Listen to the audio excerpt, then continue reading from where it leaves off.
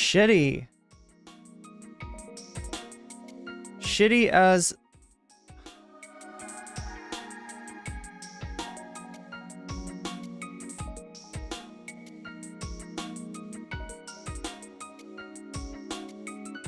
Great.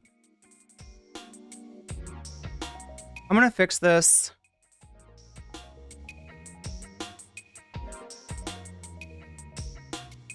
Wait, I mean, like, the sad thing is I can't tell the stream that needs to know that I'm gonna fix this. Here we go. Close that. Stream settings. Make sure that it doesn't auto-stop. Auto-stop is like the worst setting that you could possibly imagine. Okay, dismiss that and then spam this in here.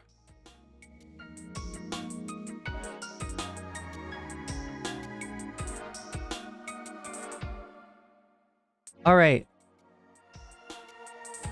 We're back, although it made me start a new stream, which is terrible. Freaking terrible. Why? Why? Why is this like this?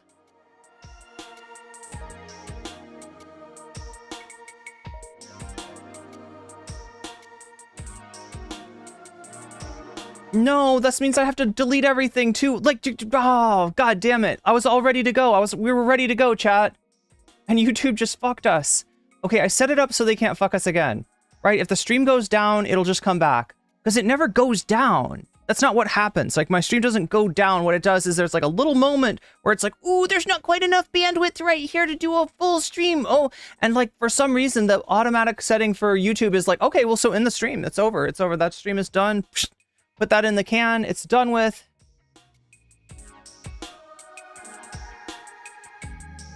Move on to the next one. Yeah, no, that's not helpful, Twitch. That's not helpful. Oh my god, this means that I gotta retype fucking everything in. Oh, great, and we're doing extra... Oh, this is even better. We're doing, like, extra... notifications on the Discord, which I love, because, you know, when you do a bunch of... When your Discord is pumping out those notifications, it really does encourage people to just turn them off, and that's not what I want. It's not what I want at all. That's not what we need at all. Now I've got to redo it, chat. I was all like, yeah, I was all like edging you this whole time, and like, yeah, well, you know, as soon as we got people in here, we're gonna start this up. Now I gotta start all the fucking way over again. There we go, boom. That should be good. Put that one there. Why?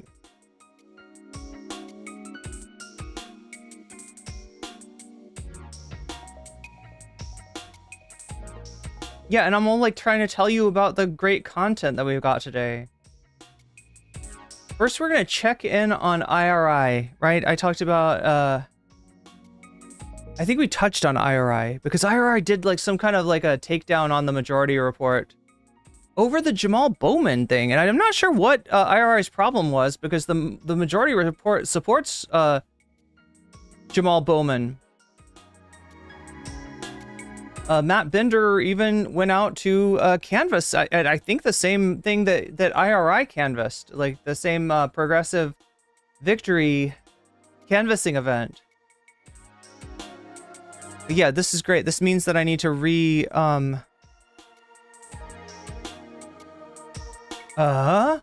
no! What am I doing? Oh my god. Everything's wrong.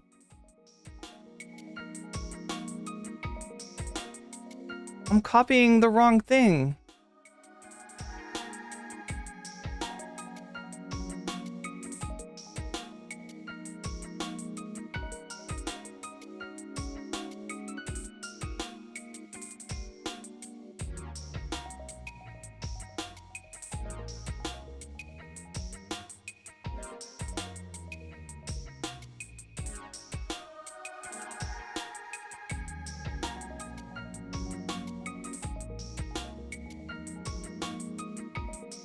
Go. No, that's not what I need. I need this.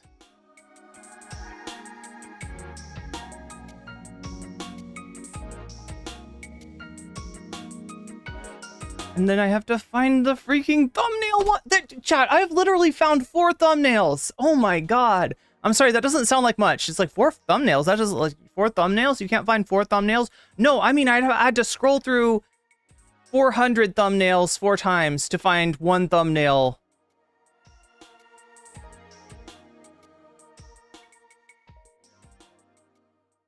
And it's just like, you know, it would be fine if I wasn't on stream. Like, I'm trying to get going. I've been trying to get going for the last 5 minutes, for the last 30 minutes, for the last hour. I don't even know for how long. Sorry, chat. I'm just frustrated. Frustrated, it's slightly hot.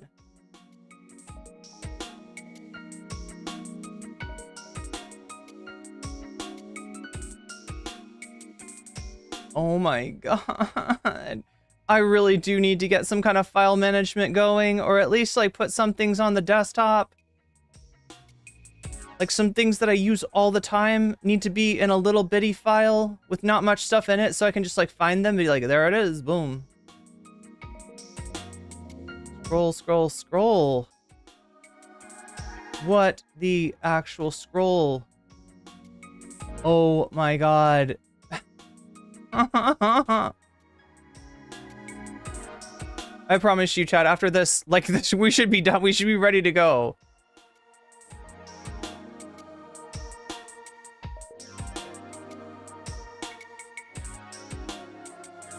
You know what? That's weird. I was assuming that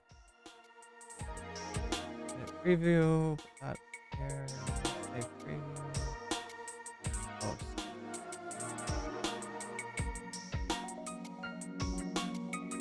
All right, so we got the stuff that doesn't. So what happened was I put okay. So because the notification didn't work, I did a note. I did a at everyone on Discord, and then I also did a community post, right? But I did them with the old, like, right, because the stream went down and came back up again, right? Then the thing that's up on community post is it takes you to like 10 minutes, 15 minutes, 20 minutes. I don't even know how long of like this, of like just waiting to fucking start.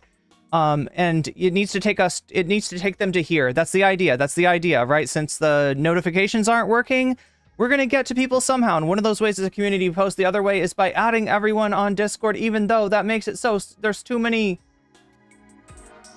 freaking notifications. But at least I can delete the one that looks like I'm sneezing. I don't want people to get the wrong idea there and think that it's a sneezing stream. It's an allergy stream. I don't know. That doesn't sound very much fun. So just like delete that. Okay. Better yet, let Kamala run on the top of the ticket after that Biden can be VP. I don't know if I'd trust Biden to be VP at this point. That was so frustrating. Okay, well, look. Let's just make sure. Okay, that one's dead, so we're gonna get rid of that. And then this one, my brain, take your time. Good. Your brain is taking time as well. I'm taking way too much time. Mehdi Hasan pilled I am. Yo, you know what? There was a Mehdi Hasan, who was it? He, Dean Phillips. Didn't he debate Dean Phillips? We should watch that tonight. Or we should at least...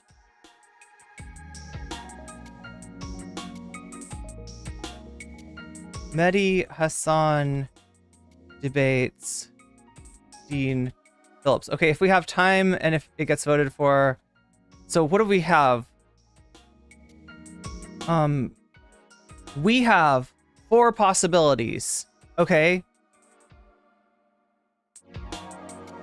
For content that we could do after the content. So like I said, what are we gonna do today? We're gonna check in on Twitchpol people. That's gonna include IRI, who we've talked about. We don't really know much about IRI. I never really could watch much IRI because he's just boring as fuck. Apparently he's with Occupy Democrats now. He's on that channel. Do you know the channel? One in chat if you know the channel Occupy Democrats.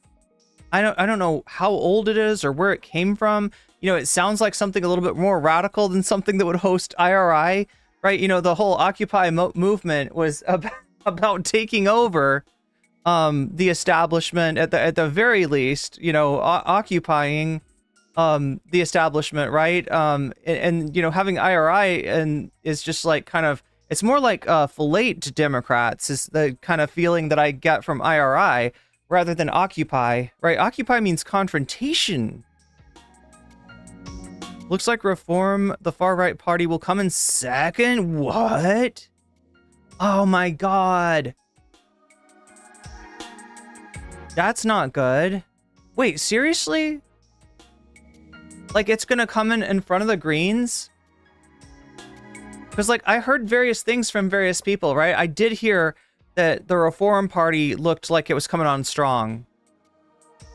And then I asked somebody from the UK about it, and they were like, oh, actually, no, like, things have changed. Now the Reform Party is not doing well, and it looks like it's just going to be a big win for Labour. And, like, I assumed maybe some seats for the Greens.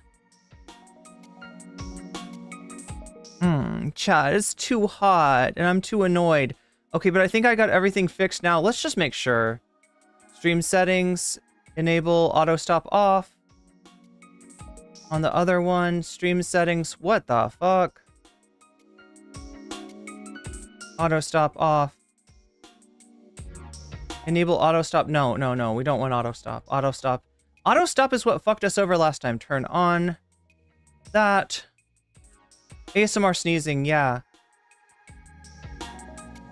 So anyway, chat, this has the potential to be kind of a short stream, or if it has the potential to be a little bit longer of a stream, it has a potential to either cover just kind of rounding the bases of, you know, what used to be Twitch politics and taking a look in at the IRIs, the aristocracies, and the Wicks of the world, or it could have a second half. It could have a fun half even, right? Because it will get darker, it will get cooler, and I will be a lot less sweaty and in a bad mood and everything else. So if you want that to happen, we got to hit that sub goal. All right, we're starting at 0. Very good place to start. Labor winning with Reform in second.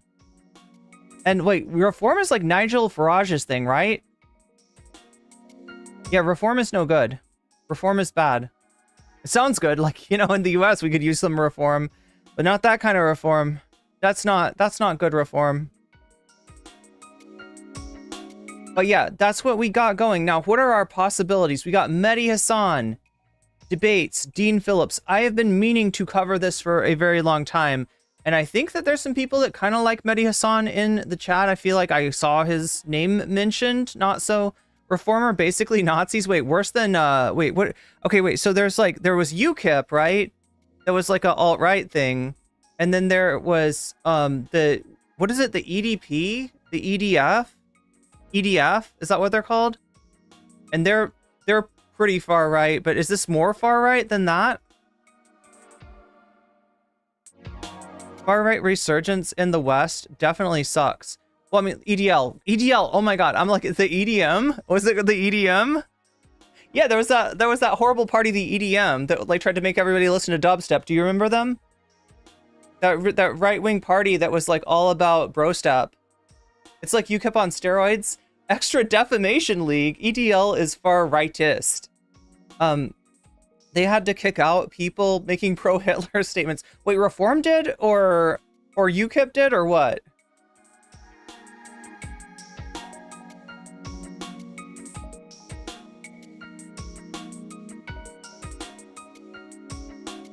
But yeah, what do we have again? We got Mehdi Hasan debating Dean Phillips, and Dean Phillips, it's a new thing, chat. I don't know what people are doing, but like I'm seeing a lot of people show up for television events or internet events or debates or political, you know, shows or whatever. They're showing up with sunburn, right? We saw this from a guest on Piers Morgan not so long ago, a guest who was like, you know, seemed to have gotten, you know, maybe a little bit of a burn, but whenever Hasan talked, this guy turned red as a beet. I don't even know, chat. Maybe he was just mad at Hasan. Maybe it wasn't a sunburn at all.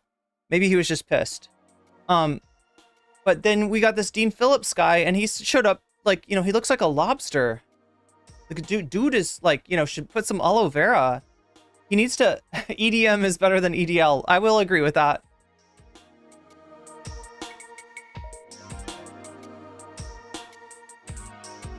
A lot of reform people went full mask off. That's Tommy Robinson's people in it. Someone should have told them that the election was Tuesday. English Defense League. I mean, that sounds like, I don't know.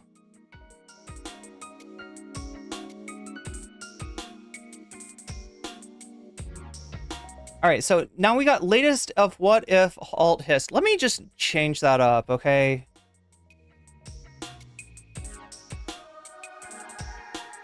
This is more like Noah Samson. I almost said Hoa Samson. Jesus Christ, I'm getting my creators mixed up here. Noah Samson versus Ho Math and what if alt hist. That's what I'm talking about.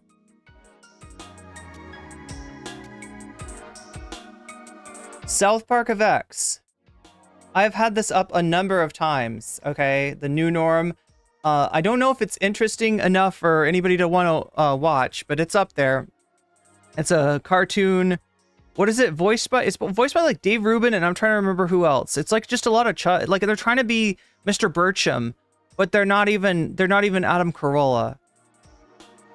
And then we got Jink Uger being heartless to unhoused people. Alt hist is kind of crunch. Well, it's not just alt hist, it's what if alt hist. So Gus Gablau, I'm assuming you're talking about the genre of alternative history, and yes, indeed it is. A lot of that alt hist stuff is, you know, like what if the Confederates had won the Civil War?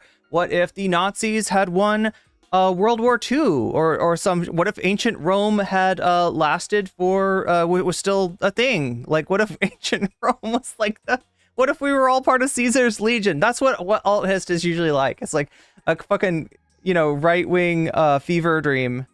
But in this case, what if alt hist is like an incel that makes videos, really self-important videos, somehow has cultivated an audience, despite the fact that he's not smart, he's not eloquent, he's embarrassing.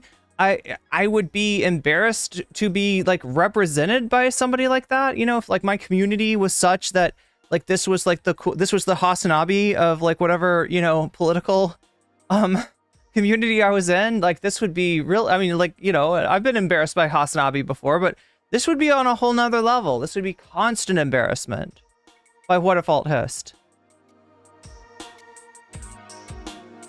Is it related to Oswald Mosley?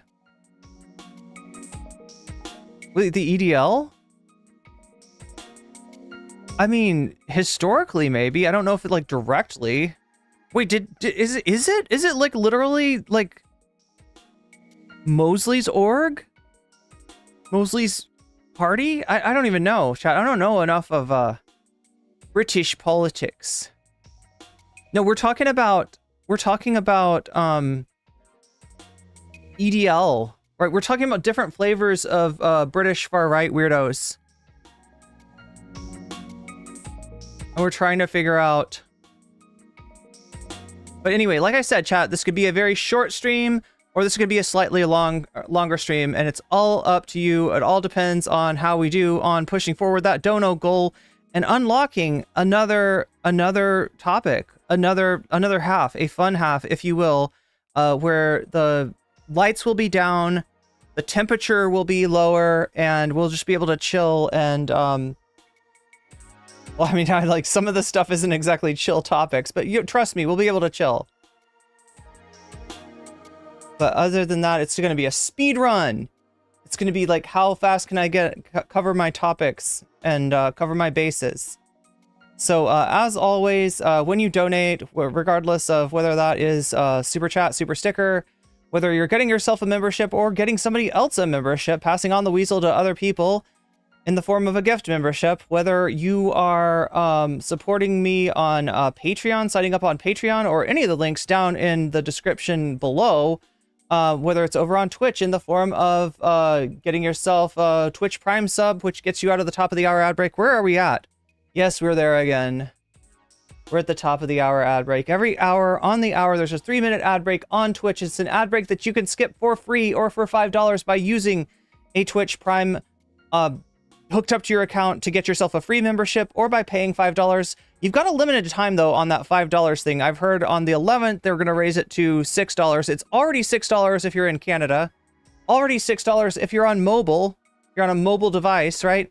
But it'll be $6 for you too if you don't get it by July 11th. So it might be a good time to lock that price in if you want to no longer see those 3 minutes of ads, which are unskippable. YouTube ads, they happen, but they are skippable, right? They're either really short or you press that button and you skip right through them. Twitch ads, no such luck. They are like, you're going to watch 3 minutes. Did I say 3 hours? It feels like 3 hours. It's actually 3 minutes of ads, right? But yeah, if you're, you know, getting a membership on Twitch, that counts towards the dono goal. If you are donating bits, that counts towards the dono goal. In fact, I should give some kind of premium whenever Twitch triggers a hype train, because supposedly that's actually good. So like supposedly, like I was under the impression there's no algorithm on Twitch, but apparently there is an algorithm. There is a new Mosley themed org called New British Union. They're directly tied to Oswald Mosley. Interesting.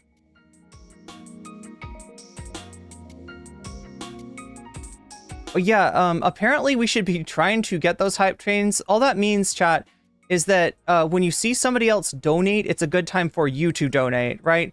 Because that's how it works. It's like if there's like, I think like three memberships or bit donation and a membership, like if three donation events happen in close proximity on Twitch, it triggers a hype train. And those hype trains are also your chance to earn extra emotes. If you want extra emotes, if the emotes that we give you are not enough, they're pretty cool emotes. They are animated emotes, but if you want to earn even more emotes, you can drive that hype train forward. And that makes sense, right, in terms of the problems with numbers on Twitch, right? Because yeah, the hype trains died down and then the numbers died down. So in other words, if you want to keep on watching the stream on Twitch, it might benefit you, because apparently Twitch just does not there is some kind of algorithmic effect of the hype trains, and we should be trying to hit those. And I haven't been concentrating on those or caring about those. There are a lot of people who contribute on Twitch, and it makes me very happy, and it's why I keep streaming on Twitch, because there's obviously people on Twitch who care. But if we could try to like put those together, I get, you know, like to have, you know, them like it's like, okay, so if you donate and then 30 minutes later somebody donates and then 30 minutes later somebody donates, it doesn't matter. Nothing, right? If you donate and then the other two people donate right there, then it triggers the Twitch hype train.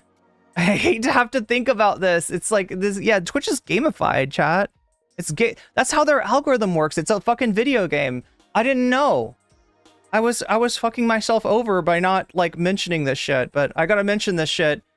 So yeah, when you see somebody else use Prime or use bits or anything like that, that's your time to jump on that. If you wanna help me out and make sure that we can stay on Twitch. Apparently it is costing me $190 a year for the restream to keep Twitch open. So parasocial gamification, I don't know. Well, regardless, right, there's the deal. That's how the this is how the dono goal works. If it gets hit, we have if it doesn't get hit, we have a shorter stream. If it does get hit, we cover another topic. We have another half of the stream, so it opens up another half. And if you're interested in that, when you donate, also let me know what is the content that you would like me to cover yet, because we've got a lot of stuff. We got Mehdi Hasan debate. We've got Noah Samson. This is Noah Samson talking about 2 incel accounts. Does that sound good to you? It sounds good to me, right? South Park of X, Dave Rubin's new norm. It's Dave Rubin trying to do a Mr. Bircham, and he's Dave Rubin, so of course he's gonna fail. And then we got Jink Huger, as always, being hateful to unhoused people, because that's who he is. You can also, if you donate, you can also say Vox Populi. Oh yeah, we gotta put what topic would you like covered next?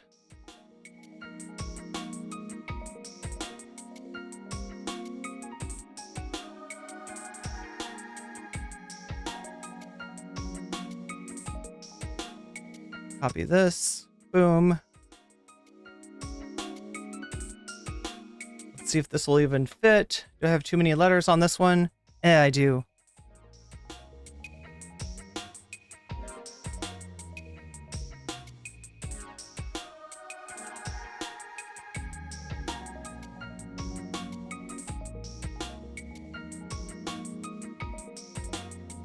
All right, we got that worked out. I just took out the spaces.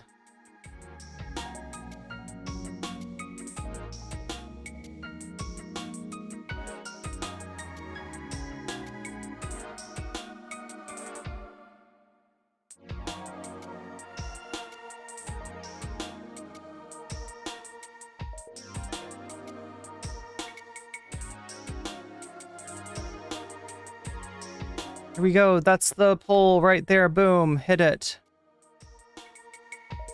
All right. So, oh, I did it for the shorts first this time. Let's try doing a poll for, no, not question and answer. This one. What topic would you like to see next? And we're gonna go ump.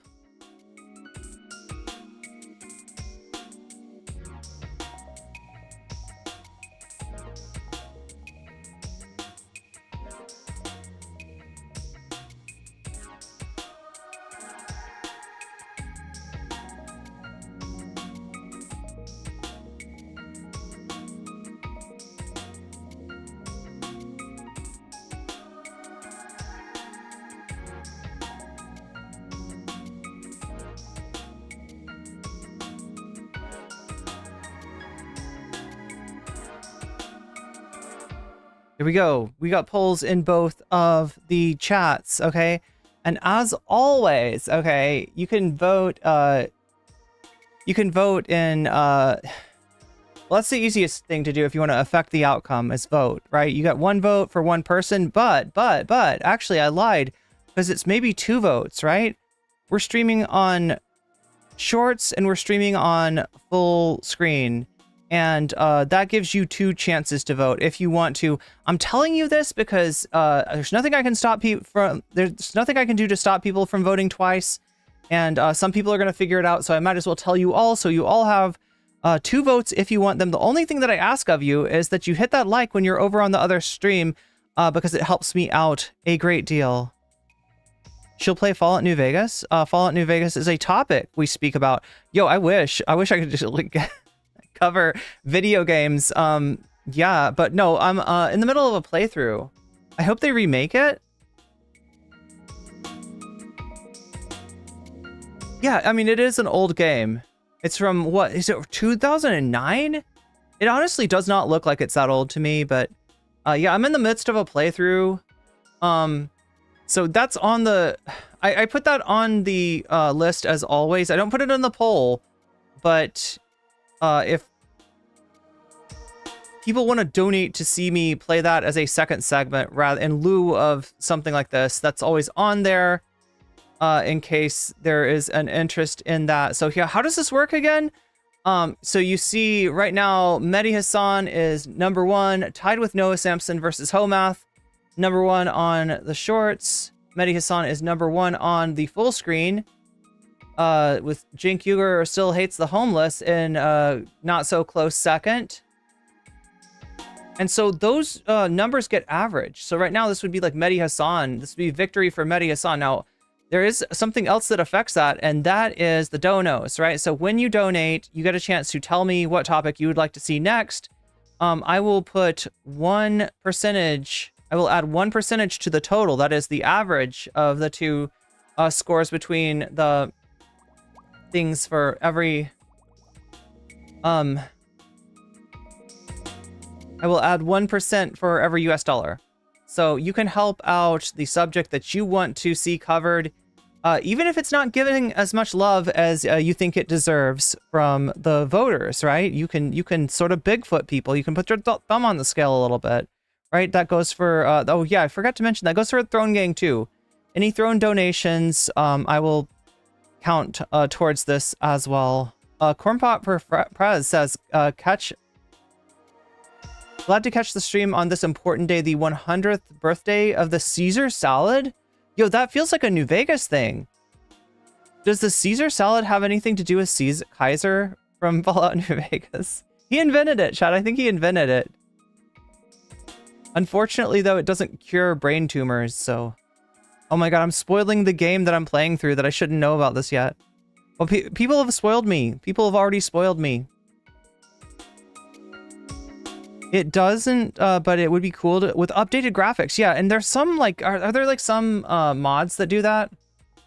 I feel like there's mods that address the graphics, but yeah, graphics, the stability of the game itself. There's a few things that could be fixed.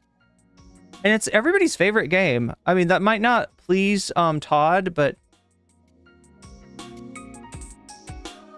Alright, so that's what we're doing. That's how the dono goal works. And if we get to 100%, we will open up... We will unlock, as it were, a second topic for the stream and a fun half. Anyway, I feel like you've been listening to this loop of... this is actually game music from Persona 2. And I just put this up here because I really like the tights. These tights are tight. These tights are great. These tights, I need exercise leggings exactly like this. But yeah, first thing first. I told you we're gonna check in on old Twitchpol people.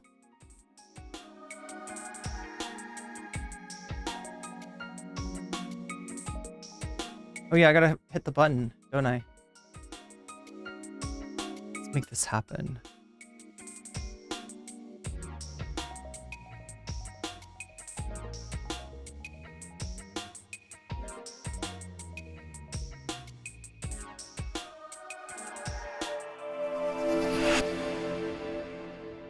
Wait, did that actually work? Let's try that again. I feel like it was lagging for me. Something like that. Okay, so there we go. So yeah, here's what we got. There was a secret meeting of governors to talk to Biden about his candidacy. And who do we have to cover this subject matter for us? But this stinker right here. Yeah, I told you we're going to cover Twitchpol. Like, this is one of the few people from Twitchpol from back in the day that's still really making content at any kind of volume, and it has actually found himself a place on this Occupy Democrats channel. I don't know what this channel is about, but you say Occupy, and I expect a little bit more radical than IRI. Group of Democratic governors came to the White House for a secretive meeting with President Biden. Oh, secretive meeting? You don't say. Nobody knew exactly who would be there and what they talk about, but reporters guessed that it would be Biden's re-election campaign. It's a pretty good guess, IRI. And sure enough... Oh, by the way, if you're wondering where you remember this guy from, I don't remember this video, but apparently there was a music video for the song Pretty Fly for a White Guy by The Offspring, and this guy was in it. This guy was the white guy. The cringe white guy from the song, from the video. He played him. So that's where that's why he's so important. That's why he's a celebrity. He's an actor. He's a famous actor, chat. He was on MTV. We now know what like a million years ago. Conclusion of that meeting was, because a couple of those governors came out and I could see him being a VJ, couldn't you? Couldn't you? Like, if that was still a thing. I don't know if MTV doesn't do music though, right? Is this your first playthrough? Yeah, and it's like challenging. First playthrough of Fallout New Vegas. Actually, first Bethesda game, and it's not. I know it's not a Bethesda game, but what I mean is I've never played a Bethesda game. I've never played a Fallout. I've never played Obsidian or any of that. This is my first everything. Spoke to the press afterwards, and what they said has a lot of people talking and will have a huge impact on the presidential election. I've got the clips from those. Chat, I would totally make fun of his YouTube voice, except for the fact that you kind of got to have a YouTube voice. Governor speaking to the press. I'll show it to you and tell you all about the story coming. Like, until I'm making a prepared content and doing my own YouTube voice, I'm not going to make fun of anybody's YouTube voice because there's every chance that mine is just as cringe as his. Right up. After a disappointing debate performance versus Donald Trump last week, President Biden has spent the last few days providing a better explanation about what went wrong. He's talked about some mistakes he's made, like traveling to Europe twice and all the way to Los Angeles and back in the weeks before the debate. Obviously, that had a negative impact on his health because the poor guy looked exhausted and his voice was hoarse. Look who's buying the Biden narrative hook, line, and sinker. Yeah, he was traveling a lot. It's not like that's a thing presidents do. By the time the debate started. But he's also admitted that he made some mistakes, something that Donald Trump would never do. In fact, he had a radio interview recently and said the following. I had a bad night. And the fact of the matter is that, I screwed up. I made a mistake. That's 90 minutes. Oh, yeah. Thank you, Corn. Thank you for the Twitch Prime, by the way, Corn Pop. Look at what I've done in 3.5 years. I cannot stress enough how much I appreciate President Biden. The poor guy. Just flat out saying, I love President Biden. He's great. I can't wait to vote for him on November when he totally doesn't drop out to allow Kamala to run. I screwed up. That is a character trait that not everybody has. Not everybody has that particular character. Oh my God, chat. I'm sorry. I'm not making fun of people's presentations, voices, powerful position in the world. YouTube personas. To the secretive meeting that took place between President Biden and top Democratic. A secretive meeting that took place between President Biden and top Democratic governors. President Biden knows that he only has a few days to reassure Democratic Party leaders and the general public that he's up to the task and still the best fit to be the Democratic Party's nominee in the November election. And a lot. Can anybody tell me what do you think about Occupy Democrats? What's Occupy Democrats like? Any opinions on this? I really, this just popped up on my feed like the other day. I really know nothing about the I know nothing about the channel other than IRI is on it.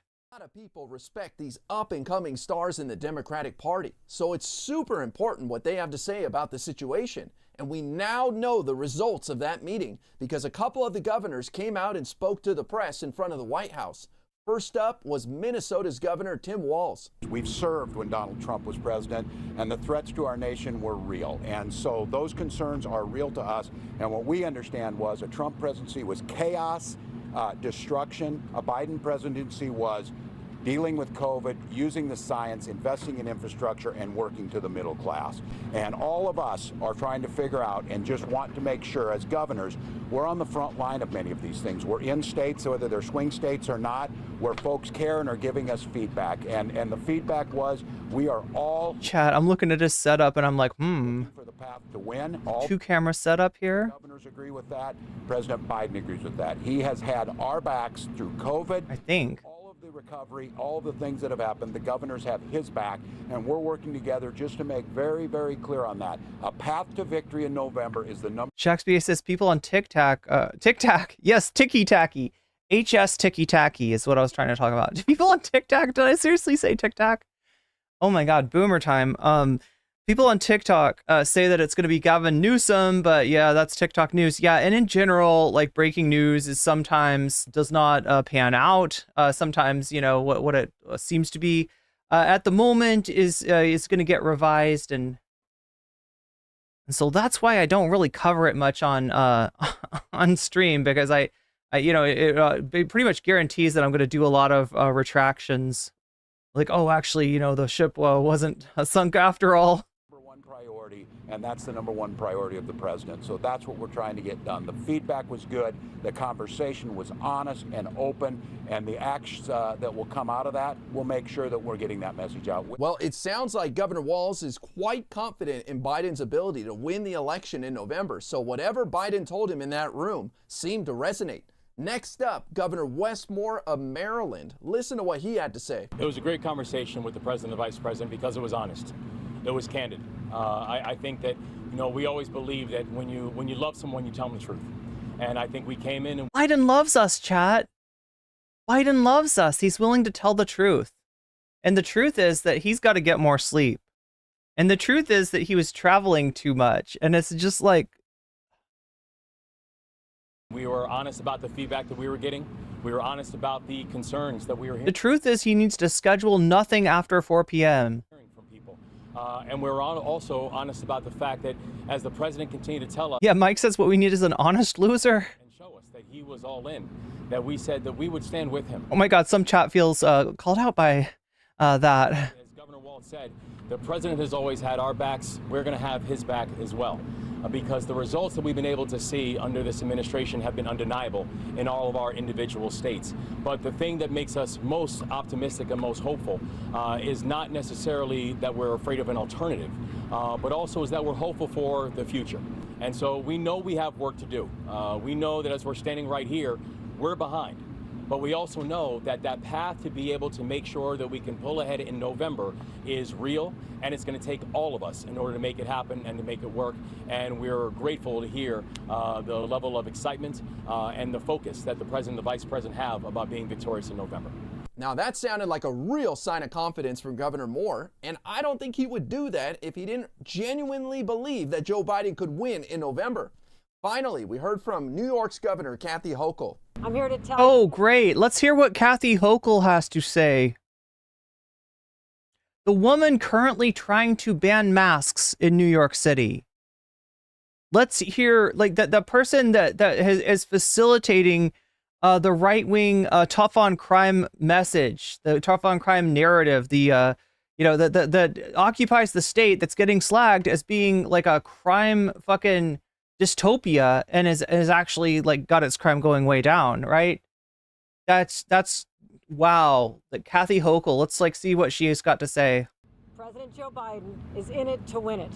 And all of us said we pledged our support to him because the stakes could not be higher. I gotta ask, why do New York governors suck so bad? On the eve of the 4th of July celebration. When's the last New York governor that didn't suck? We talk about how we transition under a monarchy and a tyranny that our founding fathers fought against, that we risk right now descending back into that very same place. We will stand with the president as we fight that force being Donald Trump. And together, we'll make sure that Americans know not just what Joe Biden did for all of us, and the list of what he did for my state of New York is extraordinarily long, but where he's going for the future and where he's going to take this country. We feel very confident in his abilities. We talked about the plan and how he's going to be very focused on issues that matter. Trust the plan, chat. Just trust the plan. To Americans, and I felt very confident coming out of this meeting as well. If Donald Trump wins, it's okay because it was all part of the plan. Trust the plan. The governors also took some questions from the press, and they did not shy away from difficult questions. Do you think he's fit for office? Yes, fit for office. President has 3.5 years of delivering for us, going through what we've all been through. None of us are denying. Thursday night was a bad performance. It was a bad hit, if you will, on that. But it doesn't impact what I believe. He's delivering. I appreciate the honesty from Governor Walz. There's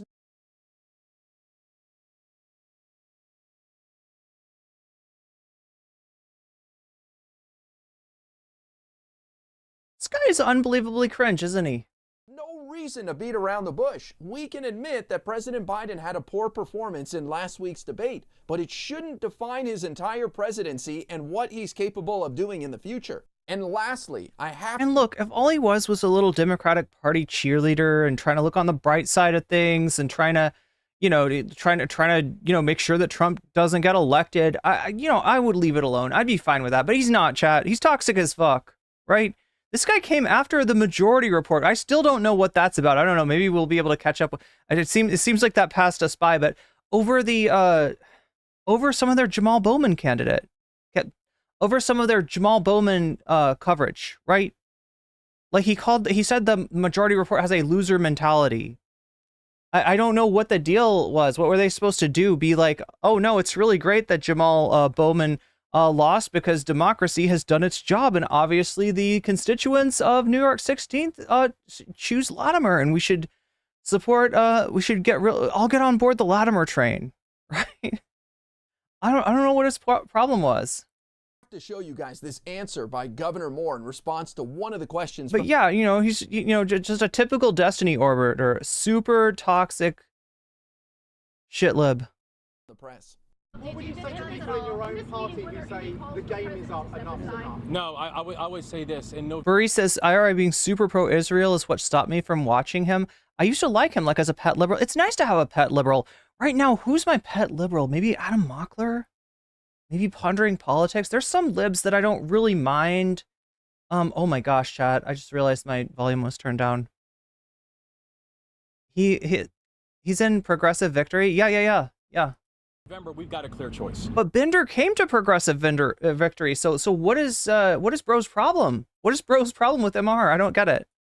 The president was very clear that he is in this to win this, and the president is going to. The president is our nominee. The president is going to. The president is our party leader, and the president has told us, and he was very clear back there, that he is in this to win this. And so for people, you're repeating yourself a lot.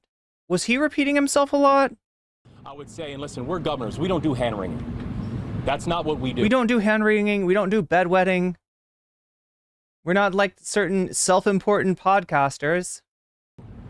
Governors work and get things done.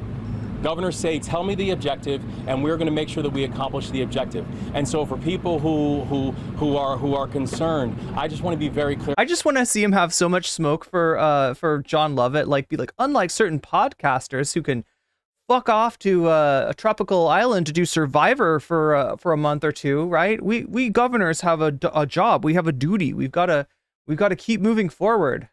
On something, and come November, we've got a binary choice, and the binary choice is between someone who has continually delivered for us and our states and the people of our states, and frankly, someone whose vision for the future of this country is downright dangerous. And so I would tell people it is time to mount up. And it is time to get serious and understand what's at stake. Governor Moore brings up a great point. I think we should mount up. Yes, IRI. That is a great point. We should indeed mount up. We should get ready to regulate the. Biden is tied, or he just loves it when a 90s musical reference is dropped, isn't it? Is that what it is? Even behind Trump in some of the polls, because people are not looking at this as a choice between President Biden and Donald Trump. They still think that there's some other option. But that's your point. That's your point. It's a binary choice. There are only two things. There's no way in the world that Biden could drop out. There's no way in the world that the Democrats could replace him at the convention. There's no way in the world that Biden could free up his delegates and let them vote their conscience. No, there is. There is. And look, like there won't always be. Let me put it this way, okay? If something's going to change in terms of the lineup, it needs to change now. It needs to happen now. And guys like this are worse than useless for that, right? You want to make sure that Donald Trump doesn't become president in January of 2025, doesn't get to enact Project 2025. You got work to do, and that work starts with giving Biden a fucking reality check.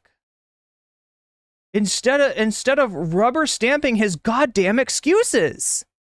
As we get closer to the election, people will realize that there's only two choices, and President Biden will be the obvious pick.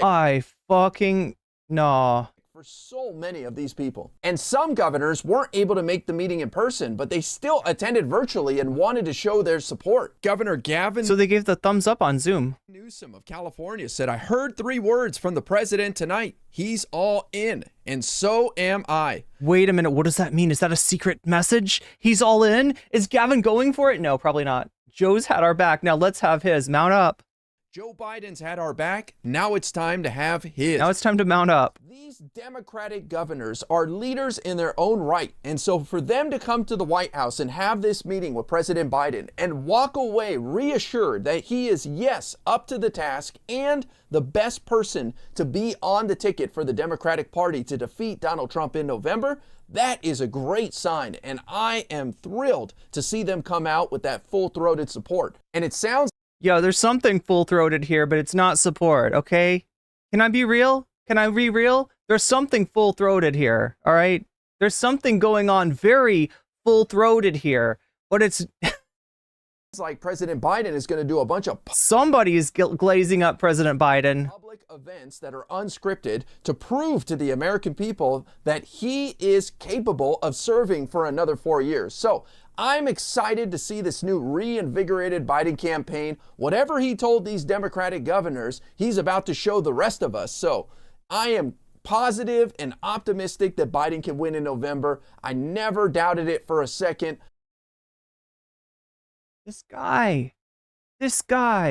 Let's keep fighting. Just stay optimistic, folks. We got this.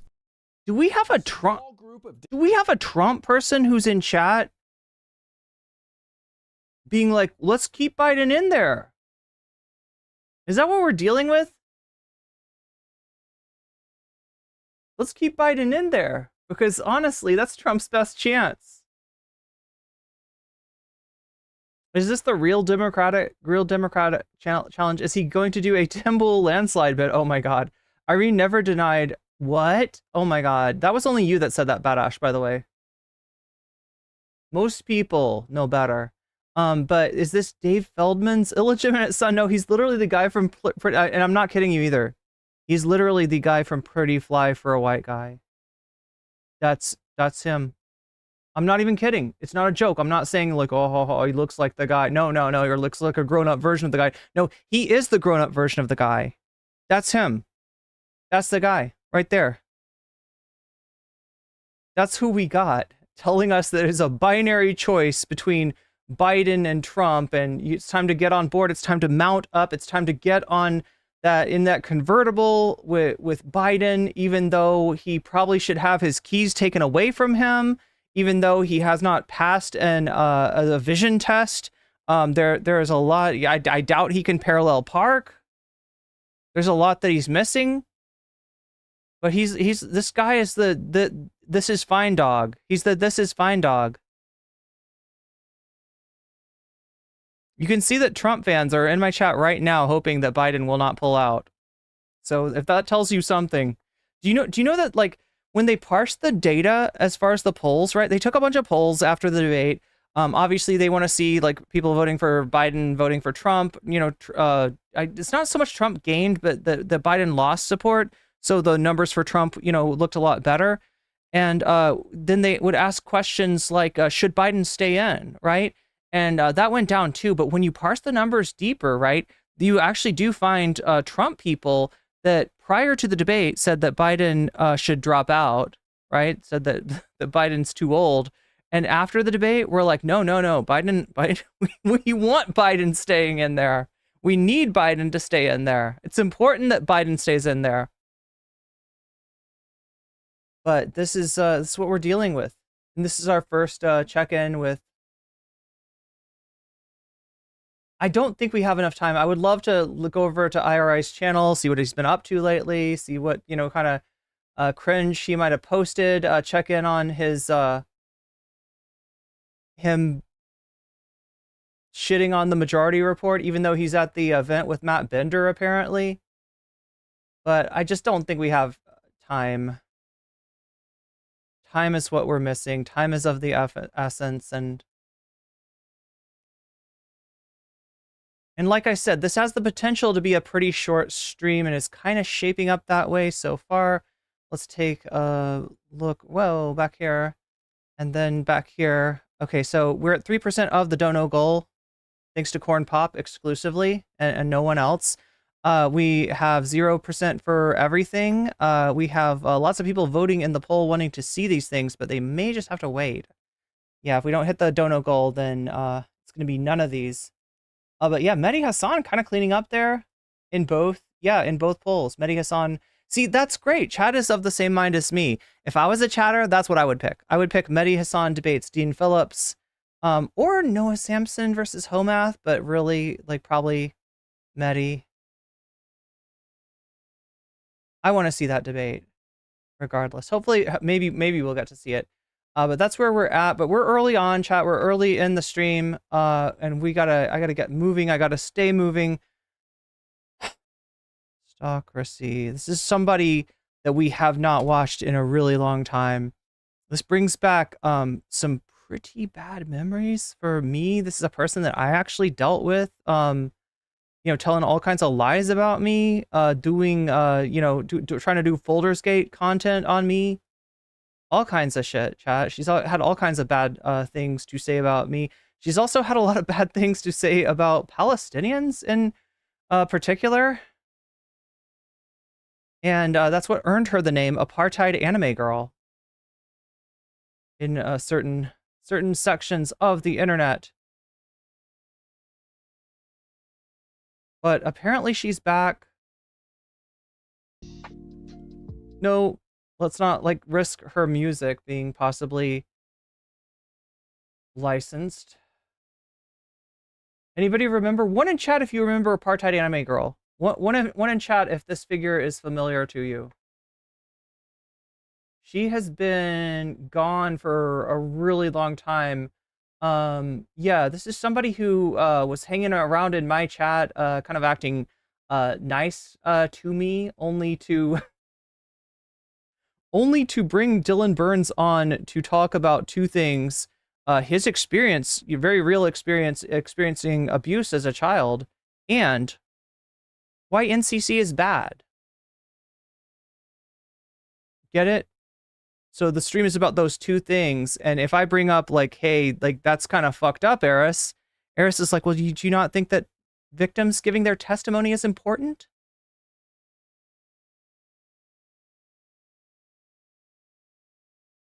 Meanwhile, she's victimizing me. Meanwhile, she's lying about me. Meanwhile, she's spreading all kinds of transphobic tropes about me, right? But anyway, this is Apartheid Anime Girl. She then went on to have several clips go somewhat viral with her describing her feelings towards Palestinians, her feelings about why there's not enough room in Israel, and like somehow justifying what has become essentially a program of ethnic cleansing in Gaza, settlements in the West Bank, just like all kinds of shit. And like, I mean, that was her first brush with just, bad press, with people not liking what she had to say. But it wasn't her last, right? She kind of disappears for a while when the heat gets too hot. Then she comes back to make some tweets after October 7th. Just, same sort of deal. She just, pissed a bunch of people off, didn't like the results of it, disappeared again, and now she's back. So what is she back to, like? Am I in trouble? Why I didn't go on a Destiny trip and more. Eris, to be honest, you coming to Israel with Destiny and Loner would be the best double face reveal. I actually thought that. I thought that too, Mono. I thought that. Oh, that's a good explanation. Yeah, so it would have been a face reveal. I'm not sure that she's done a face reveal. So, when you're like a faceless YouTuber, faceless streamer, the face reveal is kind of a big deal. Some people do it when they hit a certain metric, 10,000, 50,000, something like that. Some people never do it at all. She's a great advocate for Palestine, says Lonerbox.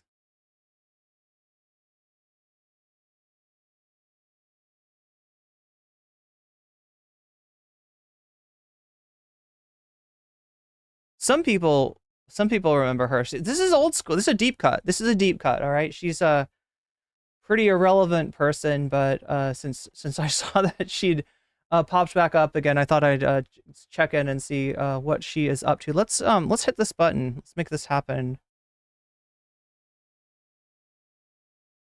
That button and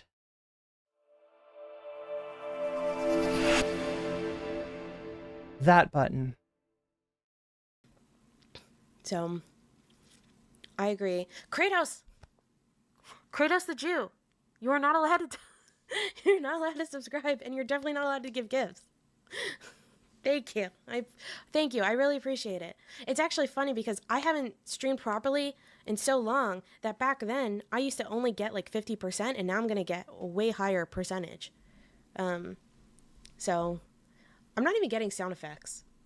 I'm kind of surprised that the tech is working as well as it is right now. I knew Kratos was a Jew. Guys, I don't know if it's obvious. I don't know if it's obvious, but I'm kind of Jewish. So I just wanted to be open and honest about it. Like, this is a Jewish stream.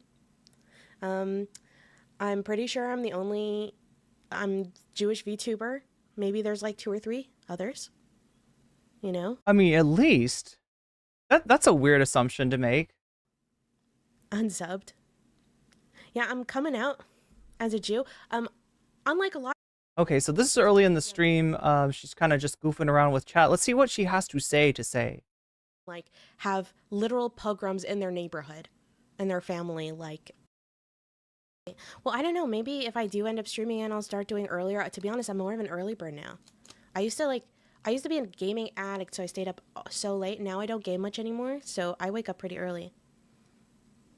Oh wait, he knows that you're heiress. That yeah, he does. Yeah. I'm, you know, it'd be really funny if you guys like had theories on like it being like another streamer or something like that. So, okay, I do. Is it just me, or I feel like I remember her like VTuber being a little bit more VTuber. Like I do remember that she had this and this kind of thing. She had this like sort of rotation that she would do for a fact, but like I remember her mouth going better with the words. I don't know. You play CK3. You caught me. More responsive? Is that the way you would? I mean, I haven't completely quit gaming. Eris and Lauren Southern need to have a show about being single political Canadian girls. Yeah, it is crazy. Like, really? How common some experiences are.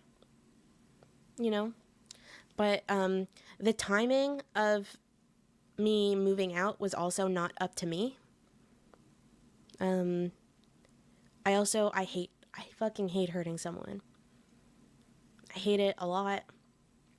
But you end up, by not ending things with someone and just stringing them along, you hurt them more. Okay, so this sounds like personal stuff. We're not trying to take a deep dive into Eris's personal life here, though. You know, I've never used dating apps. Maybe I should, like, start Tinder. Personal. Right. But in my... Yeah, I was scared. I was scared. I legit... Unironically, guys, okay, I legit was cured. I don't know why. I'm like the one person who's actually cured their bisexuality. Okay, you know, What? Is she joking? Two theories on why that happened. Like, and I am like, I mean, I still think girls are hot, right? But I don't want to be with a girl, and I definitely couldn't enjoy, like, just being with a girl. That's like... I'm very into men. I love men. I love everything about them. I think they're great. And so I have two theories on how I got cured from my gayness. Okay. So one theory is that I hit my 30s and my body's like, oh my God, okay? Like, you need to make babies. Make babies. And you can't make babies with a girl. Well, not most girls. So... And the girls that you can make babies with are probably going to have other, you know, like hormonal issues that are going to cause issues with it. So just date men. What? Like, so maybe it's like my body is just like, please breed me. Okay. Number two. Okay, here's my other theory. And this might be more likely to be true. Do I want to admit this? Do I not? I really hope my dad's not watching. Oh no. Yeah, you did not expect an air stream. This is why I didn't like give like a preamble like, oh, I'm streaming. I wanted to wait. My mood is so changeable that I wanted to make sure that I was going to do it. To be fair, Eris, I don't think you should hide your bisexuality. Just embrace it as the best you can. Yeah, but I'm saying I literally don't think I'm bisexual anymore. And so here's my other thing. And I think that this is the most likely to be true. Okay, so like, look, I'm not trying to comment on anybody's sexuality. You know, your sexuality is your own. Eris's is her own. She has every right to define it however she will. I just want to say, like, from my perspective, for anybody out there listening, you can be bisexual and be with a member of the opposite sex. You can be bisexual and be primarily attracted to the opposite sex. All right, that doesn't make you not bi, right? She gets to define herself however she wants to. I just don't want anybody out there that is dealing with these things to take her. This is not typical of what, you know, the whole being cured of bisexuality thing. It's not something that that you know. In fact, like, look, here's the deal. Like, a lot of bisexuals had to hide their bisexuality. right? Because it was just not worth it to come out, especially if they are, you know, in a long-term relationship with somebody of the opposite sex, or if they are... Oh my God, there was drama with President Sunday and her? Wait, let's take a look at this. I didn't even know this, chat. There's more going on than I realized.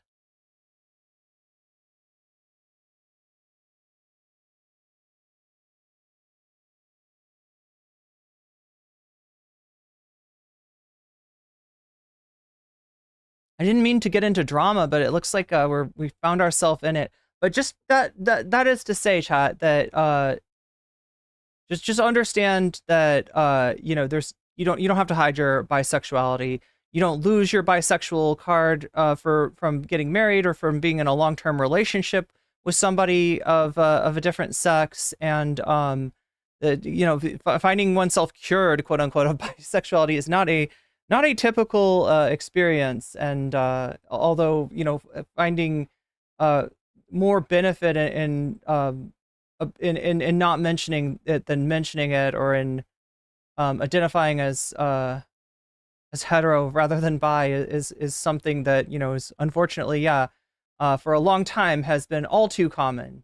But hopefully going forward, people can just claim their sexuality, and they don't have to have a relationship to, you know, validate that. They don't, you know, your current relationship does not determine, does not like take away your bi card. Anyway, let's take a look here. What does Sunday have to say? He's muted. How do I unmute him? Unmute. Aristocracy, who is a rancid, heartless bitch, has recently been accusing other streamers of being anti-Semitic. And the reason she has been accusing... Okay, so I didn't know that she was back on Twitter, too. Other streamers like Lycan and Vadim of being anti-Semitic is because they weren't condemnatory of protests in Montreal around a synagogue. Wait, now I'm confused. Wait, were we talking about the synagogue where they were selling real estate that was in the West Bank? Are we talking about that situation? I know you might be thinking, whoa, wait, they're protesting a synagogue? That sounds pretty anti-Semitic. That's a Jewish place of worship. Why would you be protesting a synagogue? Well, that's the thing. They weren't. What they were protesting was that the building of the synagogue, sort of like how churches will rent out their halls for various events. Yeah, this is the... were hosting a real estate company that was selling off property stolen in the West Bank. So Shakespeare says there have been several of these events at different synagogues in different cities? That's what they were protesting. So they weren't protesting the synagogue. They weren't protesting Jews.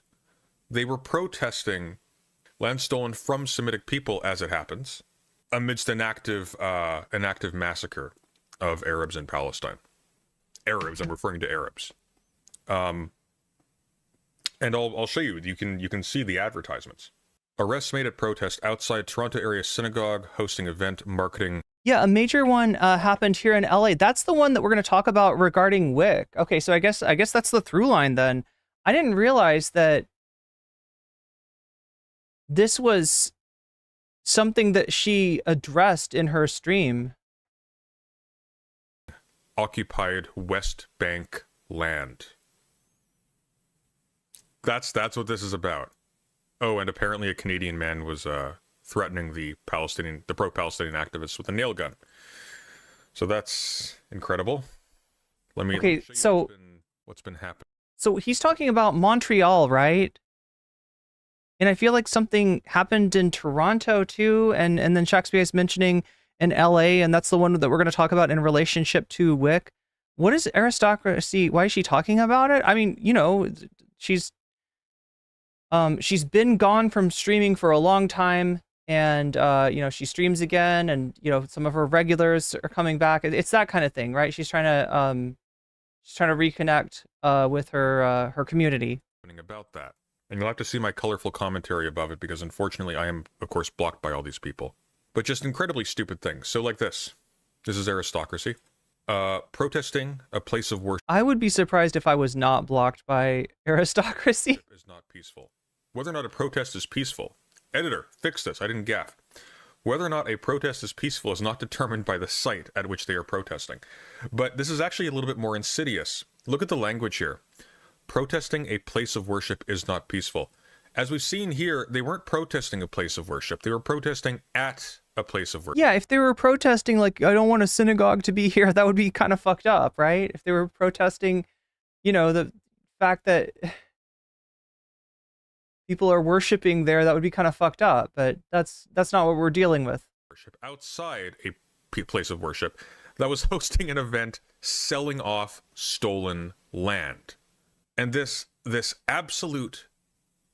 So wait, is it the same company that's been going around to like various synagogues and doing this, you know, like this sales event? Human garbage who just salivates at the idea of Palestinian kids getting bombed to death. These people are nuts. Like actually nuts. And look at this one. It gets better. I don't have the initial thing that triggered this, but this one made me laugh. So this is, hey, it's Vadim. I can't believe you think that's a good quote for your case. I don't know what that's referring. Vadim always pops up in the weirdest places. Like Vadim, I think I've had him on stream before, or like a long time ago, right? Obviously, so if you don't know, like you might not recognize Vadim, but you probably have heard of a YouTube channel that was called Creationist Cat. Now, one of the sad things about having a cat is that they don't have the lifespans that human beings do. And I believe that it was the cat that was CC, aka Creationist Cat, the cat that was in the videos that Vadim would make, maybe I think passed away, right? So, you know, Vadim is now, the channel is like, hey, it's Vadim. And I don't see a lot of content on the channel, but I do see Vadim pop up from time to time on Twitter. But then Aristocracy replies, just so you know, I'm not blocking you because you shit on Israel. I'm blocking you because you're stupid and hate Jews. It's going to be really embarrassing looking back knowing you defended the attacks and intimidation of Canada's currently most oppressed community. You must feel so strong. Now, I don't know about the rest of you guys, but I noticed several big mistakes. The first one that stands out, obviously, is protesting selling off land stolen by people, civilians that you've actively been bombing and increasing, it looks like, falsely imprisoning and raping, etc., is not anti-Semitic. Now, beating up Orthodox Jewish protesters in the streets who have an issue with this, I would say that's anti-Semitic. I think that's pretty fair. I think using state violence to stomp on people who are protesting violence against civilians on religious grounds is deeply anti-Semitic when they are Jews in this case. But protesting the selling off of stolen land is not anti-Semitic at all. But this is the one that really stands out to me as a Canadian. It's going to be really embarrassing looking back knowing you defended the attacks and intimidation of Canada. Okay, so Shakespeare sent me an article. We'll take a look at that once we get through this here. I'll also take a look at our polls today, see what is ahead, see where we're at as far as being able to unlock a second segment, a fun half, if you will, of the stream, which hopefully will be a lot more comfortable because it'll be like less, it won't be boiling hot like it is right now, and it'll be dark and the vibes will be immaculate. That's what we're hoping for, immaculate vibes and a second segment, but that only happens if we hit the dono goal. I believe we're at like 3% right now, so that remains to be seen. Obviously, you know, the start of the stream went a little bit weird, so you know, no hard feelings if it doesn't work out. But I've been surprised before. So I'm not gonna count chat out just yet. You know, slow start is a slow start. Unlike Biden, though, we actually can recover. Most oppressed community. Two things to this. First of all, First of all, the less obvious one. I'm not generally a betting man, but I would not count on defending one of the gravest, one of the worst humanitarian disasters, one of the worst man-made atrocities in modern history of this century, for sure. I would not count on that looking good to future generations, or even in just a few years from now. Maybe I'm naive, but I would not put my... Okay, I think we got it. It's not going to look good in hindsight. That's what he's trying to say. The history will not vindicate you if you're defending this shit. Money. This one sticks out a bit. I don't know if you know anything about Canada.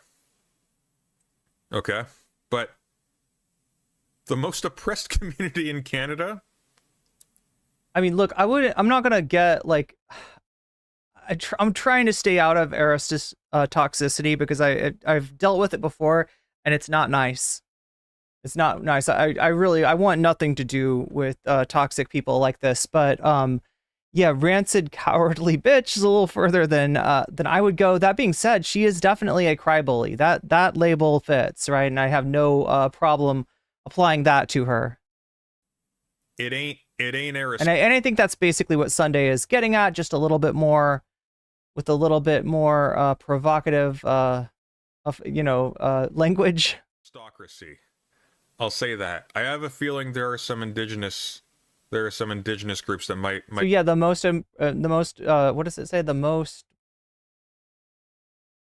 Wait, where is this? Oh, Dreamleaf was quoting it. Canada's most oppressed community. I want a little bit of a word there. Currently most oppressed. Okay, that's where she's trying to say, but still. Super chatted $5, providing a quick dono. I don't have a choice for what to view after. I relinquish my vote and let democracy decide. Oh wait, so is that a vote for Vox Populi, or is that just like a Is that just well, either way, thank you for the super chat, Izzy, and So yeah, I mean, you can either leave your donation out if you really don't want to affect anything at all, or you can say Vox Populi, in which case what you're saying is really like you want to make sure that the vote wins it, right? The Vox Populi just makes the vote more powerful, right? I don't know. I made this too complicated, didn't it? I don't vote. I like all the options. Okay, well, I'll just leave yours out of the dono race, and I'll add it to the dono goal. But thank you for the $5 super chat. Also, thank you to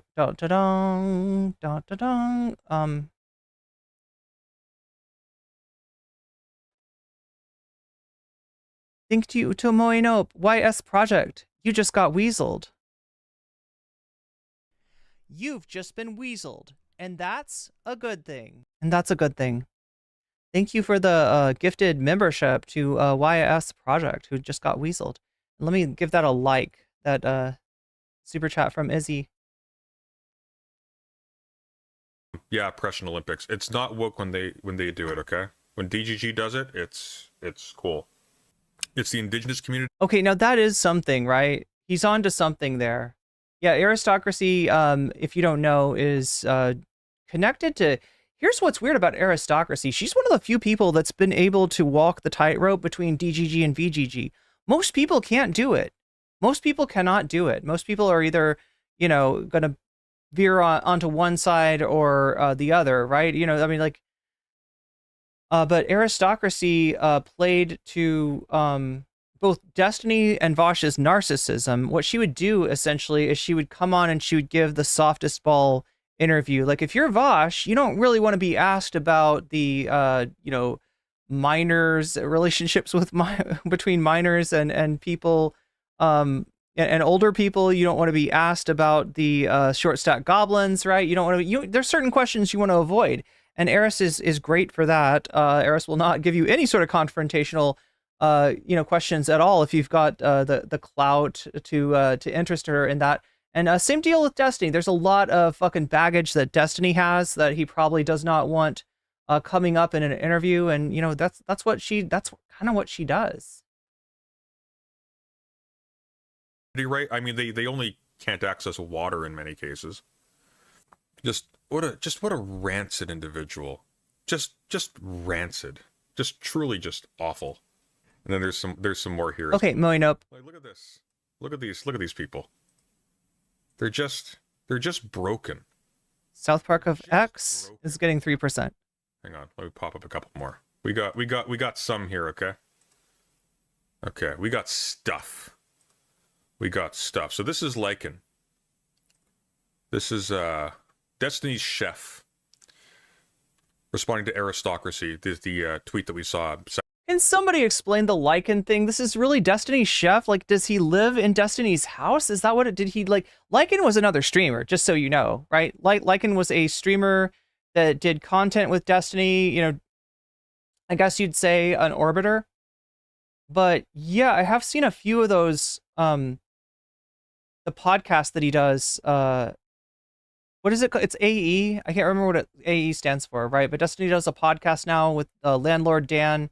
And Lycan sometimes serves them food. Not gonna go. Protesting a place of worship is not peaceful. First of all, it's a wrong statement. It's an incredibly stupid statement. Of course, you can peacefully protest a place of worship. And Lycan astutely points out, you would not be saying this if people were protesting the Catholic Church covering up wrongdoings outside St. John's Cathedral in New York City. Look at this fucking loser. So this is a guy. Wait, is it not the same person? Lycan? I think it's Lycan. Yeah, like a personal chef, I guess? I don't know. I know he used to cook on stream. Oh my god. Whoa, we're getting all the Glup shittos. Wait, is this like the left of the Destiny orbit? I feel like these might be the two most lefterly streamers, and that's an Eris word, by the way. That's what she calls that's what she calls anything approaching a leftist, right? And even a sock dim or a dim sock is, oh, you're a little lefterly there, aren't you? Okay, well that's cute. Right. Sometimes I think I am the worst orbiter. Okay, so yeah, of Destiny. I mean, I don't know. I haven't heard your name brought up in a long time. So if you know the name of the game is getting mentioned, then maybe Remy Bathboy is right about that. Then Lycan supports Blade. Oh, what? Oh no! Wait, what? That was not Lycan supporting. You would not be saying this if people were protesting the Catholic Church covering up wrongdoings. Well, actually, I don't know. Look, I can't tell you. Eris just talked about doing content. Like, she was pitched the idea of doing content with Lauren Southern, doing like a podcast, like with Lauren Southern. She's like, yeah, that sounds like an interesting idea. I don't think she was kidding either.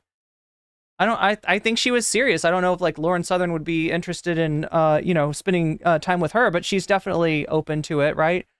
So yeah, I don't know how much of a tradcath she is. If you know people like Matt Walsh, definitely, who are, you know, tradcons, minimize the Catholic Church abuse scandal to an absurd degree and try to blame it on homosexuality within the Catholic Church rather than blaming it on the Catholic Church where it's happening. Link Retro, thank you for the resubscribe with Prime. 10-month hype indeed. Good to have you on board, Link Retro. Is it just me, or is their character blinking every time she's talking? Yeah, the character blinks a lot, but it's like the mouth needs to be moving, right? I don't know what's up with that. If you just you know, VTube, there's different ways that you can rig a VTuber. But I think the most common is to just use your webcam. And it's supposed to kind of keep track of these things. Maybe the settings are off. Maybe she needs to recalibrate. Maybe her lighting is different. I don't know. There could be a million things that are making it so her mouth isn't moving as much as it used to. But that's not my floor, and that's not my problem. That is definitely Eris's problem to fix her faulty VTube rigging. If people were protesting the Catholic Church covering up I know she would love to blame me for her technical difficulties, but I'm sorry, that's not happening. I heard you might get what? Doings outside St. John's Cathedral in New York City. Look at this fucking loser. So this is a guy who rather famously, nobody knows who this guy is. This is a Destiny orbiter from a couple years ago. Yeah, like that's what I mean by Glup Shitto. If you don't know, Glup Shitto is a character from Star Wars that is literally my favorite character, and I get super excited whenever I hear that Glup Shitto is going to be in the next Star Wars, because people don't give Glup Shitto enough credit. People don't even know Glup Shitto's name. although Glup Shido is definitely the most important character and the best character and should have more screen time and more lines in all Star Wars. But no, Glup Shido is like, the joke is that, like, you know, there's all these random Star Wars characters that nobody remembers except for the hardcore fans. So that's who, these are Glup Shido orbiters. Was Irene ate my VTube a little bit by some weirdos because he Link Retro. No, I'm actually just really bad. Apparently I've been doing Twitch wrong this whole time. Oh my god, I hate to do this, all right? But at the top of every hour there's an ad break. The ad break's coming now. Also, when you get yourself a membership, whether it's through Prime or paying for $5 for a membership, or if you're gifting memberships, right? If they happen, boom, boom, boom, like 3 in a row, that starts a hype train. And apparently Twitch wants me to ask for hype trains. Twitch wants me to suggest. Now, that doesn't mean like I'm not, like I'm just saying that, you know, if you are planning on resubbing or donating or anything like that, when you see somebody else do it, that's a really good time to do it. Because if you get like boom, boom, boom, 1, 2, 3 in a row, that's when the hype train starts. So I'm supposed to try to get the hype trains going. I'll try not to make it too annoying because I know that, like, you know, I'm talking about stuff for YouTube, I'm talking about stuff for Twitch, and I don't want this to take over the stream. But yeah, apparently there's things like that. Like, I thought there was no algorithm for Twitch, but apparently it's gamified. I don't know. I'll aboard the hype train. Yeah, that's right. Or as some people call it, the scam train. I don't know. He lied about having a philosophy degree. I don't much give a shit about that. But it's funny because he's both uncharismatic and stupid. Sometimes I think I'm the worst. But yeah, if you are going to donate on Twitch, try to double up with people. That's all I'm asking. Arbiter and Destiny orbit history, then Lycan supports blatant anti-Semitism, and I'm like, except he's always like that. And I'm a socialist, by the way, unlike him. Are you, though? Are you? Look, if you're in good standing with Destiny, if you're in good standing with Twitch politics, if you're in good standing with aristocracy, there's a pretty good chance that what you are is not actually a socialist. It is something different. It is something, you know, some kind of JREG meme version of a socialist. I could never celebrate that shit, though. It's just, I mean, it's cringe as fuck, is what it is. It's painful. It's so stupid. It's painful. Look at this. It's been. It's now been 24 hours since I asked Lycan to respond to these questions, and then he ran away from chat to just post on Twitter. I'll post them here so someone can forward them or post them or whatever. I'd just love to see the motivated reasoning to explain this. Look at this. He's just spamming Lycan in the chat, and he's just bitching because he's not being acknowledged. What's he saying here? Just tired of seeing people pretend like Finkelstein was good? Oh no, God. What is up with this DGG logs, right? Remember we saw one that was from... We saw that the one that was like Destiny, and this was when Destiny was like comparing himself to Israel. He's like, I'm just like Israel, and my detractors are just like the Palestinians. Like, right? And he went off on this, like, you know, there's this sort of like, you know, aggrandizing, self-persecutory sort of comparison of himself to Israel.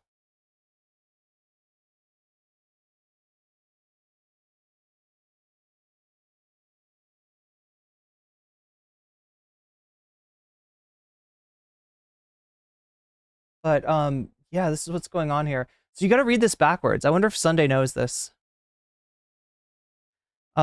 Remy says, this is Remy Bath Boy. I can't explain the name. No idea why that's... I don't know what the reference is, but they're called Remy Bad Boy. No, they're not called Bad Boy. They're a Bath Boy. Remy Bath Boy. BOI, all right. Lycan.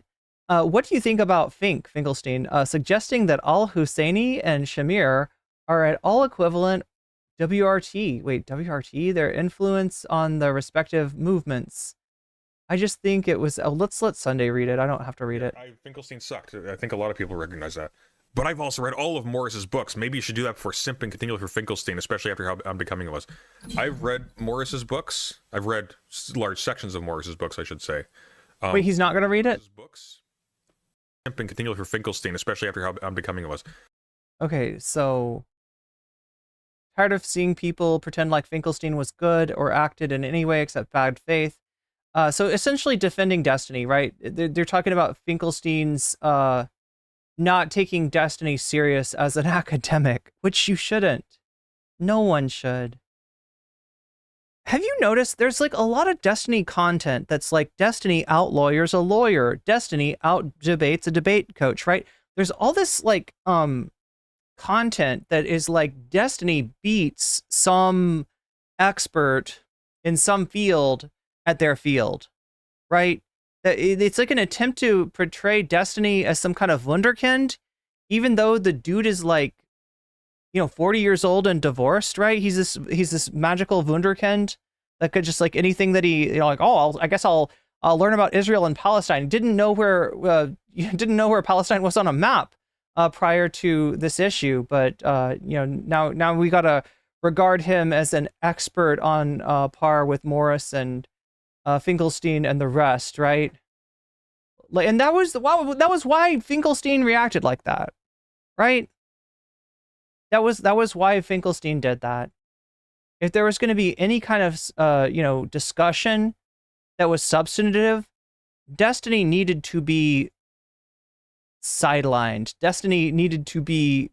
Yeah, Finkelstein was like, it was like, they're doing. It's like basketball. It's like man-on-man defense, right? Destiny's going to be a distraction, so Finkelstein is just on that dude. I've read Morris's books. I've read large sections of Morris's books, I should say. Morris's books do not commend the position that Morris has been taking recently. And I'm going to be a little bit honest here. Call me conspiracy-brained, but we're talking about a government, okay? Do Sunday and aristocracy have a beef? Not as far as I know. As far as I know, for a lot of people, aristocracy only came up as somebody that they dislike when she started to talk more and more about Palestine, right? She had some clips that went viral, just her saying racist stuff about Palestinians.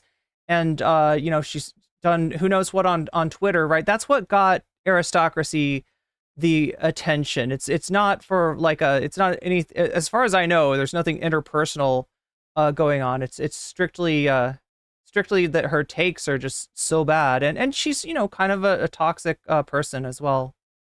When we're talking about Israel, we're talking about a government that has unalived very many people on political. Is Sunday distancing himself from Destiny and aristocracy? I mean, Sunday's never been on the Destiny train, right? Sunday was at one point a Vosh orbiter, I think, up until the short stack goblins shenanigans went down. And that was when Sunday got off the orbiter train for Vosh. But I don't think Sunday's ever been friendly with Destiny. On ideological grounds. And I see someone who is one of the a game changer in Israeli historiography, who actually writes a deeply critical history of the Israeli state that deeply problematizes its claims to legitimacy and to its land and et cetera, et cetera.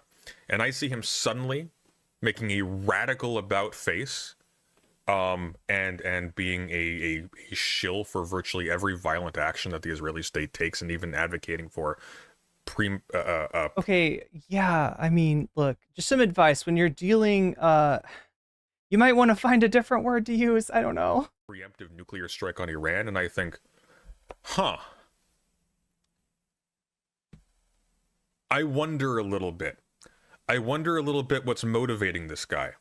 Because if you read Righteous Victims, it's a long ass book. It'll take you a bit of time. It's taking me a bit of time, but I'm about a third of the way through. If you read Righteous Victims, what is through my dry read? What is the name of this is President Sunday. I need to make sure and avoid him because he probably got short stock goblins in his file folders. He did eventually disavow Vosh. All right, to his credit, right? He was one of the first VGGers. Well, he's not really even a VGGer, but he was one of the first Vosh orbiters to distance himself. I've jumped around a little bit, but one of the things that really stands out is, well, he doesn't write much from an Arab perspective. He writes a lot about how they're kind of just victims of being frankly bullied around by virulent racists. It's actually kind of remarkable. And one of the things that he's acutely aware of is how indiscriminate retributive violence specifically gave rise not just to retributive violence in turn, to a cycle of violence. It also gave rise to the very Arab national identity in Palestine that's become such a problem for the Zionist project to begin with.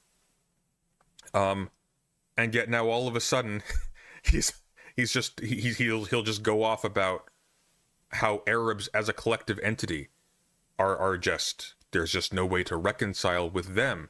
And it's a dumbing down of not just his message but of his faculties that makes me think. It makes me wonder about things. Was at some point, just hypothetically, was at some point in this man's career, was he offered a bag of money or a bullet? You know, I do wonder a little bit. All right, Sunday. It's weird. Apparently, Eris. I don't think we need to get conspiratorial about it, but yeah. That being said, Morris's perspective has shifted. I think that's the important takeaway here. Going off on Lycan and called him a bigot. So I want to look at that. This woman is actually awful. Actually, genuinely awful. Bad Empanada was right. This is actually the principal problem with Bad Empanada. That is something that you will not hear from a lot of Vosh orbiters, right? And I've only really heard Sunday admit this after distancing himself from Vosh. Because he portrays himself, I shouldn't say portrays himself, because he behaves in such a toxic way, he provides accidental cover for the people he's targeting. But in terms of, as just a general judgment on this person's character, in the most general terms, not signing up to anything specific that he said, this person is vile. Is there someone dating Beckett? God, no. No, that's Stardust. Stardust is nowhere, is... No, I don't think Stardust is anywhere near as lost as this person. This person is vile. I don't even want to say who Eris was dating, and I don't have that on, like, it's just a rumor as far as I know, but... Lonerbox said Eris was a great advocate for Palestine. Let's look and see who Sunday is following on Twitch. Look, we got Stardust, we got Kevin Logan, we got Chud Logic. I can't tell. Hasanabi. Wait, maybe he's not following. Maybe they're sort of like just recommended. Is that Wicked Supreme down there? I don't know. Maybe Lonerbox was hoping she would be single someday, which apparently she is now. I have no idea, but I don't think much of Lonerbox at this point. Like, that's... yeah, because she makes Israel look bad. Yeah, maybe. Pretty toxic is good. Well, see, here's the thing, right? You know, people appreciate the worst people on Twitter, the worst people on Twitch being called out, right? And so in a lot of ways, like Sunday, when he looks at Bad Empanada, he should see a little bit of a reflection. Now, obviously, they're different. They've disagreed a lot in the past, specifically when Sunday was defending Vosh's weird takes on Nazi Germany, right? But I mean, this was a long time ago, right? And Bad Empanada, kind of called Sunday on the ahistoricity of the Vosh's claims that Sunday was supporting, right? So, I mean, like, obviously they're not like the same person, but, I mean, like, you saw him call Eris like a rancid bitch and, all this shit. Like I can say that I think that she is a cruel person. I can say that I think that she's a toxic person. I don't have to get like, I don't feel like rolling in the mud with her is particularly helpful. And indeed, that is the purview of Twitchpol. That's fighting them on their terms, and I don't really. I would rather not. But that's just me. That being said, yeah, I mean, like, I can understand, being a little bit more forceful when you're talking about somebody saying, horrible racist things. Maybe. It was Lycan, and this is all be the psyop. Actually, okay, when you saw Lycan and I fighting over Israel, it was really just like us fighting over our relationship. And it was like... Oh, okay. What? What? But we didn't want to be open about dating, so we would just talk about... Okay, this is new. This is new. So I guess they were dating? I don't know much about Lycan, chat. From what you could see, like, of all the DGG people, like... I mean, okay, so you know, Lycan was the one who took exception with Eris. But she's saying that it's maybe due to the relationship that they had that they broke up from. Like that it's not really about Israel, Palestine, that Lycan maybe took on this position after in the course of Eris and Lycan breaking up? Israel. So, he would get really offended that I was actually better at cooking than him when he was a professional. He's very sensitive. Just like Destiny. I'm better than the professional cooks. They think that they're good, but actually I'm better. About that. Elothian, thank you so much for subscribing with Prime. You follow the rules. You are allowed to subscribe to Prime. You're just... Does she even live in Israel? No, I think she went for the... Spill the tea? I can't entirely, okay? It's like, I mean, we're talking, like, Eris, amongst the group of people that she hangs out with, Eris is probably one of the lesser, like there's more toxic people sort of, you know, attached to her, and that she has a history with, than even her. The colonial trifecta. I think she has yet to live in Israel. I don't know if she was born there, but I know she... No, as far as I know, she was born in South Africa, and moved. Maybe her parents came from Israel, and then she moved to Canada. She lived in... I think she was raised in South Africa, and then she came to Canada. Eris is a bit quiet. Yeah, well, she's a bit quiet. I think that's right. Quiet. I don't tell you. It's a quiet VOD. Scrapping Trudeau. You want a golden retriever, man? It's funny because I actually feel like I have golden retriever energy. You know, I don't know, maybe everyone else thinks that. But I'm very easygoing in the moment. And I like someone else who's also kind of like chill in the moment. It's usually like before an event that I get kind of anxious about it. But when it's going on, I'm like, oh, that's whatever. Eris, don't say that. You already seem strong and courageous. That's a work in progress. So she looks strong and courageous. Just to be clear, Eris came back immediately when when October 7th happened, started streaming about that, and then disappeared from the internet for months when people objected to her cheerleading the mass bombing of Gaza. Just couldn't take the heat. Like she's a psycho, like just an absolutely abortive human being. Just truly, just awful, cowardly human being. There's nothing worse. Like, it's one thing if you're going to be just a callous psycho about this. Like we are seeing images day by day peppering Twitter. Look, I don't want to put it in those terms, right? I'm not comfortable going where President Sunday is going here. But on the other hand, I will not deny what he said either, right? I feel like I've had a personal experience with Eris that, you know, I don't want to necessarily like typify like her as a person through the lens of my dealings with her, right? But yeah, this is somebody who would hate watch me on Discord, right? Who would get people together on Discord to hate watch me. So take that as you may. I have seen enough dead children for a lifetime in the last week. And this rancid cow with a persecution complex who can just fuck off and disappear at a moment's notice with no consequences. Just comes on to cheerlead killing kids and then disappears when people call her out on it. Just can't handle it. These people are pathetic. Like, they're really pathetic. Every single person in this sphere has fled when anyone competent has challenged them. The only time they are willing to actually stand up and defend themselves is when they control the mute button, when they control the entire arena. Sounds like Brianna Wu. It's really disgusting. Like, it really is. Are they Vosh orbiters? Well, I was talking about this earlier. How I would primarily characterize aristocracy as a destiny orbiter. However, she is very friendly. Has been very friendly with Vosh in the past, right? When Bad Empanada, made those clips showing her saying that racist shit. She went on Vosh's stream to like cry about it.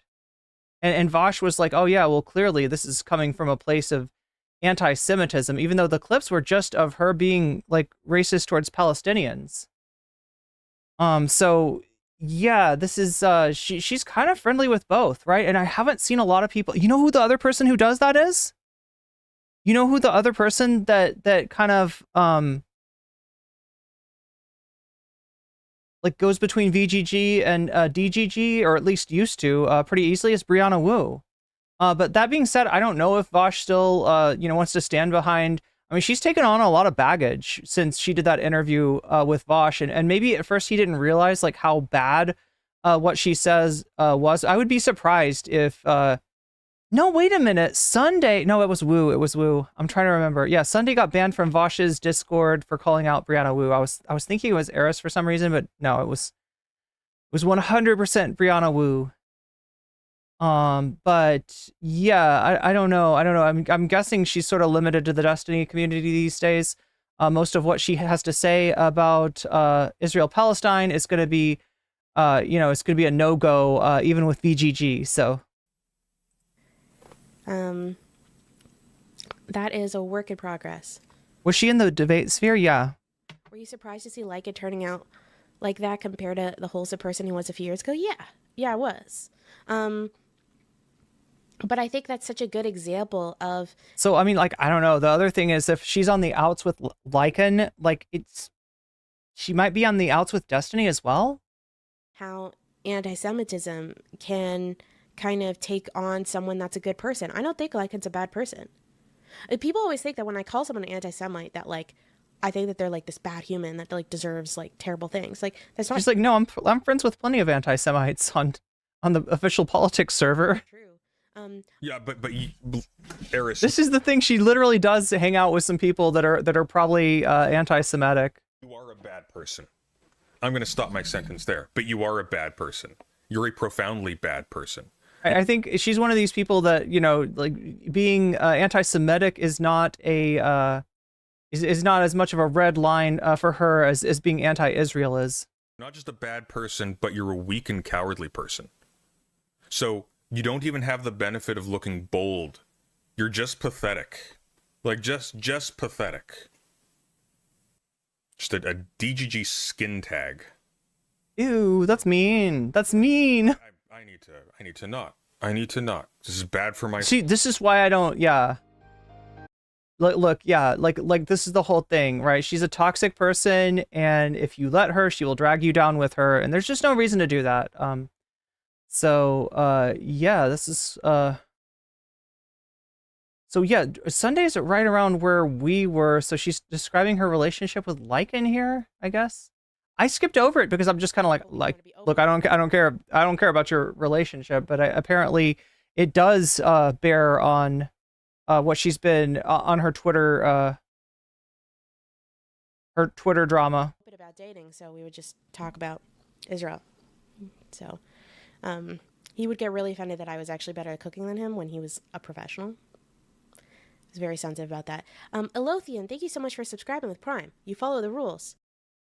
And so I need someone that kind of, like, I can be very anxious. I want someone who's very calm, right? I don't want to be with someone that's anxious, because then we'll both make each other anxious. It's like, oh, I have cancer. Yeah, I think you have cancer. Oh my God, we both have cancer. So, yeah, I think like you obviously want some similarities, especially with your values and stuff. That's also where he and I had a lot of differences, huge difference in our values. And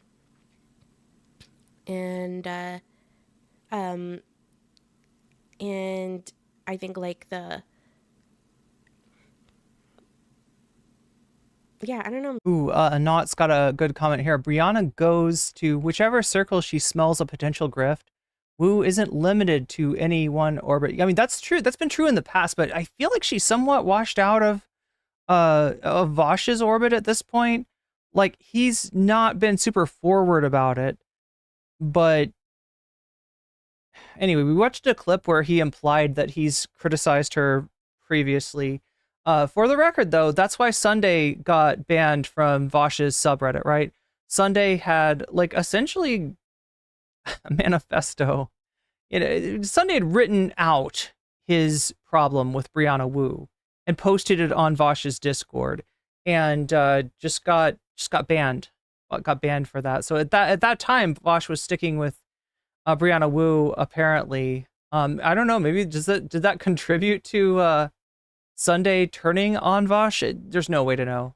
There's really no way to know. But yeah, shortly after that, the short stack drama happened, and Sunday did not want to go down with the ship, and he shouldn't have to, right? No, nobody should have to. That's on Vosh. Right. But in my, yeah, I was cured. I was cured. I don't know. Oh, the curative. Okay, this is curative bisexuality. We already saw this part. Oh my god. Like reading Playboy. Actually, Eris, I recommend you write it out and have your friends help you edit and then review it again. Yeah, but it won't be the same. Diogenes says, if you are still gay, you could have Mary J.K. Rowling and she would write a fan fiction for you. She wouldn't do that for me, okay? So, especially she would know that I was friends with Vosh. Oh my god, guys. Did you guys hear about what happened with Vosh a few months ago? Oh, jeez. I don't know. Do you think he did it? Do you think he did what? See, I'm like... What? She's like a Vosh skeptic. She's like, I don't know. Did he really have that stuff in his tax folder? I don't know. Maybe that was a different person that looks just like Vosh and has a house that looks just like Vosh, and they were able to steal Vosh's stream key and stream as Vosh, and it wasn't really Vosh that did the short stack lolly stuff after all. Maybe Vosh is completely innocent. I don't know. People are saying. Oh my god, I lost a little track of that. I think I got a sense of where we're at as far as the dono goal goes, and we're making a little progress. So much drama that happened. It's not drama, it's taxes.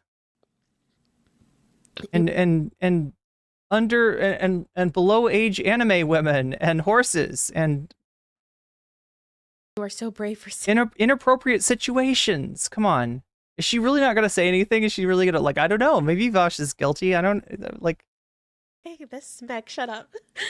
They knew each other. No, Aristocracy is the one that did softball interviews for people like Vosh and Destiny. Right? That was her role in Twitchpol back when it was a little bit less disjointed. Talk about Israel. Are they not? She's gonna skip over this. She's uncomfortable here. Eris, I feel like your bridge with Vosh is pretty much burned. You might as well dish that tea. You mean the Israel trip?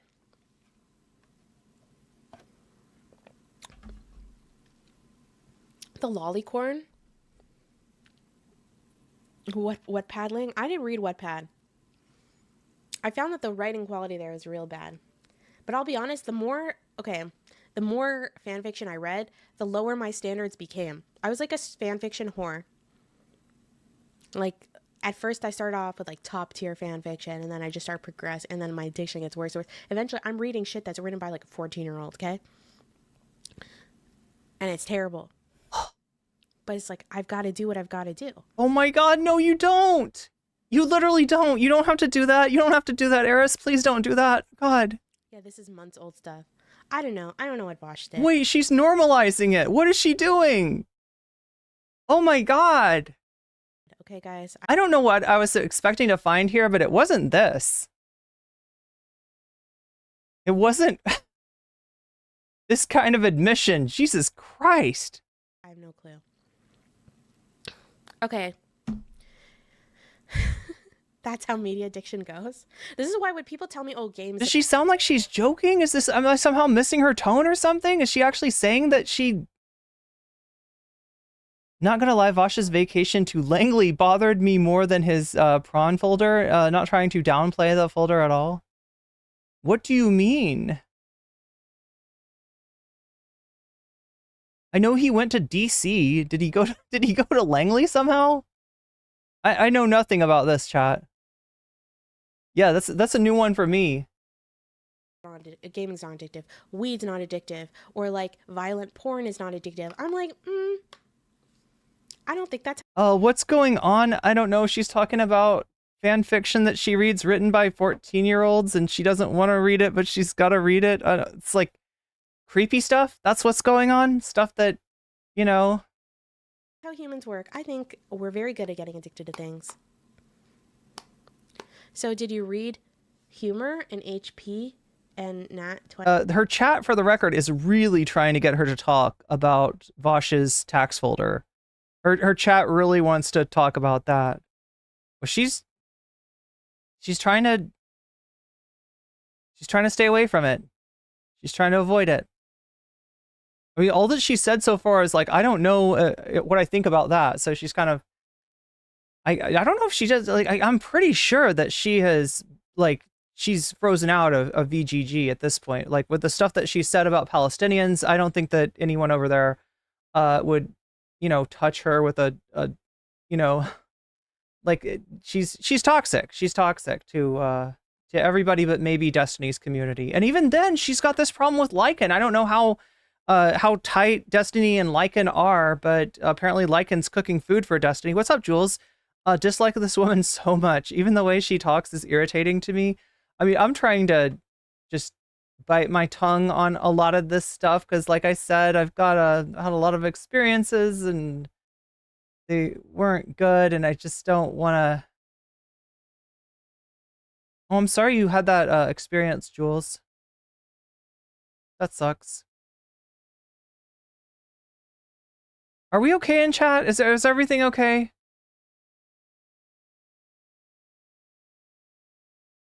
Is everybody cool?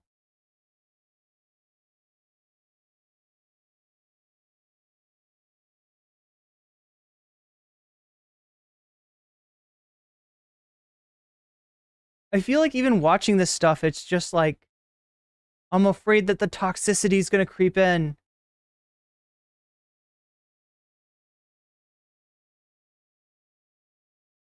But chat, we're not like DGG. We're nice people. We're good people. We understand each other. We accept differences of opinions.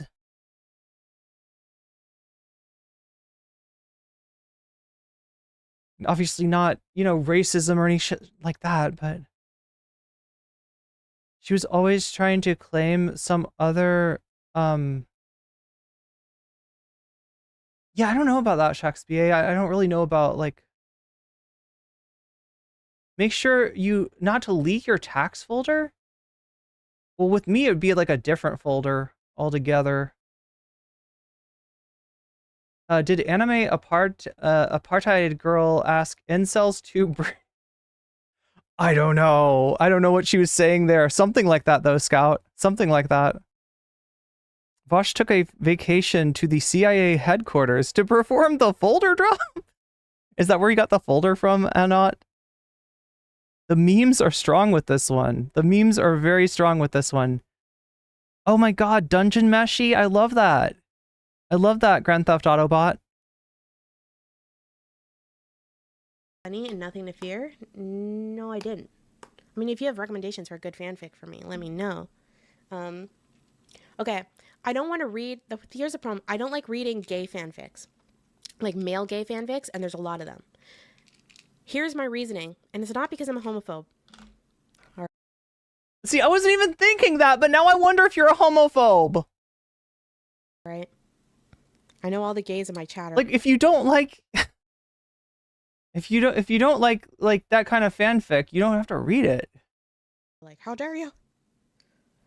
The reason why is because I'll just be sad that I'm not a man. Like, if I read that... Oh, okay, that's a different reason than I was saying. Okay. I was imagining.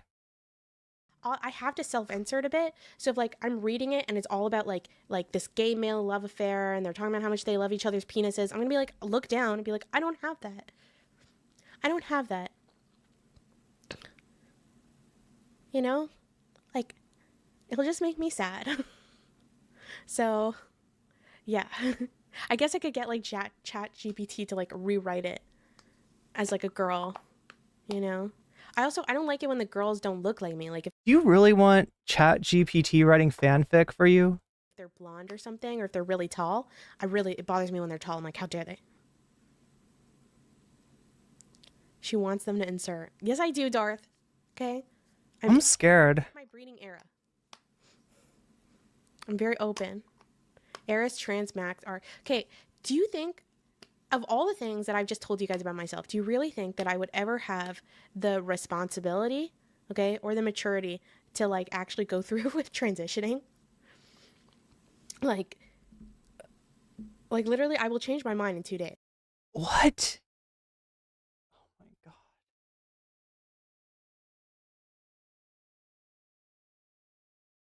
I don't know what to say.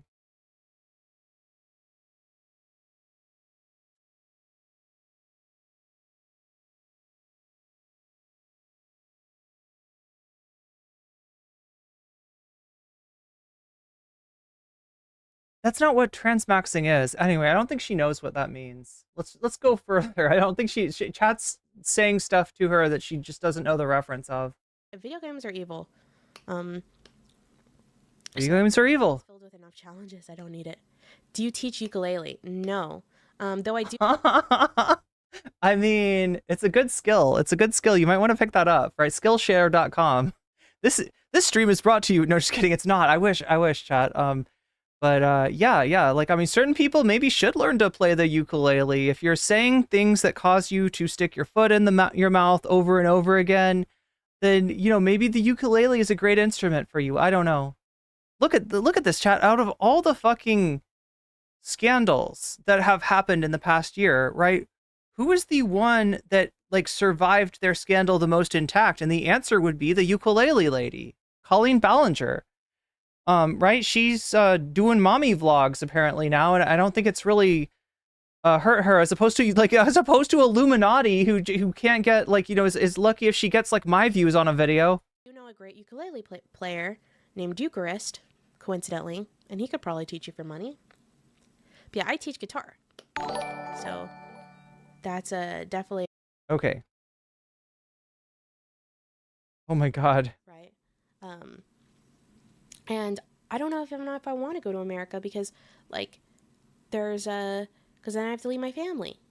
So the only other option really would be like is moving to Israel. And okay, so she might move to Israel.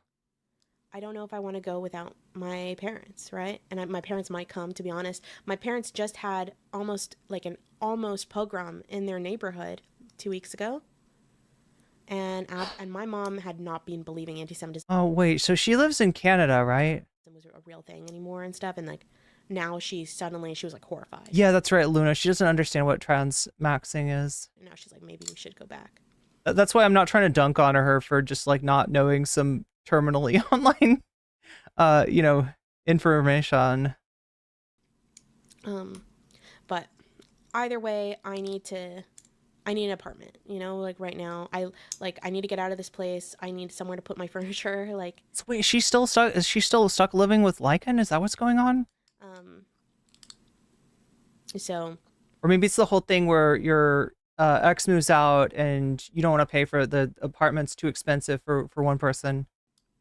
It's yeah.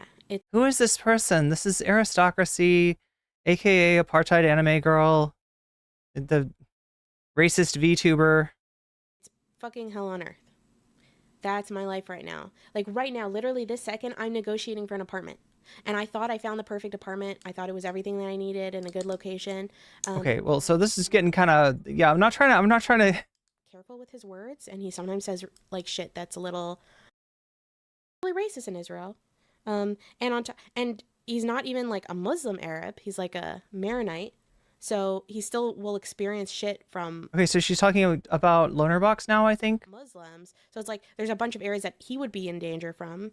And then on top of that, I'm Israeli and Jewish, so that means that I'm in danger in all the Arab neighborhoods.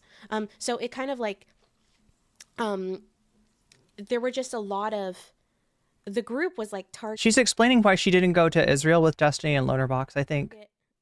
To me, in my mind, and I guess you could say I was paranoid, but to me, in my mind, it was a dangerous situation, just like waiting. Because it's like, even if it's 10% chance, it's still, all you need is one, right? Domestic Cat, thank you so much for subscribing to one, thank you. But you're not allowed to, because they had a great time. So yeah, fuck them. And they didn't end up getting killed, so it was all for nothing. But Lonerbox and I have been talking about going there again together. And it would be useful. I mean, I could speak Hebrew. I mean, my Hebrew's not like amazing, but it works. And no, I didn't. I never did Birthright. But yeah, we've been thinking about going there together and doing more of like a, I guess, talking to like the normal people type trip, like where we literally just go talk to people. My Arabic sucks, so we would need like an Arabic translator if someone doesn't speak English or Hebrew. But I think that could be really special. And if I come back to streaming, I'm definitely going to do that. I think that would be really cool. Yes, I am single now. If they died, you would have felt vindicated. It was very hard for me. This is why, like, I almost had like a breakdown that week, because it's like it warped my sense of belief in humans and things that I'd advocated for. Do you know what it was like to watch hostages, friends of my family members and stuff, on videos, like around being stored in areas with bags that have labels on organizations I'd raised money for? That fucked with me. So, I think some of that is that if you predict a terror attack every day, that eventually you're gonna get it right. Yeah, that's true. How is it that leftists have ended up so easily falling prey to invoking similar 9/11 style conspiracy theories when they claim because politics is not about ideology. And this, I can't tell why she's frozen. This has been my true black pill moment. This has been my intense black pill moment. It's probably just a VTuber thing. I realized this the week of October 7th, because I didn't just get upset about Jew shit. I didn't just get upset about Israel. I got upset about what I was seeing with the online political movement. That, like, I'd always had, I think we have this idea that a certain type of person becomes conservative and a certain type of person becomes left, or like a liberal or left wing or whatever you want to call it. Or lefters, Lisa, as we call them in Twitchpol. And it's like personality traits. But I really think it's not true. And I think that like, it's not about ideology. It's not about even your personality traits. It's a team sport. Like, I'm telling you, I got into hockey. Guys, hockey is the exact same shit. It's So yeah, hockey is like ideology. Ideology is like hockey.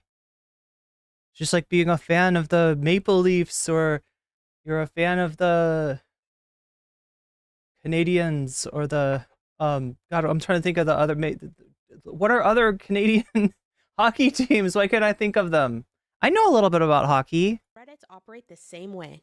If anyone who's into like sports subreddits, they operate the exact sports subreddits. That sounds cursed. Raptors? I thought the Raptors were basketball. Same way. People go raid each other's subreddits. They get really fucking upset.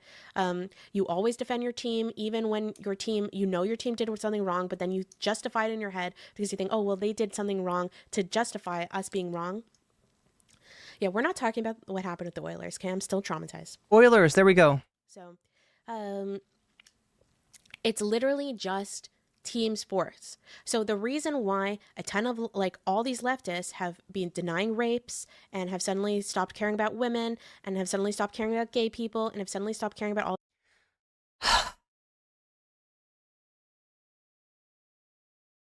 Jesus Christ, Eris.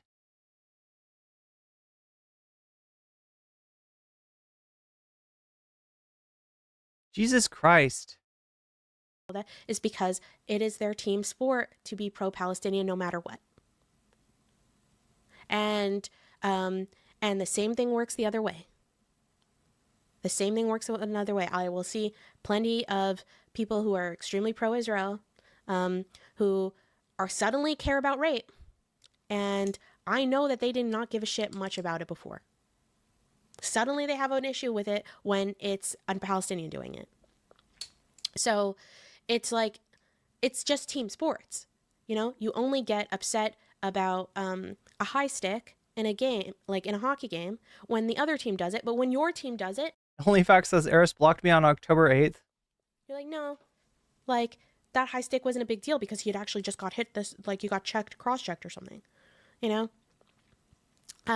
And Raven G says I've been getting into the VTuber community recently full of a lot of empty-headed cranks like this. I think that whole thing, I think it's a part of Well, look, she's got like a degree in history. I don't want to tell you that she's empty. I'm not trying to portray her as being unintelligent or anything like that.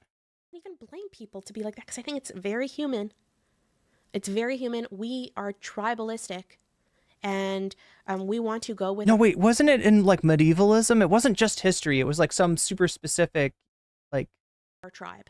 I mean, again, chat. She's a VTuber, so you know anything biographical that she gives you may or may not actually be true, right? This is the whole thing of being a faceless channel.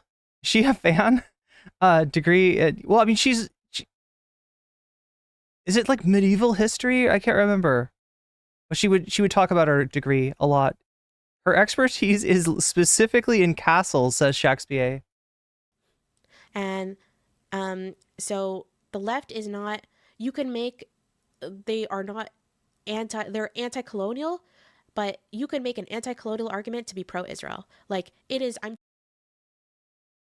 You can do a lot of things that are just completely bogus and ahistorical. You can. It doesn't mean you should. Look, you can you can suck dinosaur DNA out of mosquitoes frozen in amber in fossilized trees, okay? And you can construct a theme park somewhere on an island for people to come and have, you know, firsthand encounters with the dinosaurs. You can, but should you? Probably not. Probably not a good idea. Nature does tend to find a way. You know, you can try all the tricks that you want as far as like only cloning female dinosaurs, but nature finds a way. And that frog DNA that you used to try to reconstruct the dino DNA is going to come back to bite you. She was once on a stream with Astorian, and like I like to react on.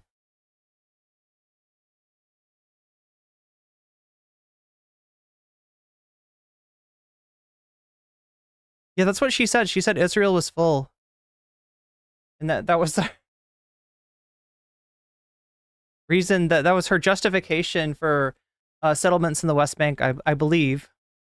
Telling you could have just flipped a coin and I could hear them making all the same arguments for Israel. And being extremely anti-Palestinian to the point of being racist towards them. Because it's not about ideology. It's literal, it's a mix of moral luck and team sports. Are you a Leafs fan? Yes, I am a Leafs fan. Don't you dare shame me if you're air, okay? Okay, can we get through this somehow? So, you know, Japan only changed over time because of the democracy and economic growth. You think your fanfic is bad, Eris? Imagine what they got in Japan. Okay, I have seen what they got in Japan. Don't worry, I do not have to imagine stolen. Don't worry. I was hearing about this from a historian, but there's a specific term that in Islam where the world is divided into two. Because Islam sees itself... Oh, God, I could do a whole video on this. Because actually, I love Islam a lot. I have like a love-hate relationship with it, you know. Because like I love and respect it in a lot of ways, kind of like the Roman Empire, but then I've got lots of issues. And keep in mind, there's so many interpretations of Islam that this doesn't really apply to all Muslims, or even all Islamic ideologies. Okay, Ada, thank you so much for tuning in. But yeah, so they kind of divide the world into two, right? So there's and the specific Arab term, I forget exact Arabic term, but it's basically the war that's being fought and the war that's going to be fought. We have to remember, primarily, Muhammad was a commander. He was a general. He was an extraordinary general. He was very, it's one of the coolest things about him. Like, I mean, I love military history, so I think that's cool about him. A lot of people don't. So the world is divided that way. And Islam kind of came about in a time, and it sees itself as a progressive movement in its ideology. It's not a coincidence that it's the number 3 when it comes to the Abrahamic religions. It's the third. It likes being the third. What? Progressive American, thank you so much for. Wait. Third in terms of membership. Third in terms of when it came about. For chatting, $5. It likes being the third. What does that mean? And so it likes being the third because it feels like that makes it progressive, that it is the most technologically superior, and they've got a lot of fucking good reason to feel that way historically. That like originally, and this is a pretty common mindset that you'll see historically. This is a pretty culturally essentialist point of view here. Equating technology with religion in the the technology created in a culture with X religion is somehow related to that religion. I don't know about that. Historically, that before the tribes that were kind of dominating and the cultures that were dominating in Saudi Arabia before Muhammad were seen as barbaric, right? I'm not calling them that. I don't know enough about it, whether or not that's true. Okay, there's a lot of issues with the term barbaric, but they were seen as barbaric. There's some issues with the term barbaric, yeah. And they were seen as regressive, as chaos. And Islam is like, you've got this kind of scholarly, like general, like philosopher general, who's also a prophet, and he's gonna come and he's going to clean everyone.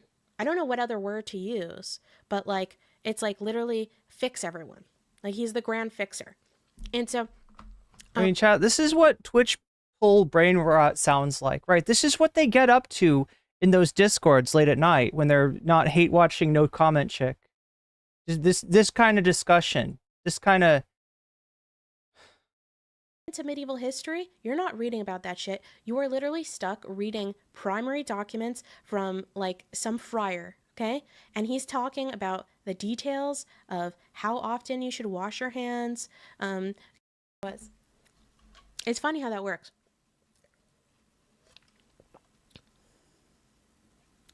But the thing is that people who think that this conflict is, I think Destiny, when he talks about the, religion not being a major factor in the conflict and that this is a geopolitical land issue, he's kind of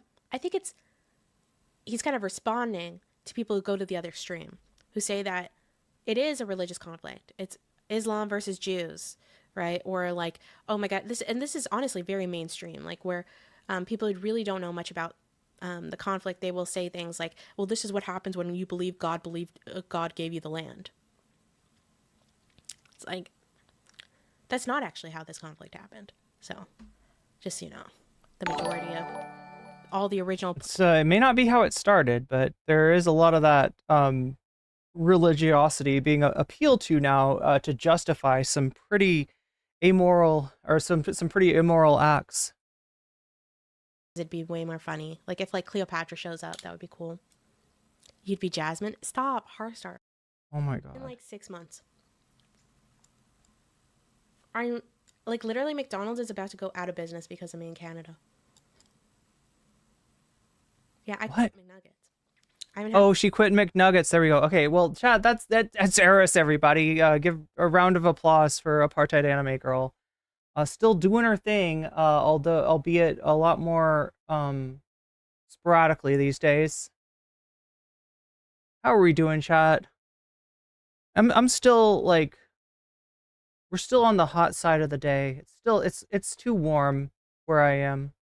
I don't know about you. How do you feel, chat? How's chat doing?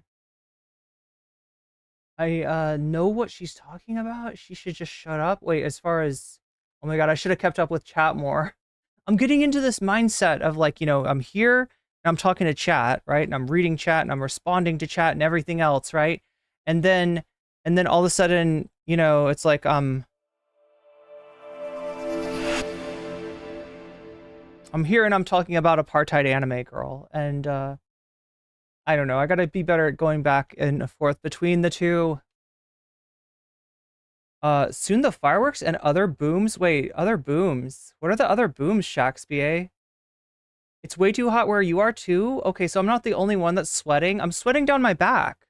Chat, my hair is sticking to my face. I hate it. I hate it when it's like this. I mean, I also hate it when I'm too cold, but, snaps for no comment check for getting through that. Thank you, Narwhal. That's very kind of you. I appreciate you, chat. That is very kind of you. Yeah, I mean, look, I just, I don't know. Bad memories.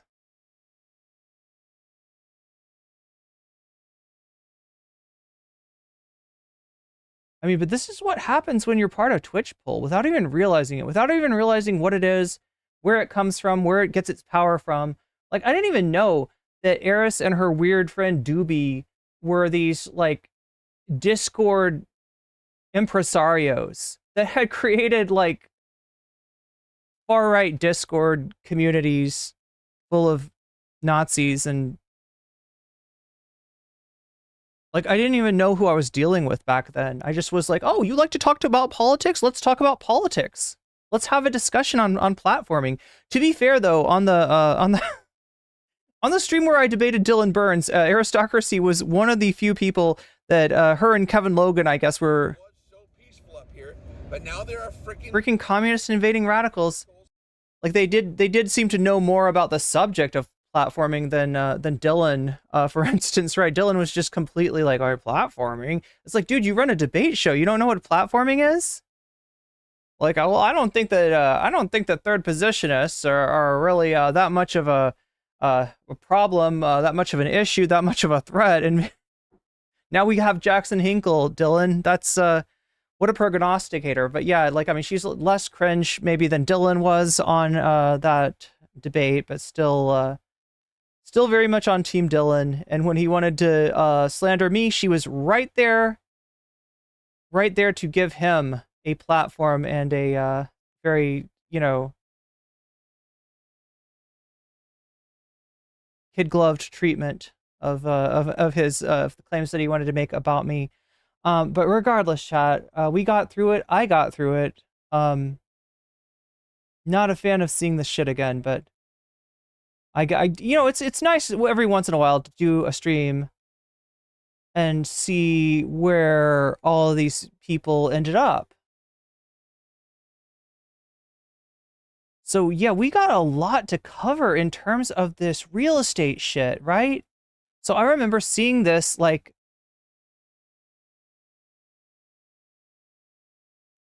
a month ago, I think it was. A month or more ago, right? Was when this first... Oh, this is Hasan reacting to Walter Matheson. We're in New York. Okay, so there's one of these in New York. There's one of these in LA. We're talking about the property sales of West Bank land that are, you know, they're having these things in a synagogue in different cities. And of course, when there's protests of, you know, what's going on, because they're literally selling, you know, stolen land, then people are being like, well, that seems pretty anti-Semitic. They're cutting out the context of what's going on. You know, synagogues are not being protested. You know, the form of worship is not being protested. Jewish people are not being protested. What's being protested is this real estate thing that's going, this West Bank property sale that's going on. You know, that's using these synagogues to. My mom also told me these sales of land weren't happening. Yeah, well, here they are. Bro, you're literally wearing an... We won't watch too much of this. I just want to get us grounded in in like what's going on here, because we're going to talk about another specific one with another Twitch poll, another just scoundrel of Twitch poll, and that being Whick. IDF jersey next to oh my god, there's a cat in my room. Barely over 5'2", telling people to go back to somewhere else. It's like, bitch, where the f are you from? There's a cat in my room. Chat, did anybody see the cat?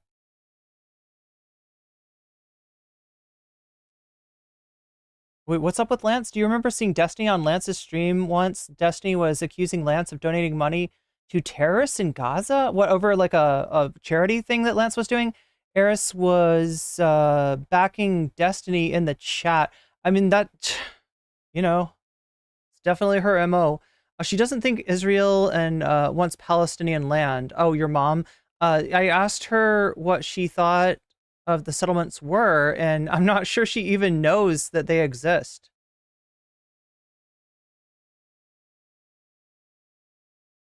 Is this like a hidden object game? Well, I mean, the cat is hidden by the fact that I'm standing in front of, like, the cat would have gone right out there. I just saw the cat, like, the cat was like in my room and was, I only see Waluigi. Yeah, let's check on Waluigi and see what's going on here with Waluigi. Got the Waluigi cam.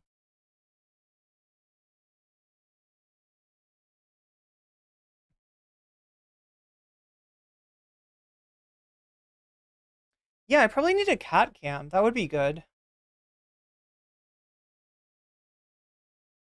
But yeah, it's nice to be done with that segment. And you know,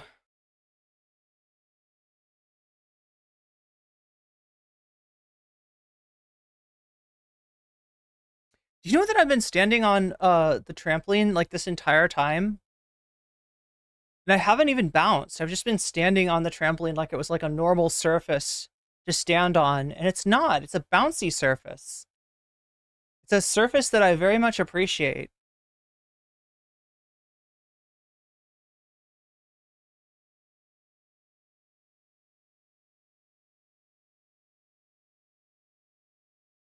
Okay, so yeah, like I said, we covered Eris, we covered IRI. Next, we're going to cover Whick. But before we get to Whick, let's take a look at how the votes are going.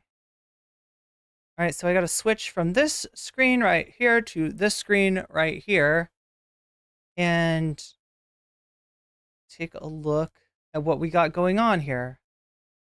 So the full screen chat is selecting Noah Samson versus Homath and What If Alt Hist, which is a good, that's a good segment. That's an interesting segment. Yeah, I feel like I gave you two really, I wasn't sure, like, you know, about this this buffet that I laid out before you, but I gave you two really good choices, and looks like full screen chat is onto them both. What is Shorts chat? Shorts chat also wants to see Noah Samson versus Homath and What If Alt Hist. So that is ahead.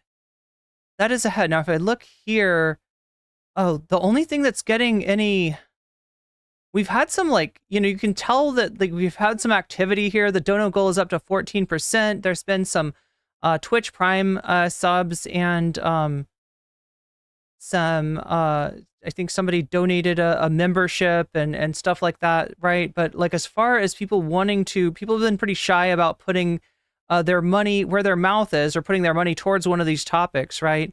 And just know that when you donate, no matter what, in what form, if it is, oh my God, is it the top of the hour ad break? We already did the top of the hour ad break, didn't we?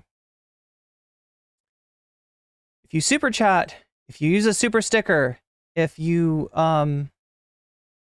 you donate memberships, if you got yourself a membership, if you sign up for Patreon, if you donate to Throne, which is that link right down there, or any of the links down in the description, right? You've got the ability to put your thumb on the scale just a little bit, right? And that means that if you donate and you tell me, like, I want to see South Park of X, I want to see The New Norm by Dave Rubin, right? I want to see, you know, Noah Samson versus Homath and What If Alt Hist. I want to see Mehdi Hasan debates Dean Phillips. Is that his name? Dean Phillips? I always I get him mixed up with some other dude. I'm working those micro muscle fibers. That's true, especially the ones in my calves, right? Do you know that, like, you usually think of your calves as like one muscle, but there's actually like muscles all around.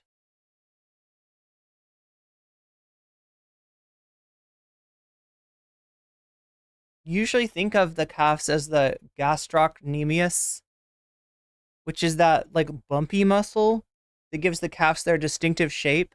But like right into that muscle, right, fits this other muscle called the soleus, right? There's the soleus.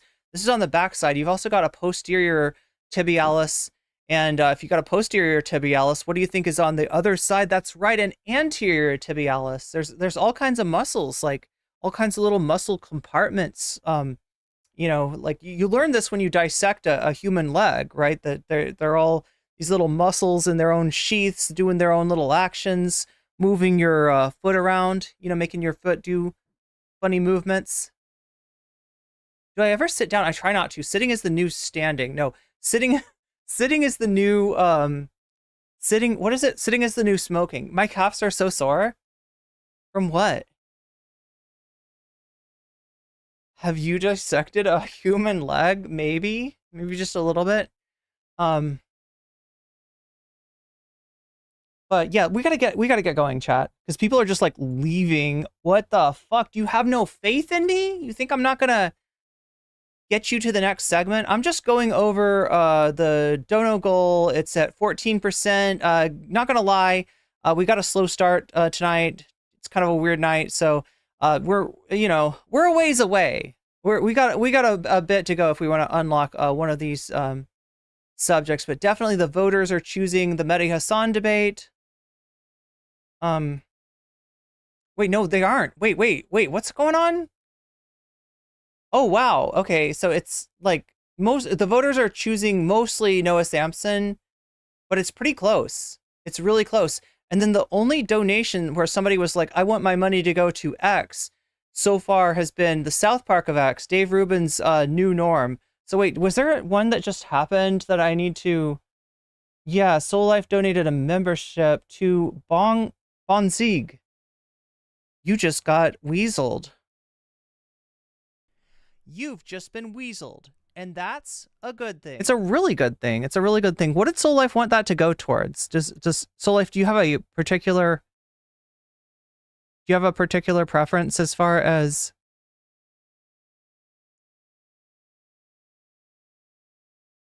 what we cover tonight? If we get to the here, let me add in the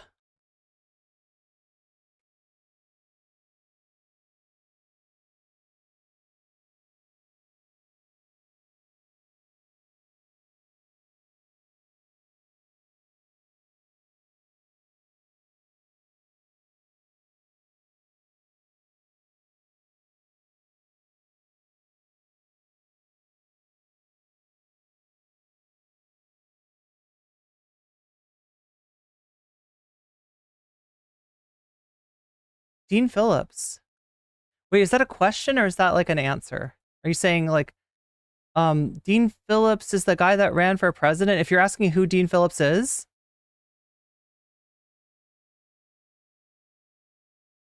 He's the guy that ran for president, and I think he got like 4 electors.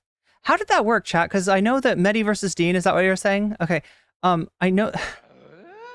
Izzy Sanchi, super chatted $5. Actually, I want to see your reaction to THW Dave Rubin's character in that cartoon show. Saw others cover it. It's a cringe. It is, and I can't wait for a new episode.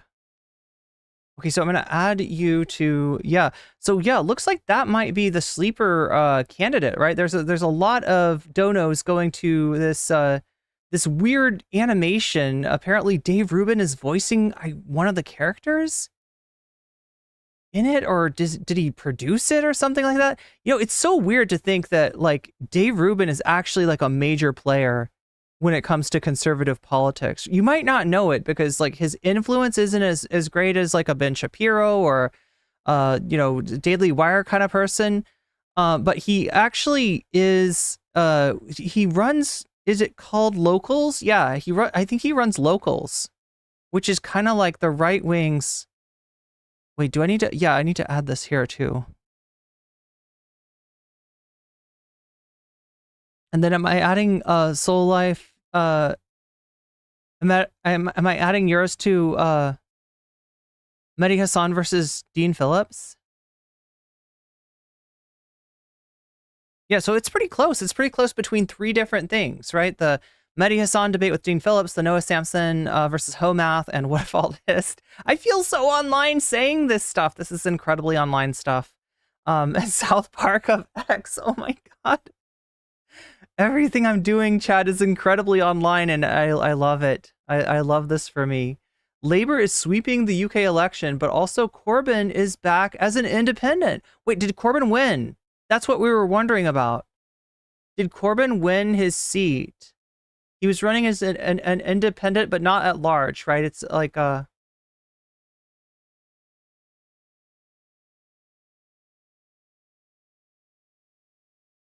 think he doesn't know it sometimes, considering how he allows himself to get bullied for being, oh god, yeah, a lot. But yeah, so Corbyn did win back his seat. Okay, because like I knew, I sounded like that was like people weren't sure at first, but Corbyn is king. That's it. Narwhal _ by super chatted $5. Donate this to the Hozone layer, Noah Samson. The Hozone layer. Okay, I can do that. I can add that. This is getting to be an interesting race. It's getting to be an interesting battle. Like, look at that. It's very tight. There's literally 3 things that could win. Put that up to 27. Now you're going to sleep. Okay, well, it's late. It's super late for you over there in the UK, isn't it? Are people partying over there? I want to know. People in the US are definitely partying, but because it's it's like a holiday / a long weekend / you know, if you're a fan of the if you're a fan of the founding fathers LARPing, you know, it's some kind of celebration of independence. It's a little weird to be thinking about that, like celebrating independence from a monarchy when the Supreme Court has literally just reinstituted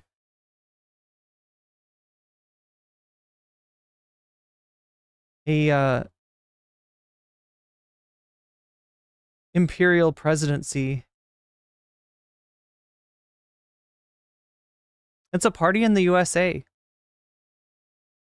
Labor is to win around 64% of all seats in the party.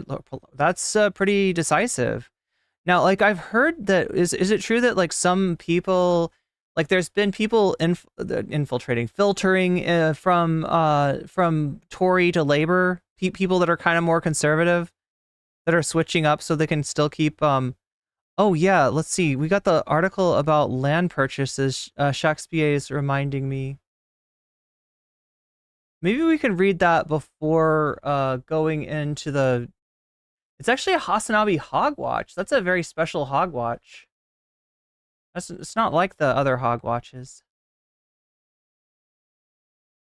It has some videos embedded. Okay, I gotta be real careful with these videos. If there's anything violent, I gotta pause it and skip it.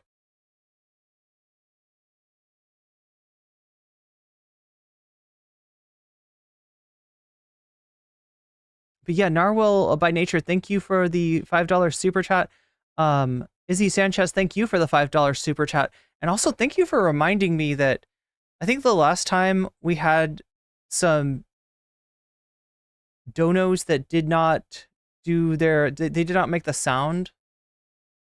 And the sound is kind of like how I tell that something's happening. So that's not good. We need to make sure I know what's going on.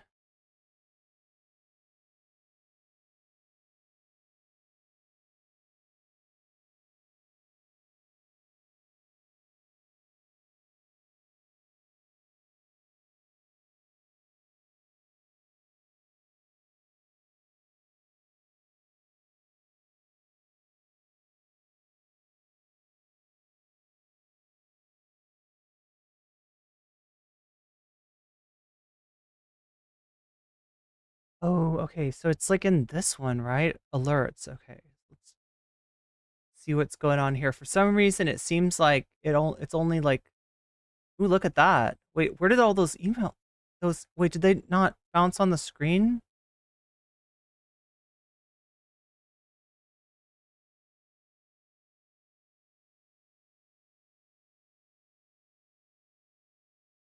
Okay, so we're looking at this. Nope, turn that back on.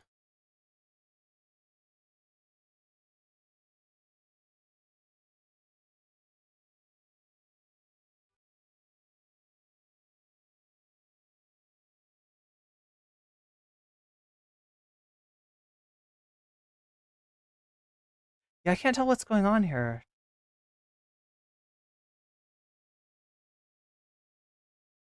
TTS settings?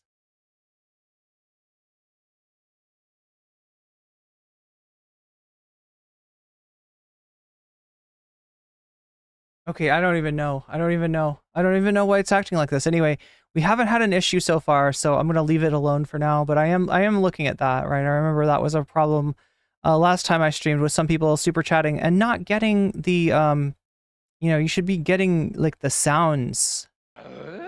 Should be getting that at the very least, if not a sassy British voice reading your super chat.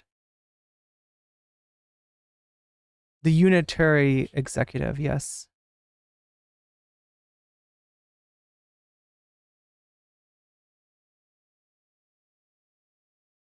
Just think about there being slurs against natives in the Declaration of Independence. Yeah. Yeah, it's weird to celebrate like a constitution that, enfranchised white landowning men.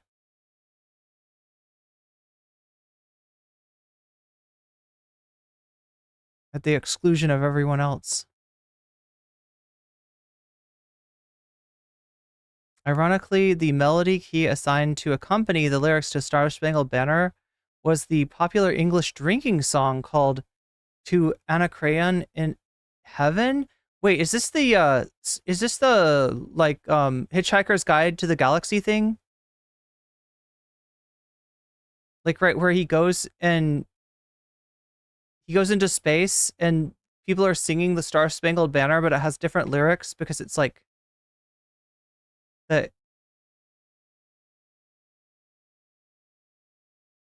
written around 1775 by John Stafford Smith. The song honored the ancient Greek poet Anacreon, a lover of wine, and was originally performed at the London Gentlemen's Music Club, called the Anacreontic Social Society.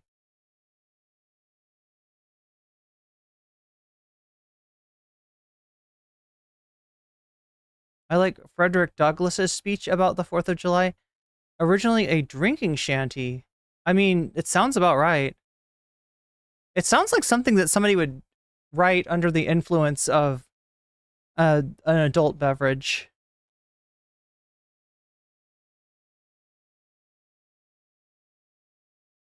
Anyway, let's take a look at this here. So we're talking about New York to West Bank. Americans sold the dream of settler homes as the Gaza war rages.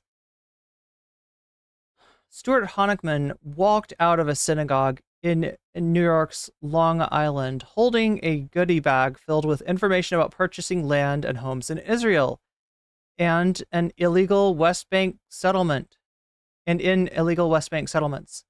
An Israeli real estate company had just run a seminar on how Jewish Americans can quickly and easily buy up property. I thought I had to put down a massive amount of money right away, and it doesn't have to be like that, said Mr. Honickman, a business development executive for a New York photo store. And there's mortgage companies that are here as well. It's beautiful. The event in the village of Lawrence, a largely Jewish suburb about 25 kilometers southeast of Manhattan, was one stop on the Come Home tour okay, so this is what they called this real estate, you know, essentially seminars selling real estate, right? The Come Home Tour in the US and Canada, organized by My Home in Israel, an Israeli real estate brokerage firm.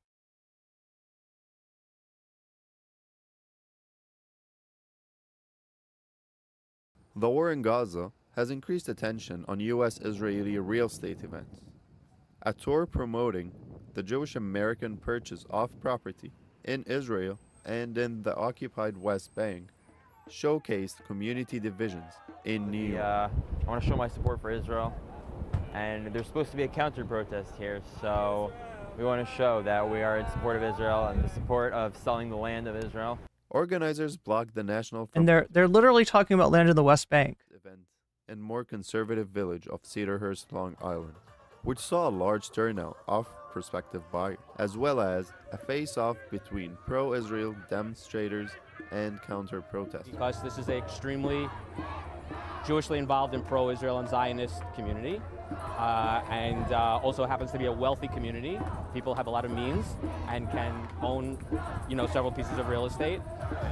They've had these events in the past, but just the turnout active in terms of more people really want to know, is this a viable option?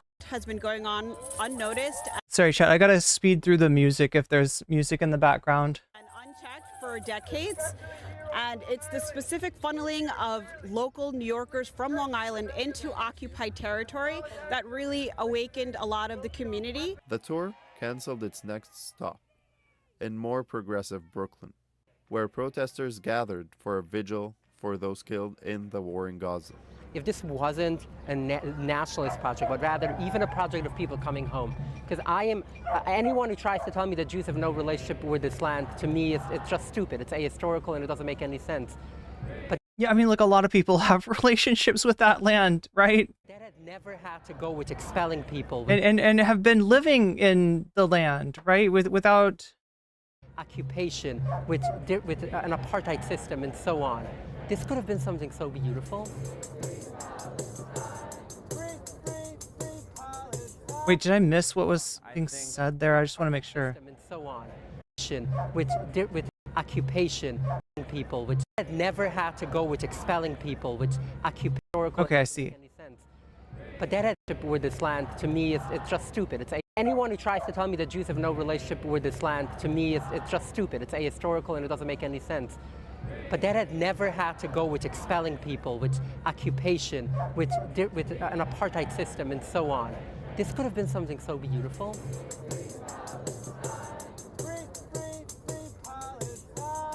Wrong. I think that we have the right as Jews to move to the land of Israel, and I think it has nothing to do with political bias, and I think I mean, that's a pretty politically biased statement there. You're talking about land in the West Bank and you're calling it the land of Israel. It's like not just like a political statement, but it seems like a... Yeah, right. A lot of modern political Zionists love to conflate their movement, modern political Zionism, with the concept of Zion, the concept of a promised land, the concept of a homeland in Judaism, which is something that predates the entire concept of nation states. I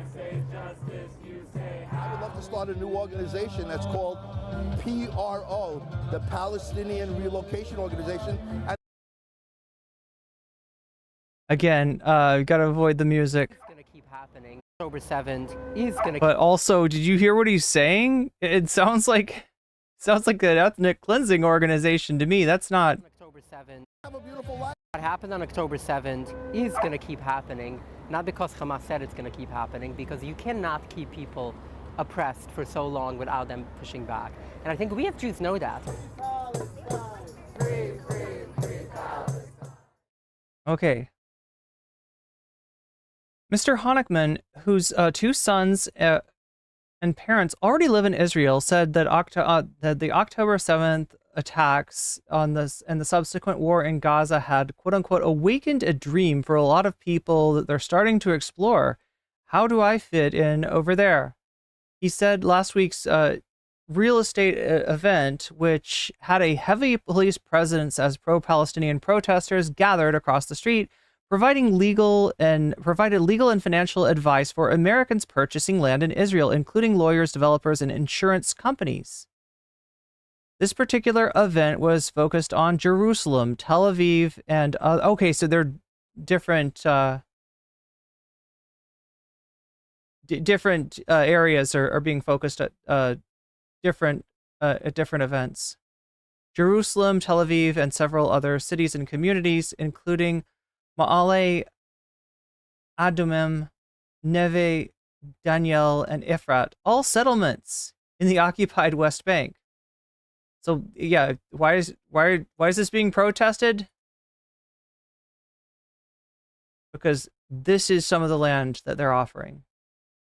Such settlements are considered illegal under international law. Israel has long disputed this, and the pace of development has only increased under Prime Minister Benjamin Netanyahu. Last month, his far-right government approved plans to build nearly 3,500 new settler homes in Ma'ale Adumim, Efrat, and Kedar, and a move deplored by several countries and bodies, including the UAE and the UN, which said such plans fly in the face of international law. When Israeli Finance Minister Bezalel Smotrich announced the plans, he said the move was aimed at deepening our eternal grip on the entire land of Israel, an inflammatory remark that critics saw as a rebuke to U.S. President Joe Biden's administration, whose condemnation of settlements has grown in recent months. So there's Efrat, there's Ma'ale Adumim, Neve Daniel. So you can see it's, in the West Bank, and Jerusalem, is, I don't know if they mean specifically not East Jerusalem or Israel has encouraged American Jews to undertake Aliyah, the act of immigrating to Israel, and Israeli real estate roadshows such as the one in Lawrence are not new. Critics, however, say the latest push to raise awareness about buying property in response to October 7th by many in Israel who see building settlements as a way to displace more Palestinians and ensure a two-state solution can never come to pass. The National was barred from entering the latest event. That's the National News, which we're reading from right now. Was barred from entering the latest event in Lawrence, and My Home in Israel representatives did not respond to several requests for comment. Mr. Honickman said the turnout was larger than at similar events in the past. I think more people want to know, is this a viable option for us? Every individual has to come to their own understanding of where they fit into world history, and are they going to wait and wait and wait, or are they going to stop to explore the opportunities that have been presented them? And here's another picture of the protest. In Israel, polls show younger people are the most likely to hold ultra-nationalist views. This appeared to be borne out in Lawrence too, with the youth-led rally outside the event. People blasted music, danced, waved Israeli flags as the streets of the village that is home to a yeshiva, a Jewish rabbinical study center, swelled with the sounds of pro-Israeli chants, honking vehicles, and nationalist songs, including the viral war anthem Harbu Darbu. The song includes lyrics naming Palestinian celebrities, including Bella Hadid, and appears to be calling for the unaliving of Palestinians with lines such as all IDF units are coming to do Harbu Darbu, war and pain. That's what that means. On their head. Okay, so There was a sense of joy on one side of the street, periodically interrupted by spiteful taunts hurled against pro-Palestinian counter-protesters across from them. Some pro-Israel demonstrators shouted, "Who's fasting? Ramadan Mubarak." The counter-protesters screamed back, "How many babies will Israel kill today?" One ultra-nationalist shouted, "You losers, there are 1,000 more of us than of you." Avi Elephant, a younger Jewish American demonstrator from Lawrence, stated that any condemnation of settlements in the West Bank and their increasing expansion was totally wrong.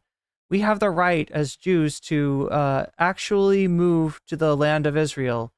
This has nothing to do with political bias. And again, where Eris fits into this is I believe that she justified the settlements by saying that there wasn't enough room in Israel, that apartments and real estate was expensive, and that therefore it was perfectly fine for people to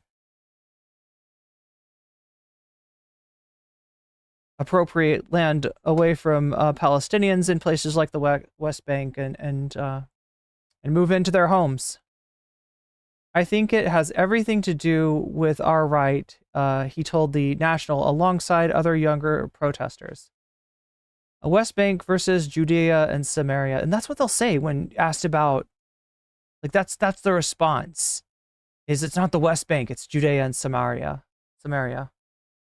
According to the UN, the population of Israeli settlers, the population of Israeli settlers in the occupied West Bank, including East Jerusalem, grew from 520,000 to more than 700,000 between 2012 and 2022. These settlers lived illegally in 279 Israeli settlements across the occupied West Bank, including 14 settlements in the occupied East Jerusalem, with a total population of more than 229,000 people. At least 147 of these settlements were outposts, illegal under Israeli domestic law, the World Body said in a report last year. All settlements are located in Area C, the 60% of the West Bank whose security is controlled by Israel. Given that Israel has not annexed the West Bank, Jewish settlements in the territory are not considered by Israel to be under its full sovereignty. Josh Vitale, a Lawrence-based real estate broker who came to the demonstration, quote unquote, as a curious spectator, said that in a heavily ultranationalist community like this one, there's a particular interest in buying land in the West Bank. The feeling of the vast majority of the residents here is that Israel has a just claim to the West Bank, or as we call it, Judea and Samaria. And these settlements are not illegal, that the territory is not Palestinian territory, and it is disputed territory, he said. This new awakening for many Zionist Jews has also served as a lightning rod for protests. So here's a map of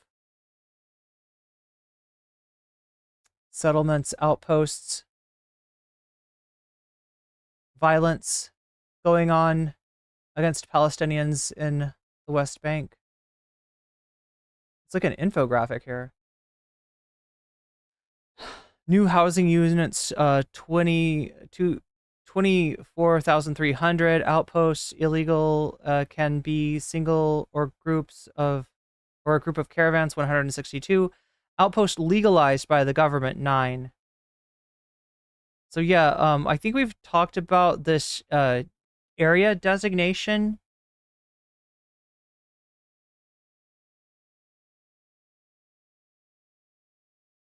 Living in Area C.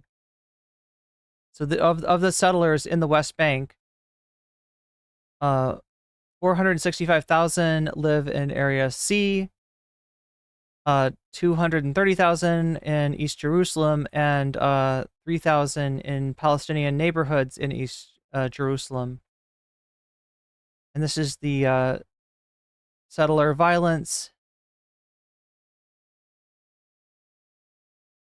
Overtime 2000.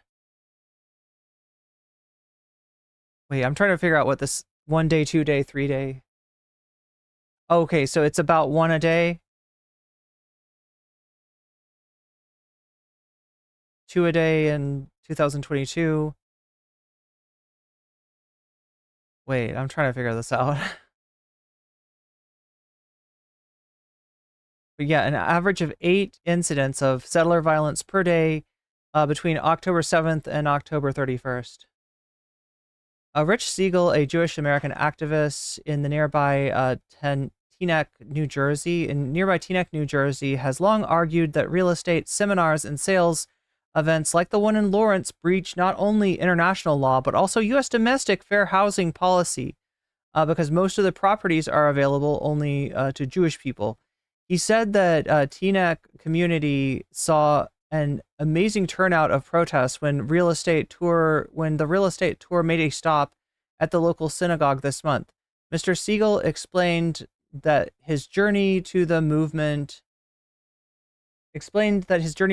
for Palestine and against Israel came with discovering his faith. He said he was raised among quote-unquote atheist Zionists, secular Jews who really worshipped Jewish tribal identity and the state of Israel instead of worshiping God and Judaism. So he's become more religious maybe than his family was, and in doing so has decided to support Palestine.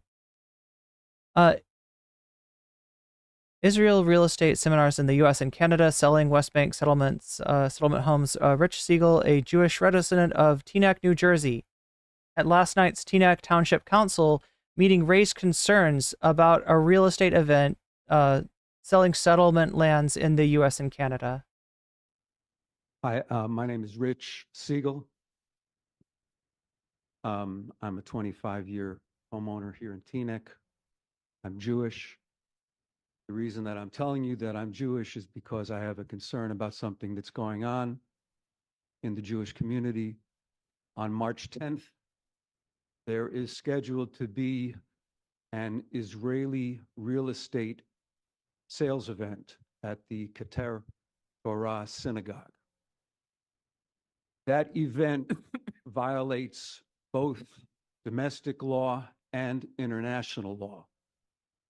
Violates domestic law because we had a Civil Rights Act in 1965 and a Fair Housing Act in 1968. We don't allow real estate events to be for whites only, for Jews only, for anybody only. Now, as Jews, we don't get to fly under the radar and break the law and hide it in a synagogue. It violates international law because West Bank settlement homes are going to be available for sale. There's the cat. Real estate event. On the website, it lists 3 different West Bank settlements. Those settlements are in and of themselves illegal by international law. If we allow this sale to go through, we are enabling a local synagogue to violate both domestic anti-discrimination laws and international law. Now, there's other reasons we shouldn't allow it, okay? There's a genocide going on right now. I don't care who that offends. More than 35,000 people have been killed. More than 13,000 children have been killed. People in this community are in deep mourning. People in this community are angry. I'm angry. What this real estate event is going to do is it's going to fan the flames. If it goes forward, there will be a demonstration. I know there's going to be a demonstration because I'm going to organize it. It will be very well attended.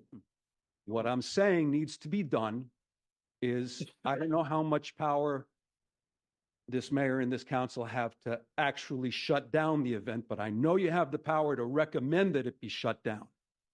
And I'm asking you to please do it. We don't need to have more divisiveness in this community, okay? We don't need to have Jewish privilege rule the day by saying we're entitled to break the law and have this real estate event and not care about how so many people in this community feel about it. Thank you for letting me speak. Okay, so a few kilometers away in the New York borough of Brooklyn, another real estate event was supposed to take place a few days after the one in Lawrence, and was canceled at the last minute on the advice of police due to planned protest.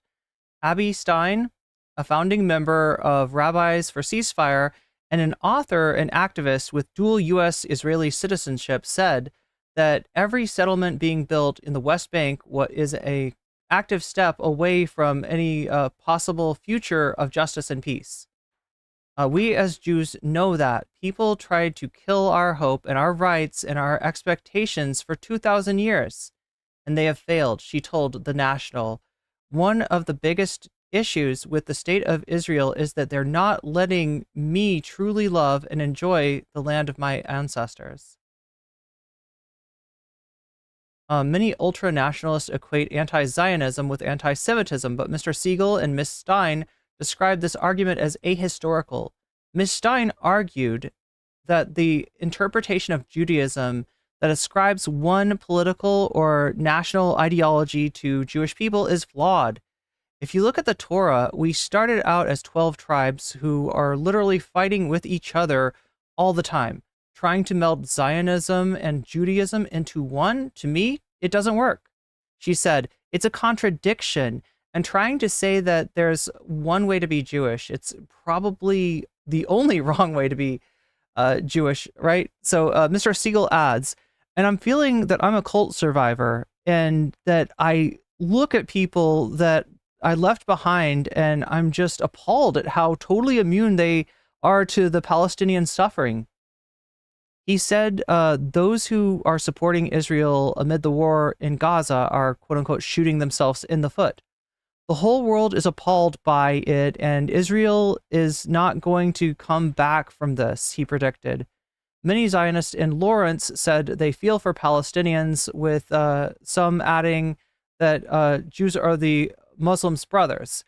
For them, Israel is not to blame for any Palestinian suffering, including the 31,800 people that Gaza health officials say Israeli forces have killed. Isn't that the number of identified? Like the number that they've put a name to is this number, if I'm correct, if I'm remembering right. Either that or maybe this is old, I don't know. Palestinians should want to live in peace with us, and we give a lot of jobs to the Palestinians. And I think Hamas is the real people to blame for this because they're causing a lot of hatred, Mr. Elephant said. Mr. Honickman added that he wants Palestinians to, quote unquote, have a beautiful life, but his vision for what that means includes their displacement. I would love to start a new organization. Oh, he's the one that said the PRO. Yeah, this is horrible. Love to start a new organization that's called the PRO, the Palestinian Relocation Organization.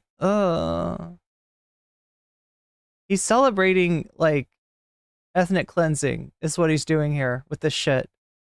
And really cater to what their needs are. If you can't have a security partner, then you have a problem. I wouldn't have a thug living in my basement. Yo, this guy, he's like, you know, I'm sympathetic, but they're thugs and they need to be relocated. That's fucked. That's fucked, dude. For Miss Stein, that worldview is a dangerous one. Anything short of genocide is going to require recognition that Palestinians have a right to this land, have a connection to the land, and that you cannot destroy, that you cannot kill, she said. Here's another picture from the protest. Okay, so yeah, great article, Shakespeare. Thank you. We're sort of running out of time here, but this is so just so you understand, this is not one singular event, right? There was an event in Lawrence that went off, you know, had maybe more people supporting the event than had counter protesters. You had another event in Brooklyn that was canceled because of the fact that there would have been, you know, a lot more counter protesters, right? So that one got shut down. Toronto and maybe Montreal. Has there been one in Montreal as well? Yeah, the death toll has surpassed 38K, and that's probably an under. Like, it's probably going to only go up from there, honestly.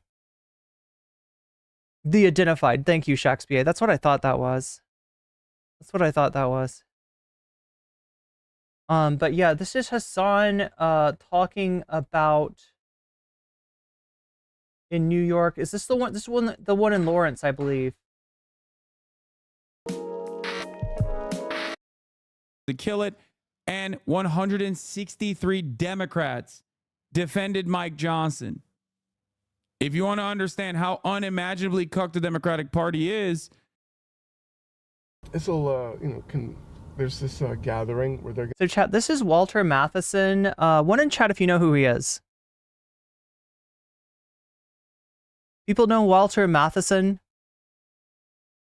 He's like a famous troll. He goes around to like MAGA conventions and stuff like that, and he will troll people.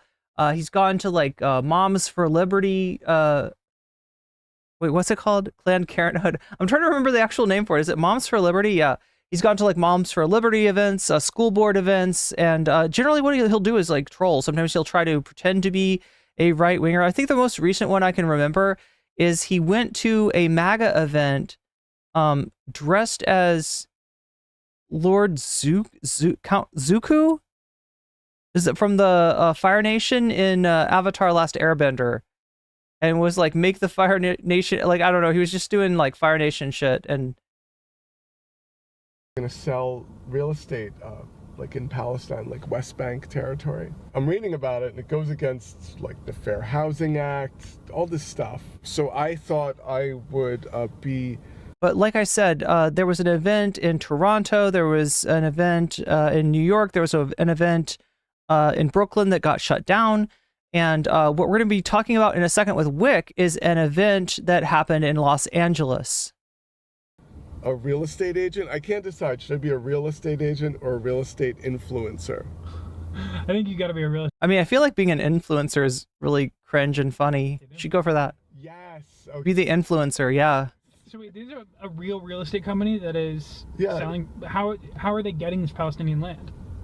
You want to guess? You want to guess? I'll give you a clue. Not legally.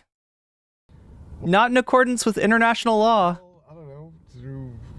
Dude, I mean, we can imagine how that plays out. Actually, I don't think we have to imagine that at all. I think we, whatever you just thought in your head of how they obtain the land, you did it. Like, that's it. It's exactly what you thought. Usually with some violence. It's some type of, I think it's like some type of convention, and they have little booths set up, from what I've seen, and yeah. Development in the West Bank. Yeah, just, what's up? It's your real estate influencer here, showing you how to flip house. That's how you know somebody's an influencer, when they know how to use the hand motions, right?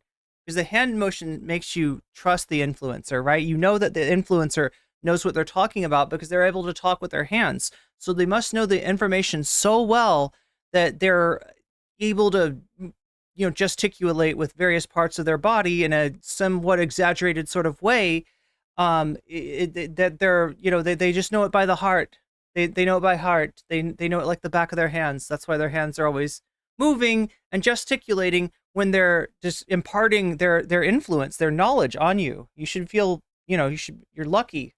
Houses in Palestine. So step one, secure the land. Make sure it's in a place that the entire world is. He could sit this one out. Yeah, I know what you mean, Gus Kablau. Please, can you not? Step two. And look, I'll be honest about what I think about Walter Matheson. He seems like a really nice guy. He has had some bangers. I will say that he does take a lot of comedic risks, and sometimes the reward isn't as you know, present as you would hope. Like, right, there's some misses, there's some hits, there's some misses, right? Sometimes he comes up with a concept that it sounds like it would be funny, and it's not that great. But he really has had some bangers. So take it anyway. I'm a real estate investor, and so I was, trying to educate my audience on, where they can buy and sell real estate to flip and stuff like that. So yeah, so Israel's definitely the way to go. Oh my God, I've heard it's like a huge thing. So, I think there's like a lot of controversy on this one because some of it's like there's like disputed territories. I don't know who's disputed. I'm not going to respond to that. I know. So, but then there's. My father was technically a Palestinian, so that makes me a Palestinian. Oh my God, so if you were to buy it, then it's like it's not an issue. Not. Oops, music. Okay. So I've just been told I can't come inside and make any real estate bids because I'm not Jewish, and I got people walking in the street around you, so either. I don't know about the Fair Housing Act or Civil Rights Act or anything like that. I'm sure this doesn't violate any of that at all. I'm sure it's perfectly legal. So people are really upset about this apparently. I don't get it. I mean, as long as the land is like theirs and not stolen, I don't see why the problem. Wait, what is that? Back the Blue? Who's the Back the? Is the Back the Blue the pro real estate sale faction?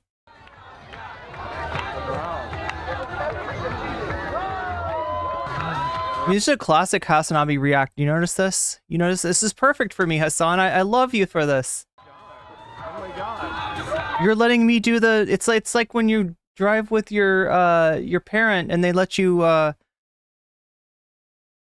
they let you take the wheel. I'm just saying Hasan's like my dad, basically. No, I'm not saying that.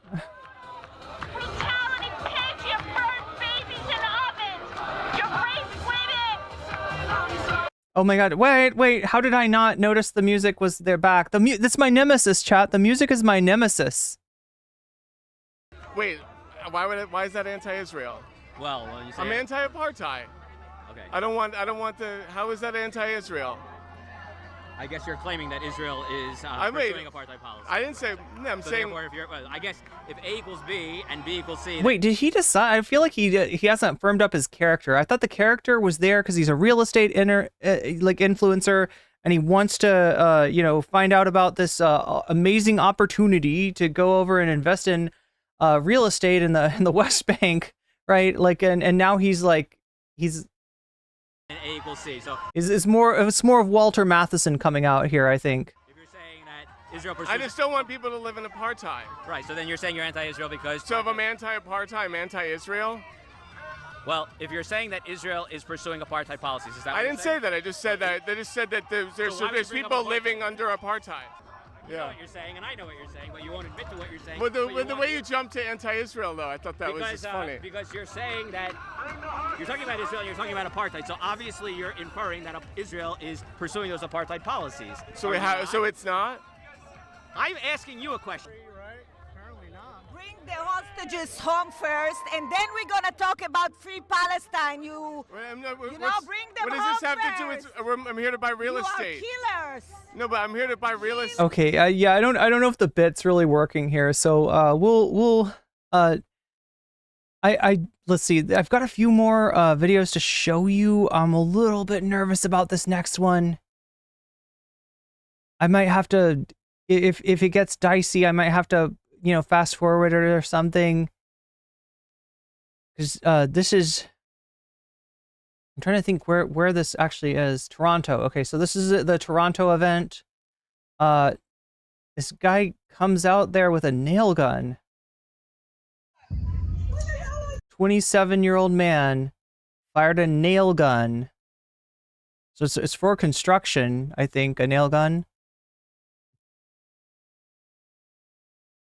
But he's firing it at protesters. Didn't the guy, one of the guys that went to like a federal building came with a nail gun, right? Okay, we're gonna have to maybe fast forward through some of this if it gets dicey. Oh my God, it's very dicey. It's very Oh my God, this is so scary. I don't care. This is private property. I registered. Where do I park? This is all private property. Yo, I registered for the event. Where do I park? You can park up on where? Up his bum. Why? There's plenty of parking. I registered for the park. That's your problem. You're gonna drive your car up his bum. That's what he said. So who can park here only? Jews only? What is it? So this is a private synagogue. No, but I registered. What you doing? Who are you from? Where are you from? I'm from Which property are you from? I'm from So I don't get it. Where do I park if I register? You can park in hell. Why should I park in hell? Because you wear in your head. What is on my head? Oh, he's got a Palestine hat. That's. You're representing a synagogue. You're calling this. Of course it is. From a synagogue. Think for yourself, sir. Where do I register for them? Is it ironic? Ironic. Think for yourself, sir. Sir, are you Jewish? I'm not Jewish. No. Why are you here? Because I registered for a event. Why did you register for it? Because they're selling land. I'm interested in purchasing land. Not for you. Okay, this guy's gonna throw hands now. We gotta kind of. We can't watch them fighting. But yeah, really dangerous situation there in Toronto. Pro-Palestinian protesters getting attacked with a nail gun, and then looks like this guy wanted to fight too. So that's the Toronto event. Let me see if I can find you anything. I want to give a little bit of background because I feel like Whick does not do a particularly good job of providing any background for. In fact, I think that's on purpose, right? I feel like Whick really does try to lead you to believe that there is a protest of a synagogue because it's a synagogue. And that's just not what is happening at all. But let's go.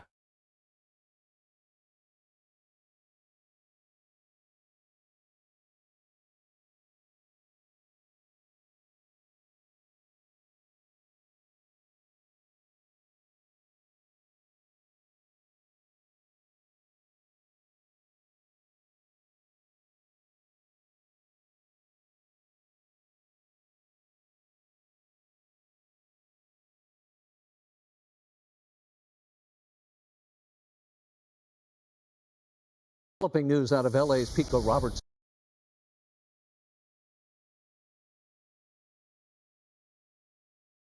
Neighborhood this weekend. That's where violence broke out earlier today between pro-Palestinian and pro-Israeli demonstrators. Take a look. And again, Chad, I'm gonna have to ride the. Oh my God. Sued. Police responded. They were in riot. So again, Twitch is a little bit iffy about anything that's violent. So if I see if I see hands flying, I'm kind of fast forwarding through it. One person, we understand, was arrested. At least one person suffered some minor injuries. Okay, so there is.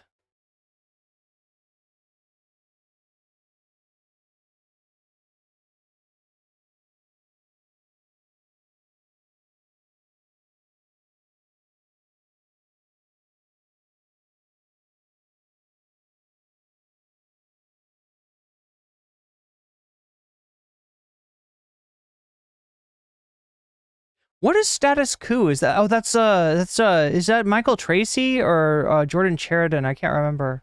It's some like ex-TYT person. We want to get back to that breaking news. So we got a few different news. News in Pico Robertson. What leaders are saying about that, Karma. Yes, well, outside the Museum of Tolerance, there is a big show of support for the pro-Israel cause for the Jewish community. We want to kind of show you a little bit of what's going on here. Now, you mentioned that there is a press conference going on inside with local leaders, elected officials, but outside, we have to note that there is a very big community response. All of this linked to the violence we saw outside of an Orthodox synagogue yesterday. Now, the leaders inside include Mayor Bass, they include the interim police Police Chief Choi. They include the local council person, all coming together, united in their condemnation of yesterday's violence. And most, including the mayor, characterized it as anti-Semitic. Now, Mayor Karen Bass opened that press conference, and she basically said that this is unacceptable. She says Los Angeles cannot be a place where something that she called anti-Semitic could unfold. Everyone that spoke took issue between pro-Palestinian and pro-Israeli protesters.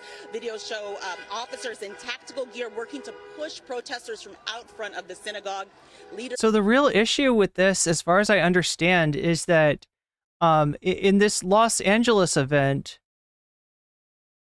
there's protesters and there's counter protesters, right? There's people that are there to support the event that's going on, and then there's people that are there to protest the event that's going on. Somehow the cops, instead of separating the two groups, which is the normal practice, this is normally how cops, handle protests, right? Instead, they're kind of like pushed together, like given one space to use for both protests, and obviously, this is the result. Again, saying that this is unacceptable, and they committed to focus on security measures for the Jewish community in particular. The violence that happened in the Pico Robinson neighborhood yesterday was abhorrent, and blocking access to a place of worship is absolutely unacceptable. It's so disingenuous. It's so fucking disingenuous.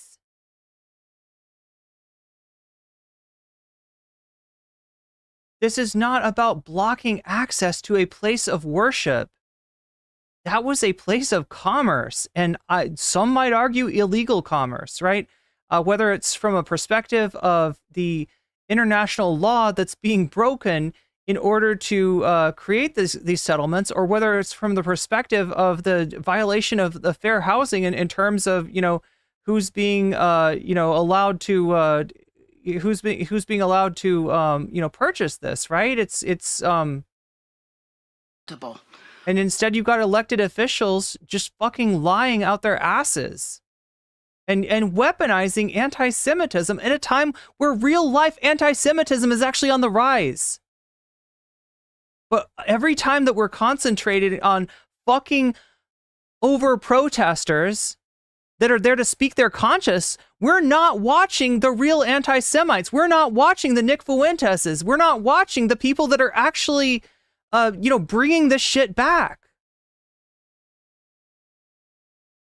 We're not paying attention to the actual fucking fascists out there that are trying to make anti-Semitism cool again. Okay, it's so fucked up. This is like the wrong time. I mean, like, there's never a good time to be, weaponizing anti-Semitism as a cudgel against people who are not motivated by anti-Semitism.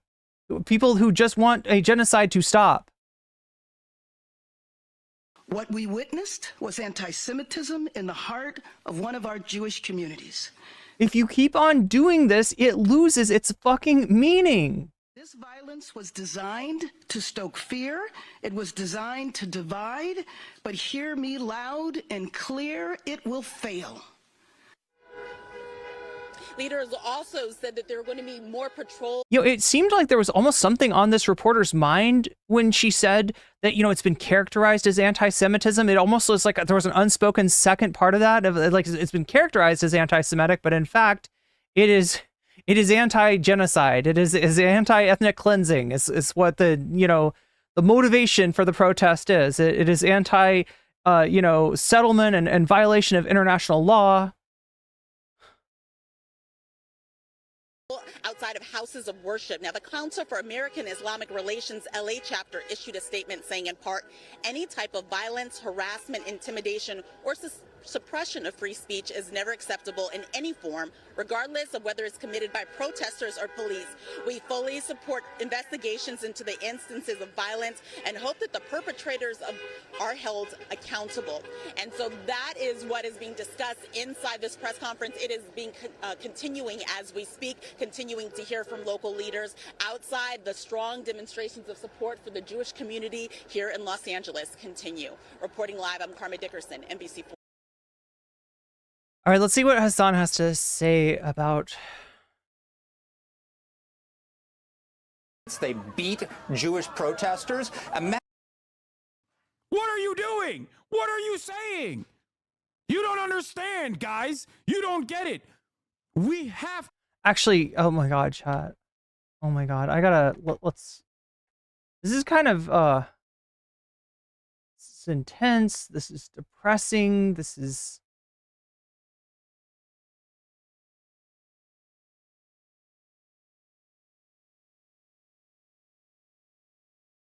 No one protesting ever went inside the shul. No one. The irony is there have been Palestinian Americans... here, let me switch back to this view of things.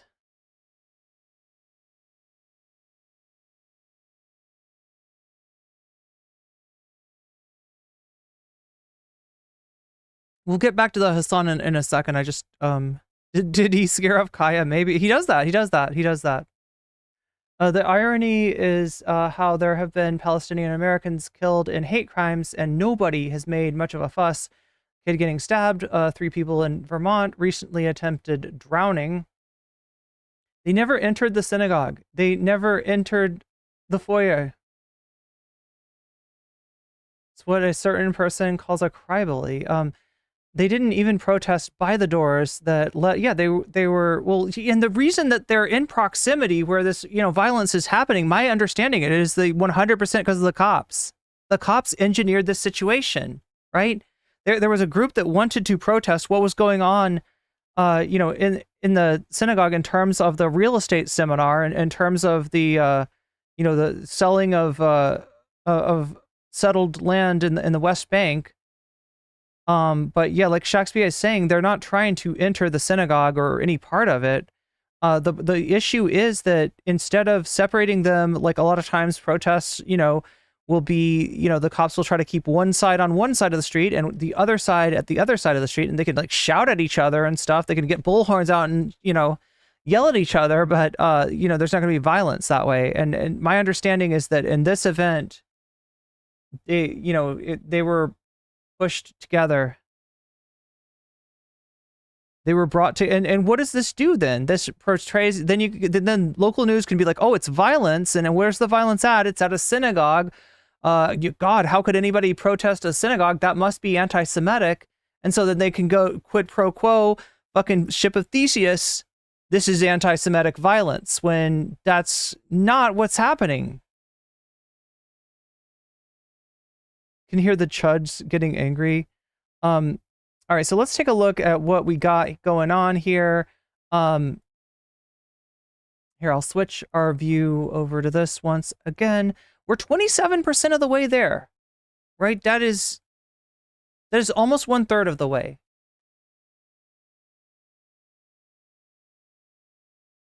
We're almost 1/3 of the way to unlocking a second segment. Which, if I'm looking at the polls right now, I've got the full screen stream on YouTube is saying Noah Samson versus Homath and What a Fault Hist by 3 over Mehdi Hasan debating Dean Phillips. These are both segments that I really want to see. So I win either way. I'm happy with any of these segments. On shorts, we have Noah Samson versus Homath. And yeah, again, it's like the same. Look at that. It's 3 points ahead on both. For once, both chats agree on the number 1 and number 2 choices. They had the mayor give the speech at the Simon Wiesenthal Center.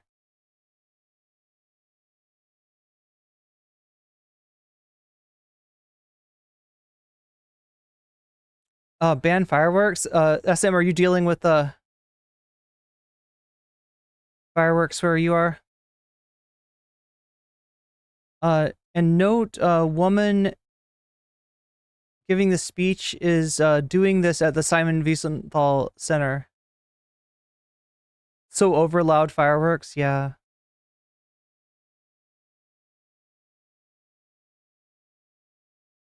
But yeah, let me try to do the math here and see where exactly we were at, because we got some numbers here on the board. Yeah, like I said, Donut Goal is up to 27%. I mean, it's a possibility, chat. I know it's a weird stream. I know I started late and it's a strange day, and even the way that I started apparently did not allow a lot of people to get their alerts, so apologies for that. So again, you know, if we can hit this sub goal, I will be amazed. I will be amazed because you're starting at a very big disadvantage from the outset. But we've got, let's see, New Norm is getting an 8% boost. Will that be enough, though? It's getting, yeah, the big, yeah, I don't know. Doesn't look like that's quite enough to get the New Norm over the hill. Again, this is the South Park of X, they're calling it. It's a terrible cartoon with Dave Rubin somehow being involved in it. They're trying to do like a Mr. Burcham, but if Mr. Burcham was Archie Bunker, they're like redoing Archie Bunker, but with Archie Bunker as the hero. That's basically what it is. Yeah, it's a rehash of Archie Bunker, but Archie Bunker's the good guy, and everybody's trying to give Archie Bunker the gay beer to make him gay, and he doesn't want to be gay because he likes American beer. I don't know. He likes the not gay beer, but they're like, that's homophobic, Mr. Bunker. You've got to drink the gay beer. So yeah, that's what's going on with that. So that's a pretty cool. It's pretty cool. I mean, it's pretty cringe. It's pretty cringe, and I gotta contend with it at some time, like Archie Bunker, but without the irony. Yeah, exactly. South Park of X. Super chatted $5. Okay. South Park of X, please. Let's add that there. Okay, so now it is in contention, and we're. Oh my God, what the hell? I pressed the wrong button. I pressed Control F when I was trying to press something else. We are at 32%, and I should probably check and look at the donos, and see if there's any that I have missed, because some of them are just not showing up. Some of them don't make noise, and I don't see them. So again, feel free to let me know if that happens. If I'm not trying to ignore anyone. From what I've seen, Archie Bunker is actually likable at times, although you do have to excuse his casual racism. I mean, here's the thing. This is a Norman Lear comedy. Norman Lear is a famous writer of a lot of sitcoms, right? All in the Family is, you know, one of his best known sitcoms. And the idea of All in the Family would be that we're going to take this sort of like right-wing, you know, racist, homophobic, misogynist mindset, and we're going to have a little fun with it. We're going to make fun of it, all right?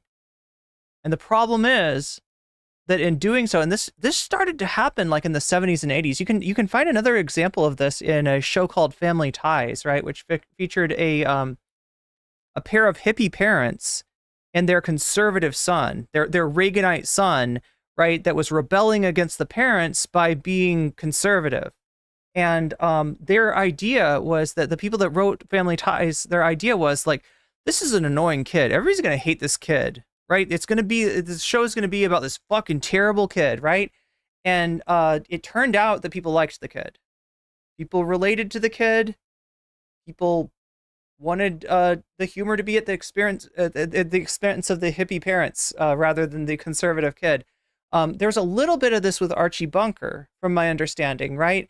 A little bit of people identifying with Archie Bunker, just in the same way that a lot of conservatives would watch Stephen Colbert when he was doing his show on Comedy Central, and they would unironically agree with the character and be like, hell yeah, that's right, Steve Colbert, that's right, you know? And it's a parody, right? So like that's you know, kind of the problem with parody. Sometimes if you're not explicit enough about where which direction you're punching, it can be interpreted either way. And so that's true about Archie Bunker to a small extent, maybe more true about a show like Family Ties and well, with Dave Rubin though, he's literally doing an Archie Bunker, but he's like the cool guy, and because Dave Rubin or whoever the fuck wrote this is so bad at their comedy. Like everybody's just, I feel like I don't think there's like even a lot of conservatives that are like, yeah, New Norm, that's gonna be cool. Like, I agree with this. I love the eagle attack at the end of the intro. I was easily amused as a child. Oh, yeah, that's right. I forgot about that, Narwhal by Nature. I know what you're talking about now. Yeah, the eagle comes down and it like eats the audience or something. That kid's name was Alex P. Keaton. Oh, that's the character's name? Played by Michael J. Fox. Wait, what did I say his name was? Maybe I didn't say his name. Double-edged sword of basing a character of your dad in comedy. Wait, is that what Norman Lear did?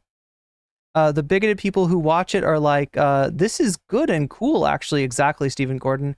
Yeah, the premise of the show was that everyone was laughing at Archie. Yeah, I mean, that's how Norman Lear, set it up. That's what he intended. Labor has 300 seats now. Wait, 300 new seats? Or is that like the total that's like confirmed? But anyway, yeah, we are 32% of the way towards the dono goal. We're sort of running out of time, but we got a decent sized Whick segment, coming up.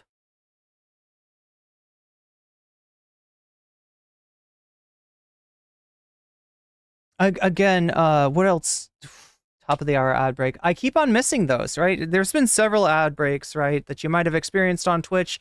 If you're watching on Twitch, you might find that at the top of every hour, there's like 3 minutes of ads. Yeah, that's a Twitch thing, right?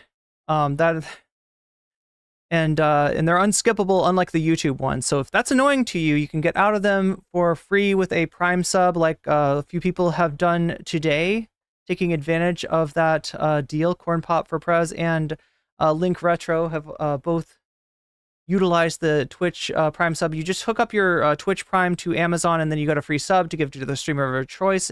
If that happens to be me, then you will no longer see those ads in my chat. You can also happy 4th to you too, Omega Star. Also, I stand Noah Samson. I will add that. Oh yeah, look at that, Noah Samson. So I would say Noah Samson's ahead now. The other way that you can get out of the ad break, besides using a Twitch Prime to get out of the ad break for free, or paying $5, it is $5 now. It's going to rise up to $5.99 on July 11th. So it might be a good time to lock that in.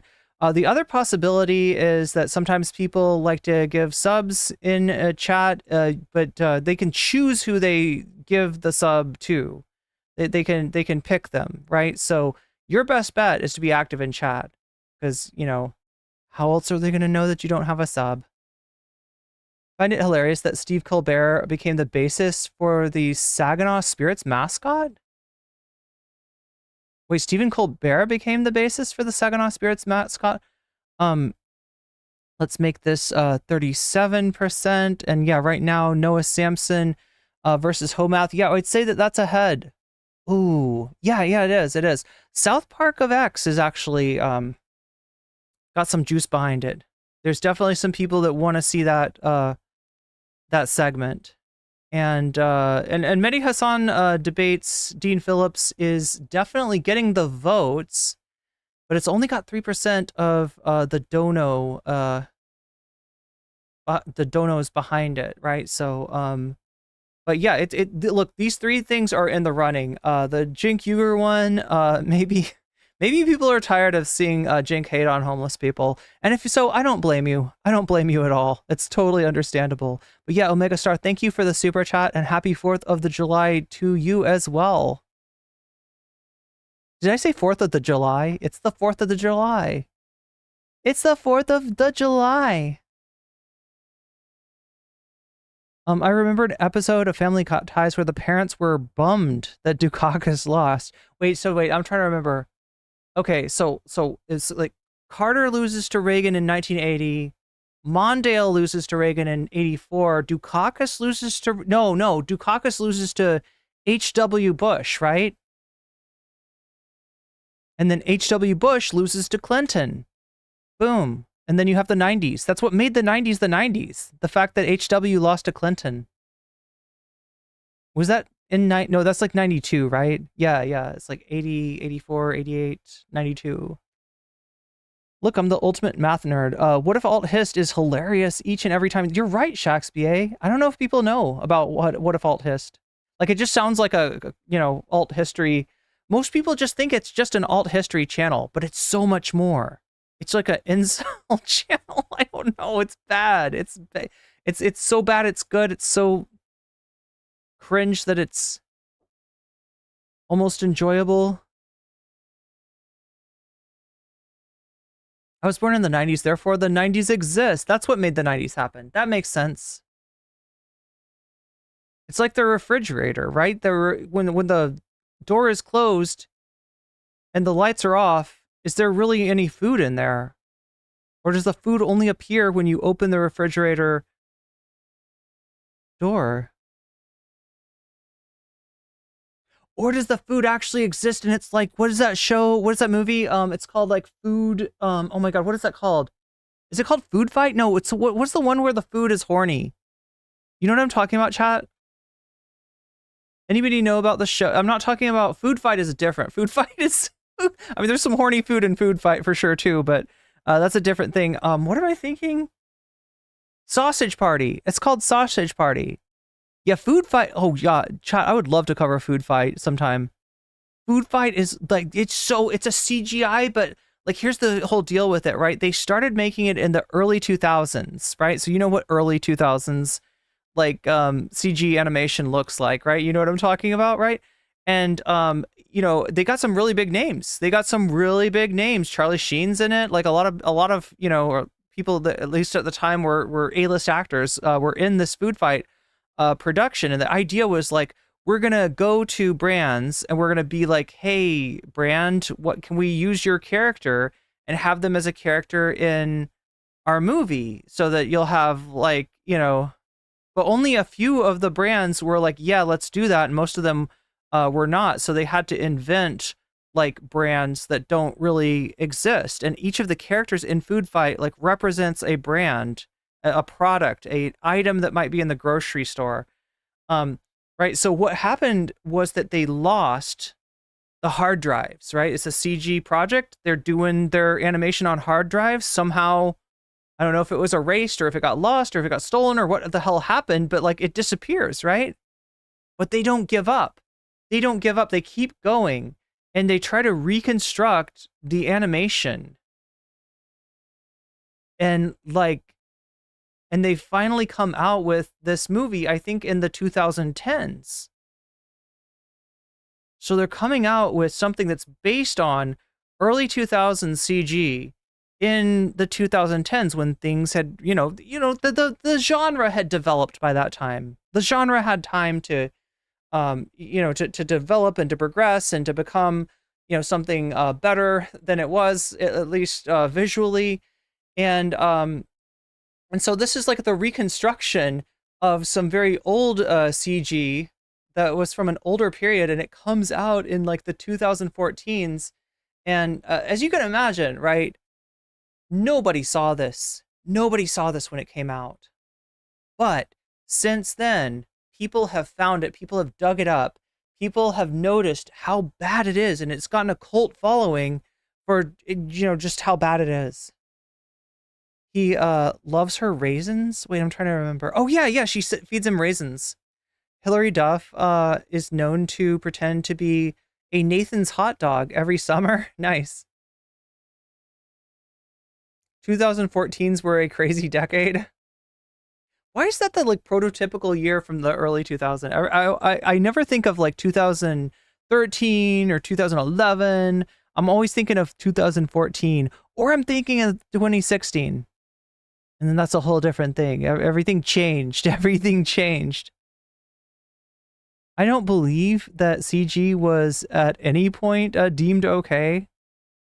Yeah, the main character is voiced by Charlie Sheen.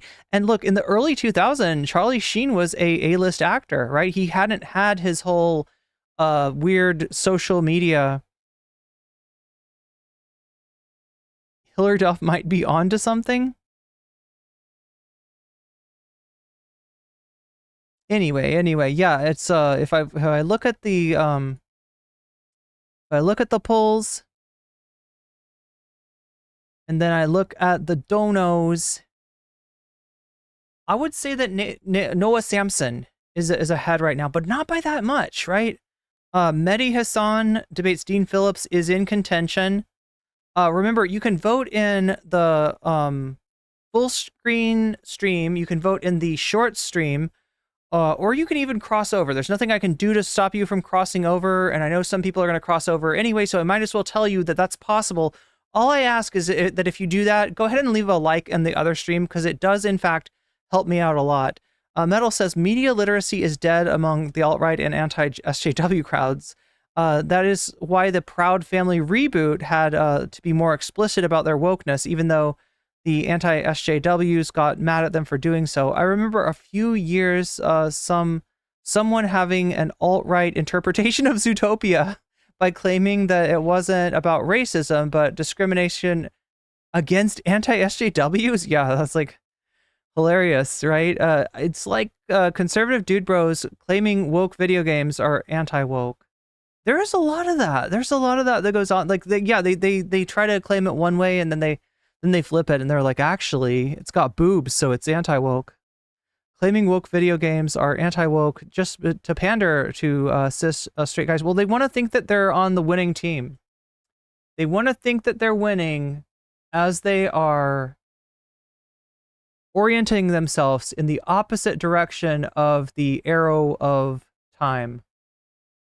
So, all right, yeah, so we're 37% of the way towards the dono goal. That means that we are, what, 63% of the way from the dono goal. We're further away than close to, but like I said, we got a Hasan segment here, and we got a Whick segment. So we got time to catch up. It could happen, and right now, Noah Sampson is in the lead, but not by much. Dean Phillips and Mehdi Hasan have a chance, and that Dave Rubin thing, there's a lot of juice behind it. There's a lot of people donating that want to see the South Park of X. So that could come from behind and win the day. It's entirely possible. Let's get into this Hasanabi. Let's go into Hasanabi mode. Are you ready? Wait, I gotta remember to press my buttons, like little... This helps me edit. Press that button and press that button. So here we are. To sell stolen land. What are you doing? What are you saying? You don't understand, guys. You don't get it. We have to sell stolen land.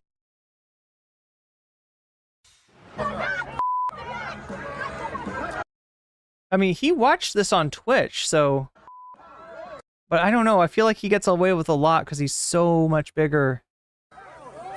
Oh my god, that's bear spray. Here it is. They're using bear mace. Violence erupts as protesters block LA synagogue. Now, this is a really interesting story. This is a interesting story because you know, this is the latest iteration of like domestic American politics, you know, any kind of criticism of Israel and anti-Semitic, that sort of shit. Now here's what's really interesting about the story. Let's watch the Fox News coverage over it for a second, and let's see the violent pro-Hamas mob. Like, what were they doing?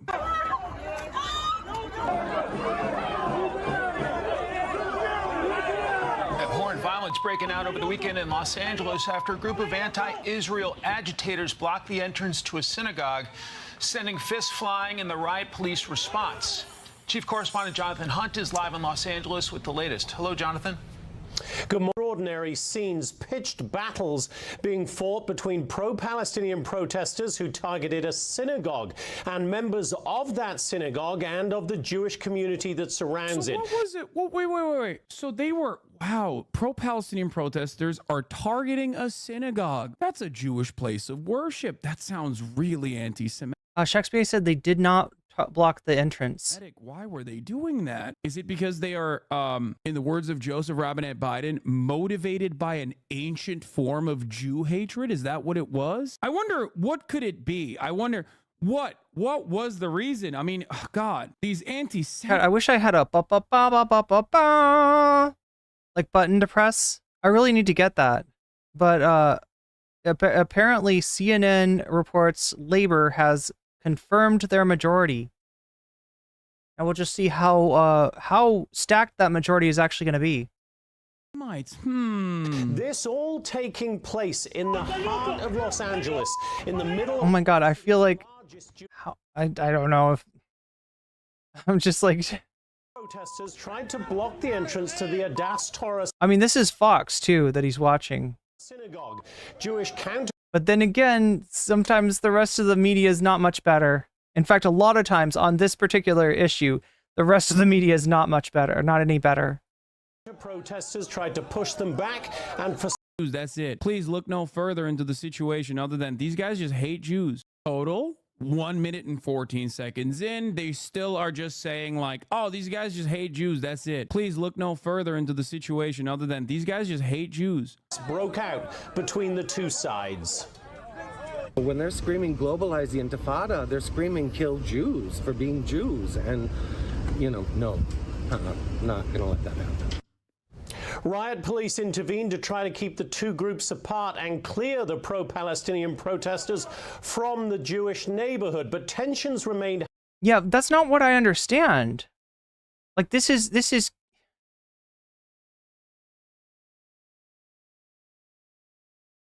like the whole reason that the protesters came into proximity, that the two sides came into proximity with each other was the cops moving them, from what I understand.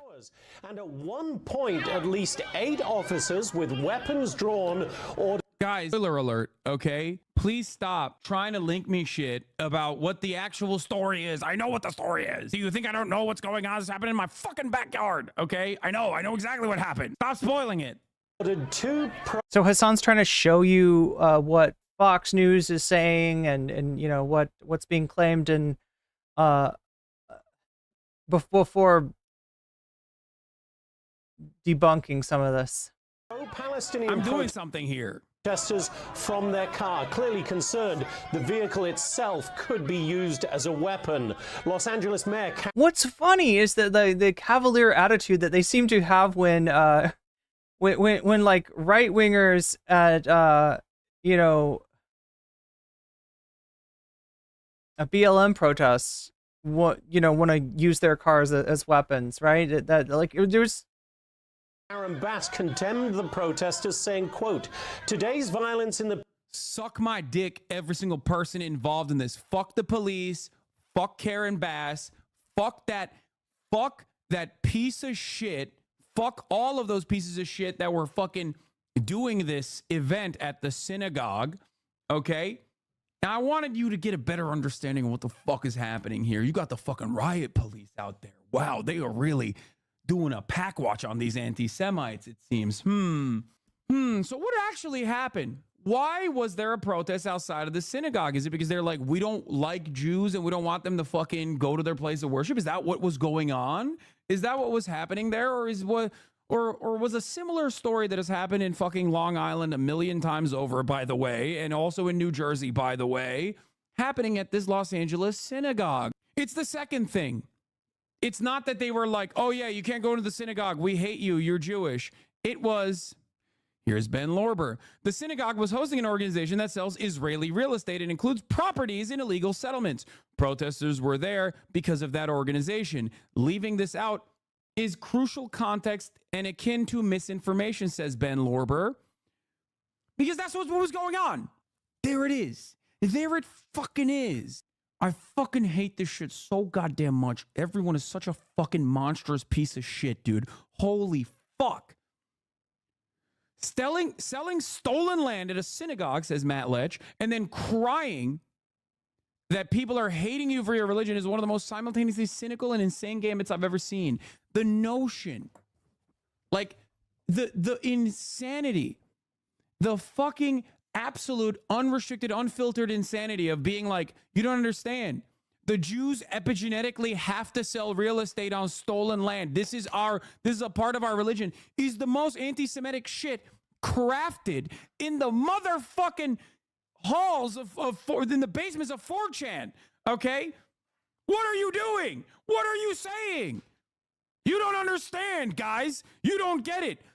We have to sell stolen land. It is a part of my religious upbringing and development, is what Nazis say about Jewish people. Why are Zionists literally saying Nazi shit about themselves? Pro-Palestinian activists held a protest Sunday outside a synagogue in the heart of Pico Robertson, an Orthodox Jewish enclave in Los Angeles, where Israeli real estate companies were promoting their properties to potential American buyers. I assume I'm blocked by Hen Mazig. Creating an environment that's so hateful that American Jews are considering moving to Israel during wartime, then violently protesting an event about it, then gaslighting Jews when we call out the violence is one of the most simultaneously cynical and hateful gambits I've ever seen. The West Bank is Israel now, huh? Says Matt Leck, responding to Hen. And also, you fucking wish Israelis are fleeing. Shut the fuck up. Yeah, Israelis are fleeing. Israelis are fleeing Israel, dumb fuck. The fuck are we talking about? Oh yeah, no, totally, dude. American Jews are just moving to Israel because they're so afraid of anti-Semitism happening in the U.S. is the dumbest fucking thing I've ever heard. Please watch this video, the clips they showed without them being edited. Zionists in LA try to lynch protests against their fire sale of stolen land while the LAPD watches, and the media and politicians paint the protesters aggressors and the protesters anti-Semitism. This guy seems suspicious. Israel has colonized America. Okay, calm the fuck down. I don't know if this is some fucking Nazi shit, but it doesn't matter. I want to see the fucking full context.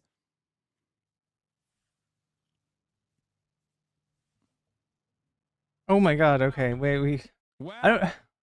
Wow. Look at that. Look at the anti-Semitism happening here. Dude, I'm sorry. You cannot be in the direction of my kick. I'm a Zionist, a protected class in America. If you are in the vicinity of an area that I want to kick, you just, you know, you have to get kicked. Yeah, you got fucking rabid cultists over here surrounding a motherfucking Range Rover, and the LAPD is arresting the owners of the Range Rover. Nice, dude.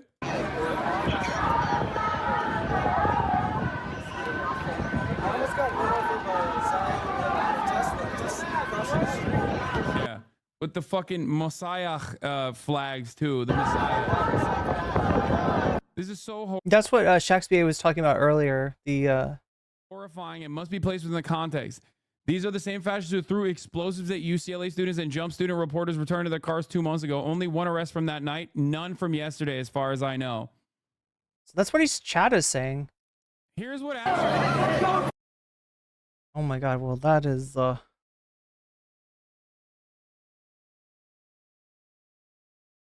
saying racist stuff at the protest. What are the Messiah flags about? Orthodox, some sects of Orthodox Jews, or a lot of Orthodox Jews, I think maybe all, not all of them, but nope. Like some are messianic. Some believe that the Messiah is going to come back, or is back, and that you know, Israel is their holy land, and the Messiah has come back, and you know. That's it. It's just like a dude from New York. Pretty dark, yeah. Who actually died, but he's actually secretly not dead. He's alive. I mean, there's many different sects. I don't know how to fucking. Maybe he's hanging out with JFK Jr. in Dallas. I don't know.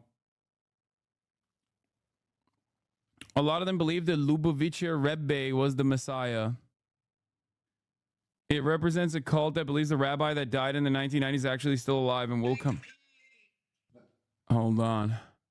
Anyway, let's go back to this. Pico Robertson neighborhood was abhorrent, and blocking access to a place of worship is unacceptable. I want to be clear that Los Angeles will not be a harbor for anti-Semitism and violence. Those responsible for either will be found and held accountable. Now, Mike, I spoke to Rabbi Chaim Mentz of the nearby Chabad of Bel Air as the violence was playing out yesterday. He told me he found it reminiscent of the Nazi youth on the streets of Germany in the 1930s, and he said, who would ever have thought we would see this on the streets of American cities? Mike? Deeply disturbing visuals. Jonathan Hunt, thanks very much. Sure. For more on this, let's bring in Fox News contributor Mark Thiessen. Mark, anti-Semitic violence, attacks like this one may not make headline news every single day, but they are certainly happening. They make a lot more news than the attack against Palestinians or the attacks against protesters, right? They make a lot more news than the fucking, like, brown shirts that showed up at the UCLA encampment. That doesn't get covered. Actual question, if a church is open for bingo but not for service, is it still treated as a church? Well, I mean, like, they wouldn't be able to do, like, wait a minute, would they? They wouldn't be able to do, like, gambling there, right?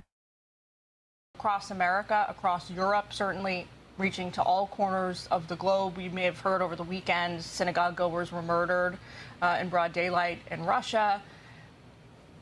I don't know. I'm kind of out of questions on this topic, to be frank, because it doesn't seem to ever abate. It seems to be getting worse systemically since October 7th.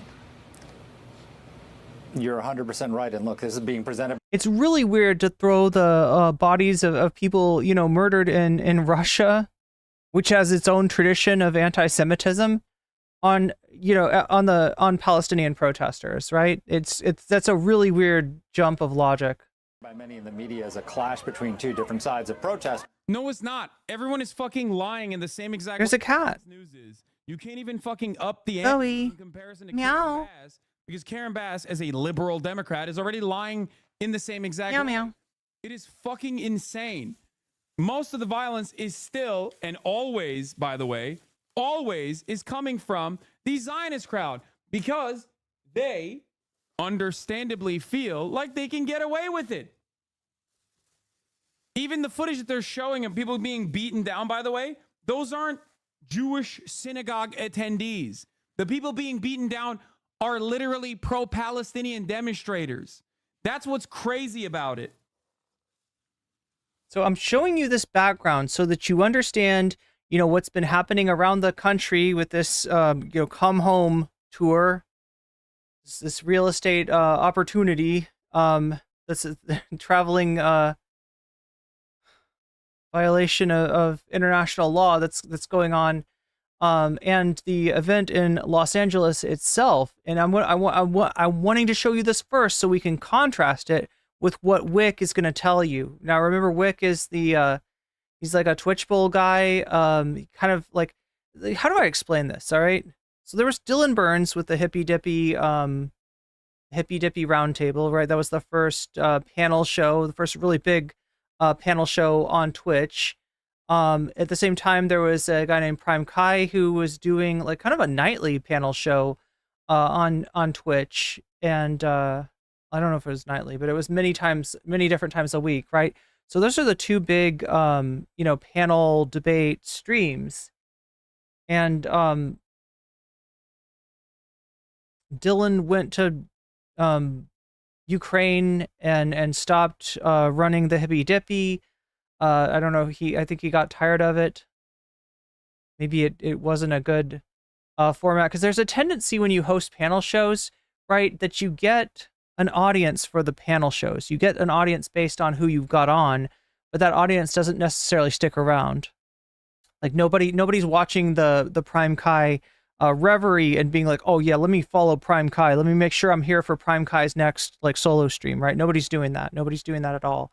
So yeah, people sort of abandoned the format, but there were other people who tried to pick it up. I think Stardust did for a little while to, you know, limited success. And then Whick was somebody who kind of came after all that and tried to rekindle the meta that had worked for Dylan and had worked for Prime, and it just didn't.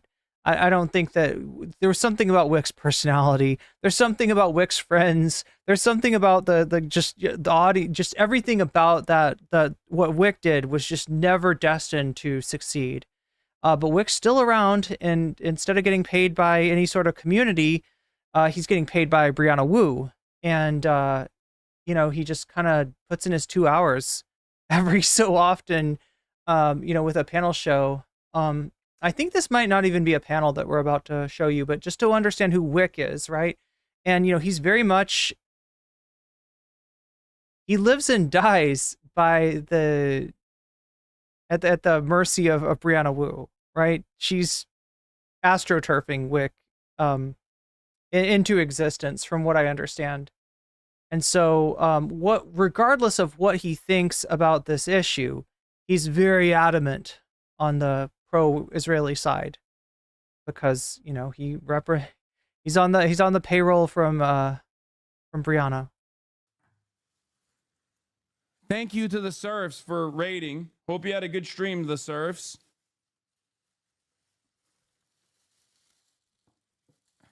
Messies are just evangelical Christians. Oh, Messianic Jews are evangelical Christians. Sorry. The Messiah is the ultra-Orthodox. That flag is for the ultra-Orthodox sect that believe the Messiah is alive, though. Am I wrong? Messianic Jews... Anyway, there's nothing... Wait, you can feed a cat Go-Gurts? ...more insane to me than conducting these illegal affairs. Conducting these fucking illegal affairs. I want to see the meow meow. Yeah, I got to get better at showing, like, chat. If I was like on this screen right here, you know, like, right, you'd be able to see the meow meows leave the room, right? Because that's the door right there. Bowie in particular does not like being picked up, though. So I don't think I can pick Bowie up and show everybody, or else I'll get scratched. My arm will get scratched up if I were to do that. But yeah, she is adorable. She's adorable. In a motherfucking synagogue as a mechanism for shelter in the most cynical way possible, to shelter yourself from potential Wait, Fancy Feast makes Go-Gurts for cats? Wait, are they like meat Go-Gurts, or are they like potential criticism?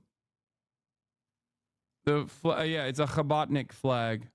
Anyway, why are we watching this busted ass coverage? Because it's good for you to understand where the fuck these rabid psychos come from when people go, oh, did you hear about the anti-Semitic attacks on a synagogue?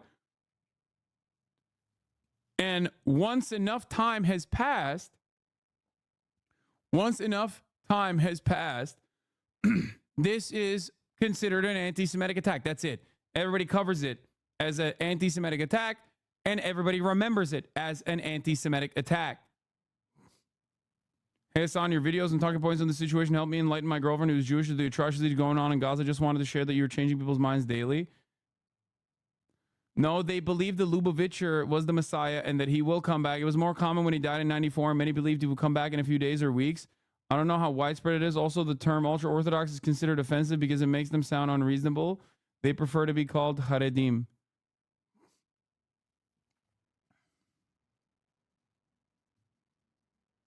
Some religious Zionist Jews are monarchist, messianic... Oh, you just call them Go-Gurts because of the tube factor. I know what you're talking about. Here, let me put this back on screen. I'm sorry, Chad. Yeah, I know what you're talking about. Like my veterinarian used to use these to get my cat to behave while she was getting her shots. Literally want to rebuild a temple in Jerusalem as a practical project, and in some cases that there will be a king descendant from the genetic line of King David to rule Israel. There's many sects depending on the specific demographics. Some like Chabadniks think Rebbe Schneerson was/is the Messiah. Some don't, but yes, they're all very insane. Exactly. That's why I was like trying to. That's why it's complicated to fucking explain it. Yes, it's insane. It's just a cult. Okay, it is. It's just cultish shit, and it doesn't, like, the dynamic doesn't change when it is a Jewish cult. Okay, it's still a fucking cult. It's like when you're mainlining fundamentalism. It's like seeing those fucking British Salafist podcasters talk about like women breathing the free man's air is actually fucked up. Like, is no different than like shit that you see on Memory TV. It's fundamentalist. It's also ridiculous. It's cultish. It's not a clash between protesters. A pro-Hamas mob targeted a synagogue.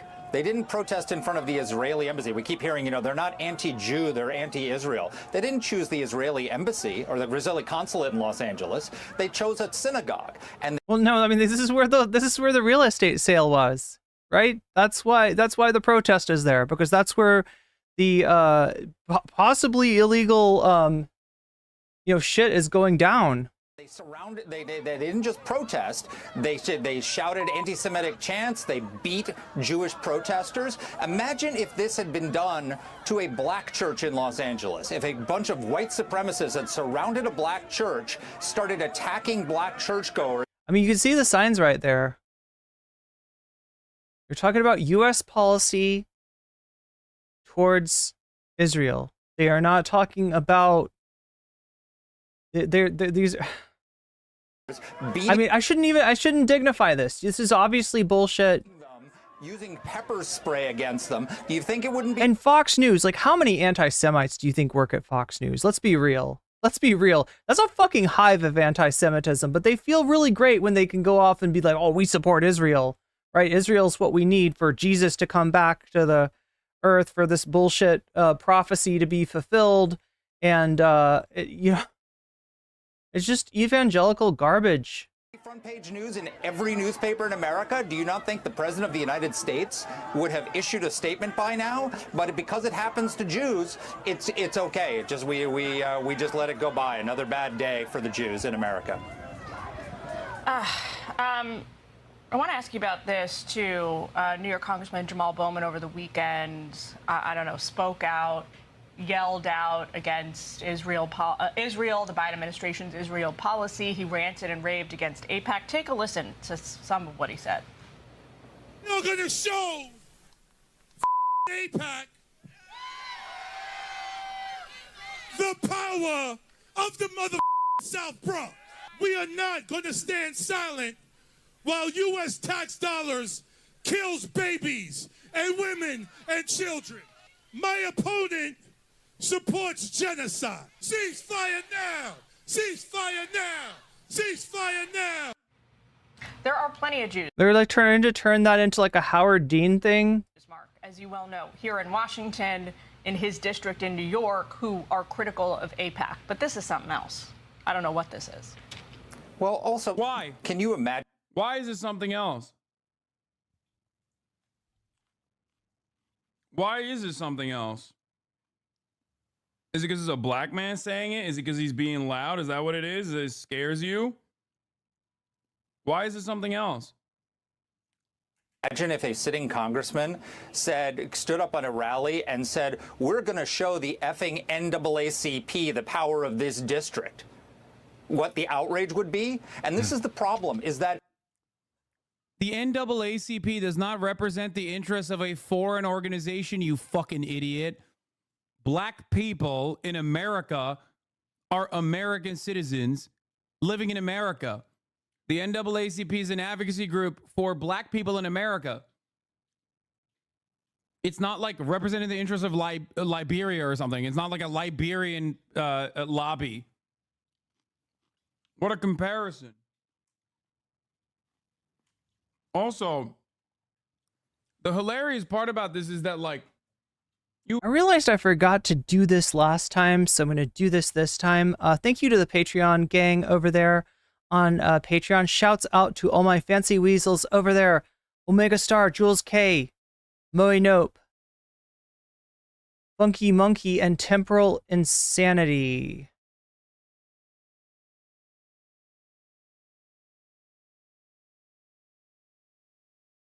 Thank you for your support on Patreon. Also, thank you to the Thumb Gang. Thumb Gang, like on days like today when we're fighting upstream against the algorithm, especially over on Shorts for some reason, I appreciate those that are, that leave a like, right? Whether you're in leaving the like on the stream that you're on or somewhere else. I massively appreciate that because it helps me out a lot. Sometimes like that, the thumbs are like all that we have. I don't even know what's going on. I think it has something to do with the way that I went live. So, okay, so this way of going live has less of a propensity to shut down for the stream to get, for the stream to go down. If I remember to, you know, disable the stop, the auto stop. So, you know, and it's easier to start like this, but I don't know, it doesn't give notifications. So yeah, thank you to everybody that took the time to like the stream. I appreciate you so much. You hate the NAACP. And I'm certain that many of you wouldn't have like very real criticisms if some of your fucking most rabid followers surrounded a fucking black church and were protesting them for, I guess, being black. There is no equivalency here anyway. He's 2-on-2 for false equivalencies. Ridiculous.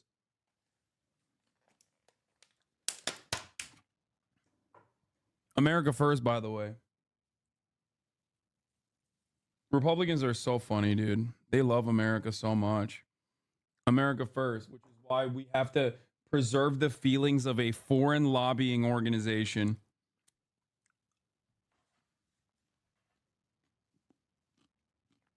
Comparing the NAACP to the AIPAC is fucking nasty work. The Democratic Party has not policed its movement and has allowed anti-Semitism to fester in the halls of Congress. It's Jamal Bowman. It's the rest of the squad. You know, if somebody had done what he did and targeted black people, they would be kicked off of their committees. They would be. They're not targeting Jews, dumb fuck. No matter how hard you try to make this fucking narrative stick. I mean, he knows that they're not targeting Jews. Like, get the fuck out of here. He's a Fox News commentator. It's so funny because this commentary is akin to like people doing the "why can't white people say it" narrative. It's just like, oh, like they get to do it. I've decided that they're targeting Jews. Why can't we be fucking racist? While being racist, mind you.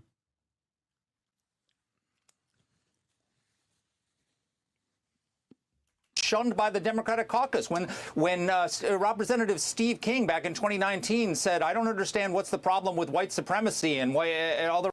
Yeah, you love Steve King. You're Fox News. You defended him.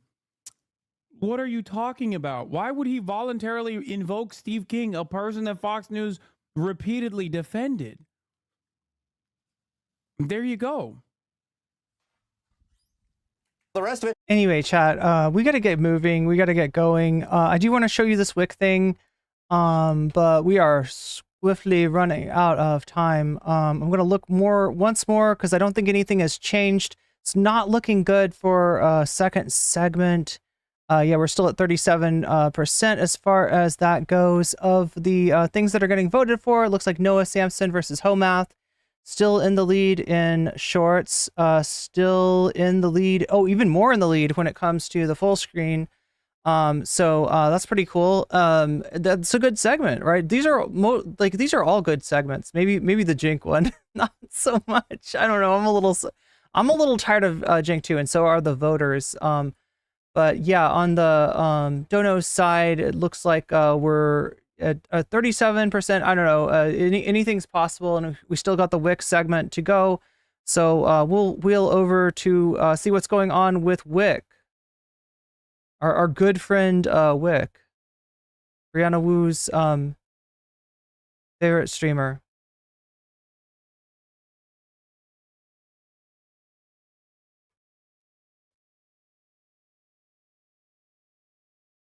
I'm trying to remember which one I had this on.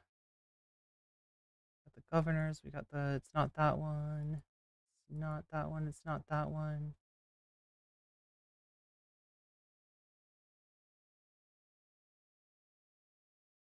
We watched that one.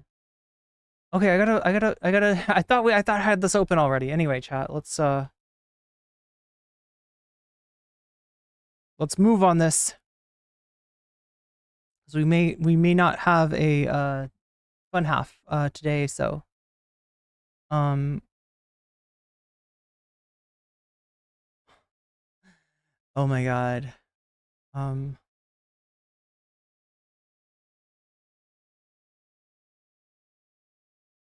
So it's like, I'm not trying to say that. Oh, that's right. I put it on the I think I put it on the playlist or something.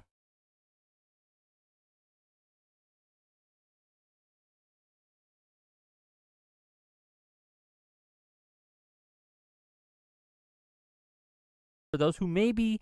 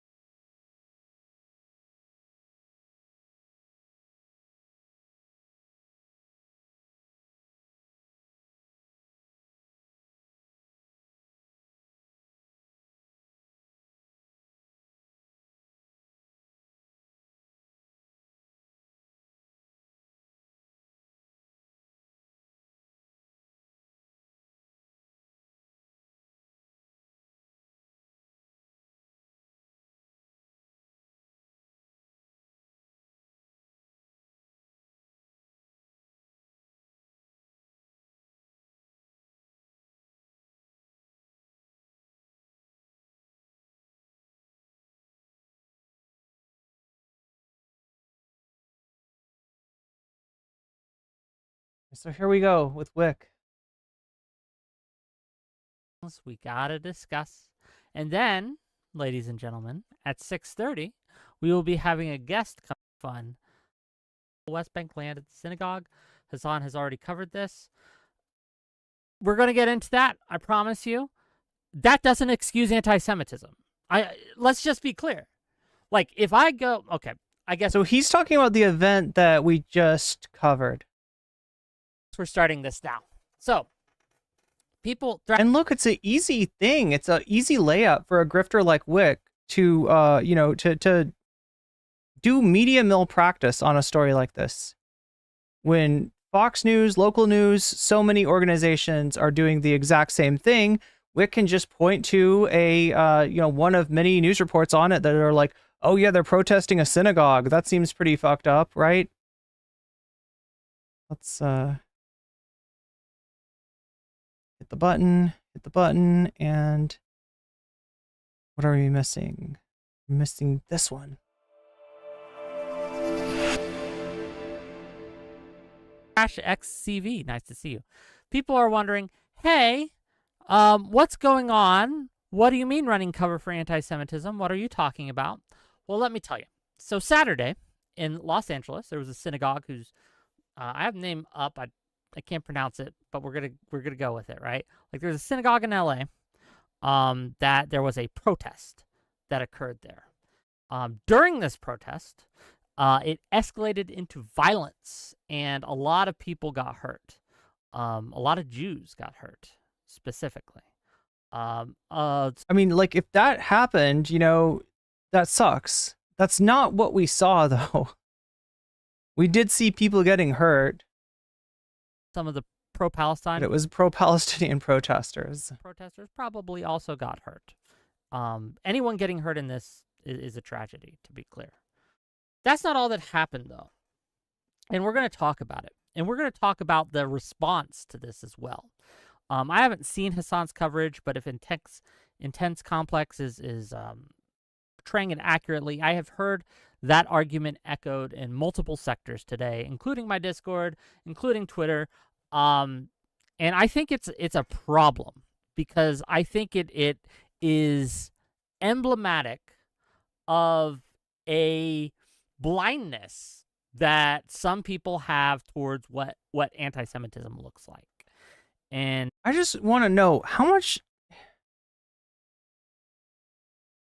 is he getting paid to just mail in like a 2-hour stream like this every day? How much is he getting paid to do no research,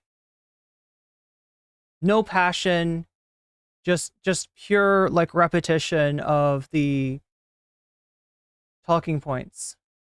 I think that this is something that we need to discuss yet again. I know I've discussed this before.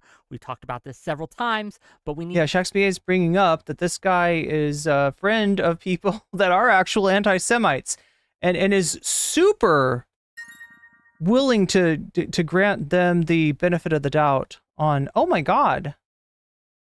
Oh my gosh, I should have made it a different color so I could actually read. But somebody just donated on Throne.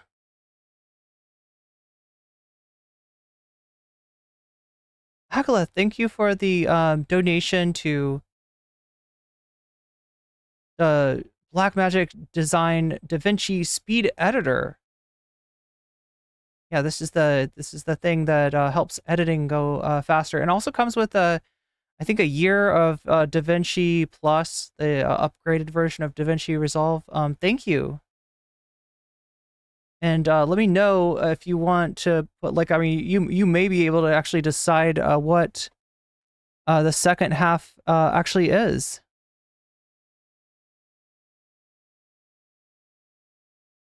But yeah, let me know if you prefer Betty Hasan versus Dean Phillips, Noah Sampson versus Hoamath, South Park of X, or the Jink Uger thing. The Caesar to Solid turns 100. I keep on thinking that Kaiser from Noah Sampson. Yo, look at that. Now that's pretty hard to beat right there.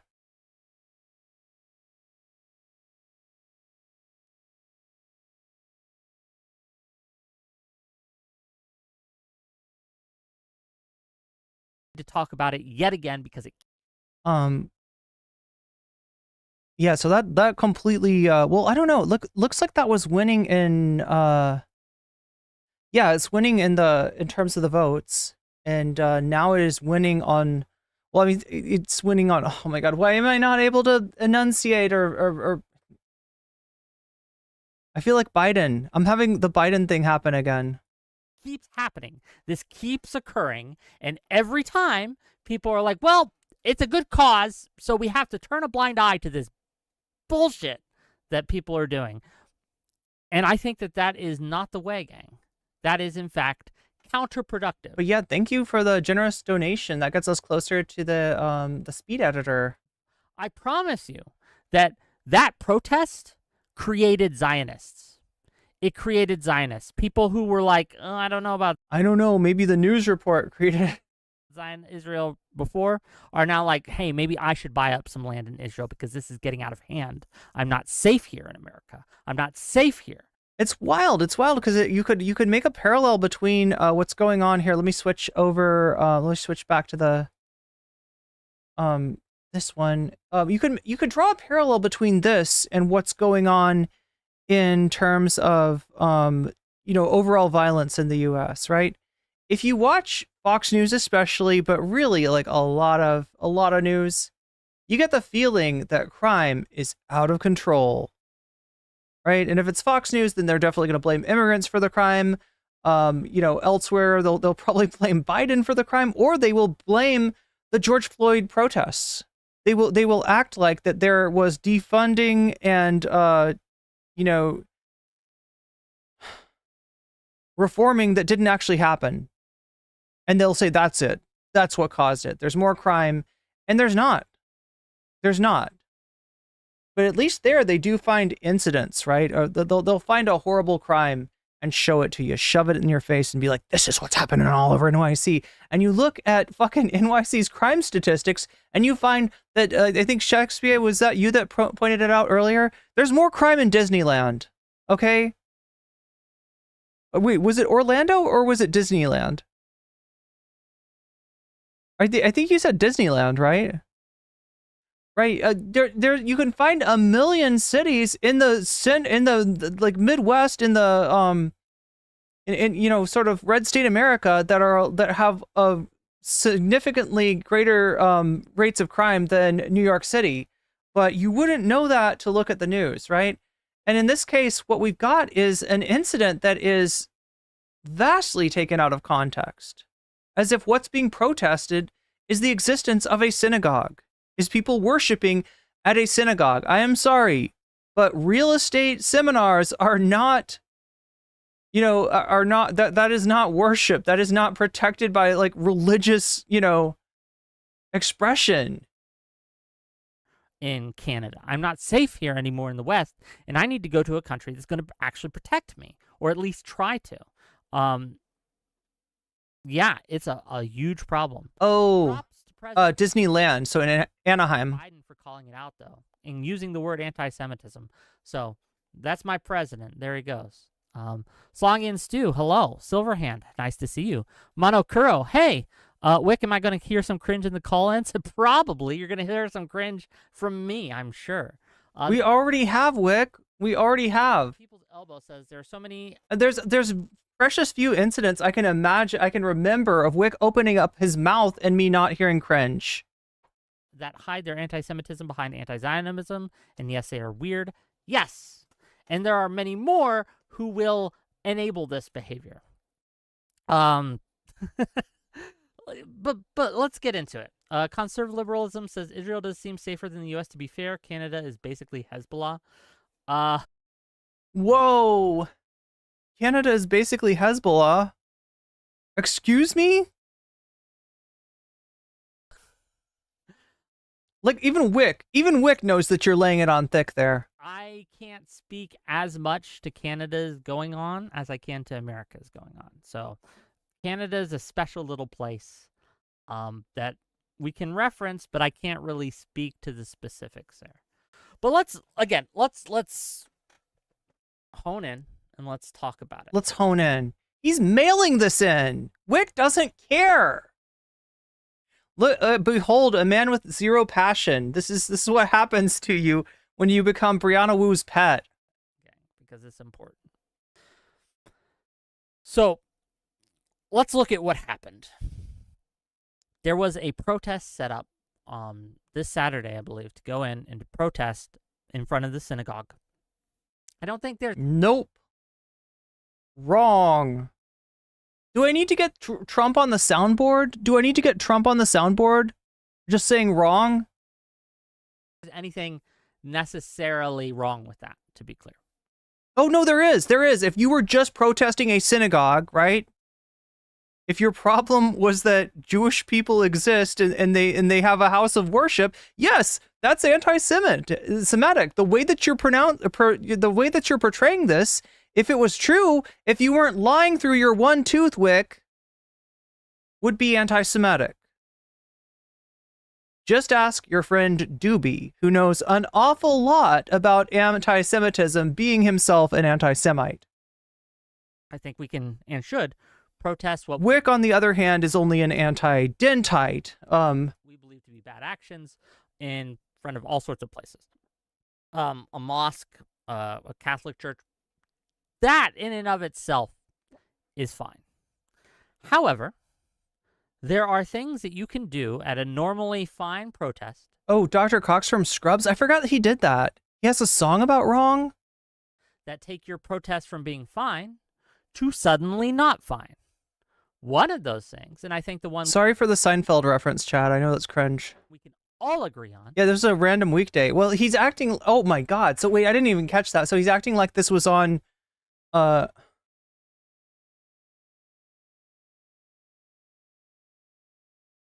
He's acting like they were disrupting worship. And you know, it's a real estate seminar. It's not worship unless your religion is real estate. Fairly wrong with that, to be clear. I think we can... So he's like, there's nothing wrong with fucking protesting a religious identity, a marginalized religious identity that has a history of discrimination and, you know, and all the rest. And should protest what we... So he's okay with actual Nazis being Nazis and protesting a synagogue because it's a house of worship for Jewish people, but he's not okay with pro-Palestinian protesters protesting the sale of land in the West Bank.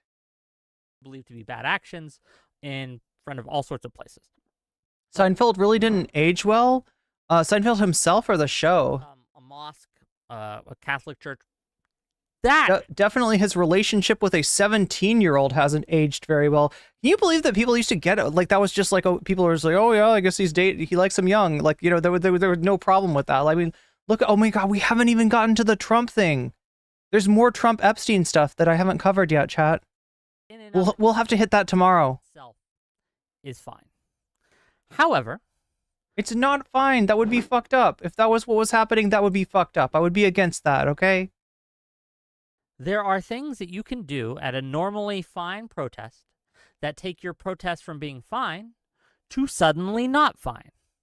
One of those things, and I think the one we can all agree on, is beating people up. And if you are beating people up, okay, great, Whick. That's an argument against the pro-settlement protesters, right? That's, you know, we did see somebody take a shot to the groin, but it wasn't. It was the other side. In the synagogue on a Saturday. Why did he put that on it? Why does he think it happened on a Saturday? Oh my God, chat, because it's the most convenient narrative and he doesn't do any research. He's allergic to research, maybe even more than Destiny. He's gonna make, like, this kind of shit would make even Destiny cringe, right? Destiny at least is gonna read Wikipedia or something, or like read a news article about this, right? Whick is just like, oh yeah, obviously this was on a Saturday and they were trying to keep people from worshiping. That's at least some evidence that there might be some. Which day these protests are actually happening? This is LA. So remember, there were several, this event, called Come Home, right? This real estate seminar selling, you know, or advising people on how to obtain and you know, land in the West Bank, right?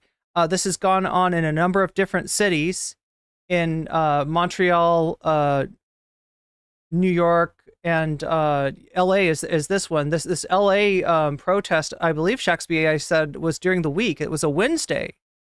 It was a Wednesday when this happened. So, but you know, it's not convenient for Wick's narrative. He knows what Brianna Wu wants him to say. And the truth is not that, right? It sounds a lot better if you say this was on a Saturday and people were trying to worship. And they were blocking the door. They were blocking people from worshiping. That sounds a lot better for the narrative that you know, that his sugar mommy pays him to spin. Anti-Semitism at play, just a little. Gang, can we agree to that at least? That it may not be proof definitive, but there's at least, you know, we should probably. Yeah, Shakespeare is giving reasons why this would not happen on the Sabbath.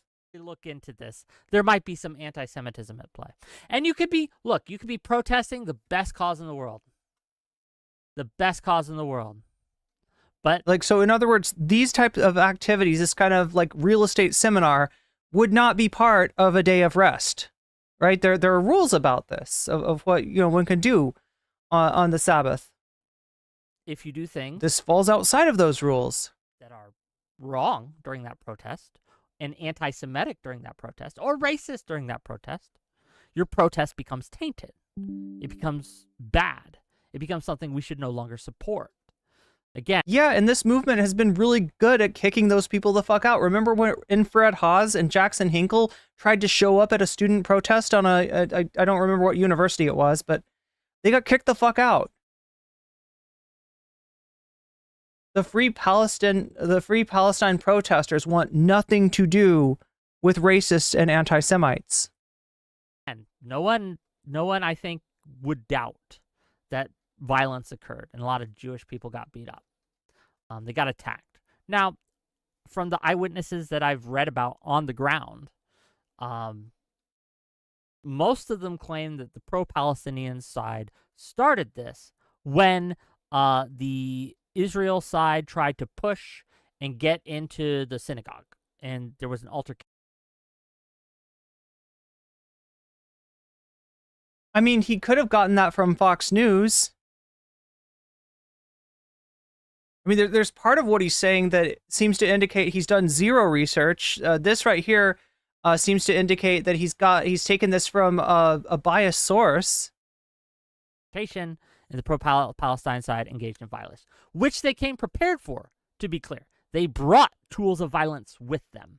They brought pepper spray and things like this in order to do this, just in case, right? So this shows a level of intent. It shows pre-planning. It shows forethought, okay? That's important. Now, you could argue, oh, they were just bringing it in case the other side started it first. Fair enough. But still. Other things that were chanted, or that were occurring. The nail gun was in Toronto. The nail gun was in Toronto, but yeah, one of the other events, there was somebody that that attacked people with a nail gun during the time. Were chantings of "Long live the Intifada, from the river to the sea, and free Palestine." One of those things, totally okay. Free Palestine, cool, great, I'm for it. River to the sea, maybe it's iffy, but I'll grant you that. If you were outside of a synagogue chanting "Long live the Intifada," you are engaging in anti-Semitism. You just are. It doesn't matter the reason. You could have a great cause. But what the Intifada was, for those who may be ignorant, and let's referring specifically to the second Intifada here. Oh, because that's more convenient for you? It means struggle. It doesn't mean violence. It doesn't mean hatred. It means resistance. It means struggle.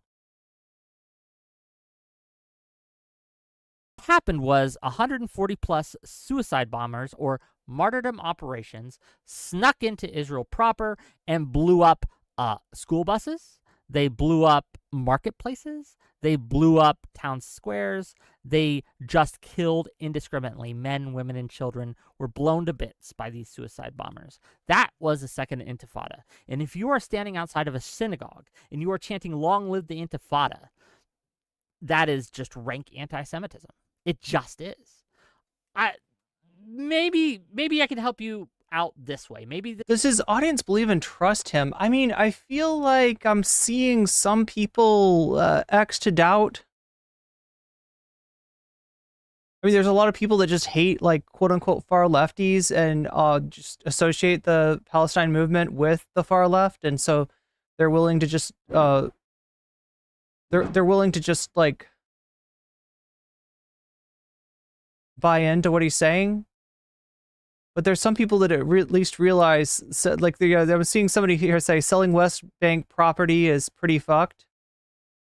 But then making the assumption that the protesters probably don't want any property in Israel to be sold. this will help those of you who may be skeptical understand why this is a problem. So let's talk about the Supreme Court. And I promise I'll connect the dots here. You got decisions I don't like from the Supreme Court. Maybe you want Supreme Court reform. Maybe you don't like the institution. A lot of valid reasons, even good reasons, even reasons I might join in on a protest for, okay? So this protest goes to Clarence Thomas's house. And oh my God, he's going to bring up the Supreme Court at a time like this, right? Where the Supreme Court has just said that the president has the ability to Minecraft, Fortnite, or Roblox anybody they fucking want to. And as long as it's in the pursuance of their official duty as president, it is not something that they can ever be held accountable for. Not only that, but no sort of official presidential duty, like such as, you know, talking to one's advisors, talking to one's cabinet, can be subpoenaed to go to prove intent on something that's not part of his official duties, right? At a moment where the Supreme Court has inserted itself in between the regulatory agencies of the government and the industries and things that they regulate, right? That's when he chooses to be like, yeah, but what about those protesters at Justice Thomas's house? That was, look, it's an illegitimate organization. And its time is ticking away, right? start screaming things like, bring back Jim Crow. They start screaming the N-word. As valid as your protest may have been before that, it is now a racist protest. It is now a... So, in other words, if you want to invalidate a protest, all you got to do is sneak in there, pretend to be one of the protesters, and say something racist. Say something violent. Say something fucked up. And now it's no longer a legitimate protest, and anybody there has got to leave. You got to abandon the protest, right? Because you got a agent provocateur. Because like if I don't know where he's going from, right? Can anybody find me a news article where they said bring back Jim Crow outside of a protest at Justice Thomas's home? It doesn't make sense. The kind of people that stand against civil rights would be more on the side of the current Supreme Court than against it. Racist protest. You could have had the best cause in the world. You could have had the most righteous reasons for going to that protest. But you're now at a racist protest, and you should probably leave if you're not a racist. Just straight up. Justice Thomas would be for that. Yeah, I don't know. There's some weird stuff. I need to get into that too. I need to cover the Supreme Court stuff, right? That's I need to cover the Trump Epstein stuff. I need to cover the Supreme Court stuff. There's a few things that I've left out that I really need to cover. Like this weird thing with Justice Thomas and his wife taking in a former member of Turning Point USA who is kind of famous for having said just something more unambiguously racist against black people than like, I don't remember. It was just like, I think she like literally said like F black people or something like that, right? For some reason, Jenny Thomas took an interest in this woman, hired her, and then moved her into the Thomas's estate, they adopted this racist Turning Point USA volunteer. We can understand how people would rightly call out the people who are doing that for being racist. You know, as much as I complain about Whick's audio being turned down too low, it's actually working okay, right? I don't know if he's just up on the mic so much that we can... I mean, his volume is maybe a little bit too loud, if anything. They are. If you're going in front of Clarence Thomas's home and screaming out, long live Jim Crow, bring back Jim Crow, you are a racist. And you are also against the Supreme Court. No, sorry, you were against the people protesting this Supreme Court, right? That is more along the line of something that this Supreme Court is bringing us closer to in terms of their attacks on civil liberties, in terms of their attacks on the Voting Rights Act. Likewise, if you are in front of a synagogue... Whick, you are a phenomenal jackass. And, like, not only are you wrong, but you're loud and wrong. Wrong, I can forgive. Wrong can be, educated. But loud and wrong kind of needs to be shouted the fuck down. And you are chanting long live the Intifada, you are an anti-Semite. Just simple as is. It just is. It's true. What are you guys singing? Parallax says, weirdos do run cover for anti-Semitism. True. Bill Bradley says, you could protest. You cannot restrict people's movement. The freedom of assembly does not trump my freedom of movement, and you certainly cannot use violence for... Yeah, apparently the freedom of these people to kick people does not trump the freedom of a Palestinian protester to not get kicked in the nuts. In other words, if they're kicking and your nuts happen to be in the vicinity of that kick, that it's on you. People's movement. Exactly. Silverhand says, selling West Bank property is pretty fucked, but to the protesters, all property for sale in Israel is stolen/occupied, which is another thing, right? Pools from, well, let me address that. Then I'll address pools, the solid form of P. Okay, so yes, whether or not they were selling West Bank property at this particular event, I don't know. That's research that you need to do if what you want to do is talk about the LA protest. There's a big difference, Whick, between somebody protesting a fucking synagogue for existing on the Sabbath, blocking the doors, preventing people who are there to worship from worshiping, and being there to protest the possibly illegal sale of lands on illegal settlements in the West Bank. Those are two entirely different things. And we do need, it's not a distinction without difference.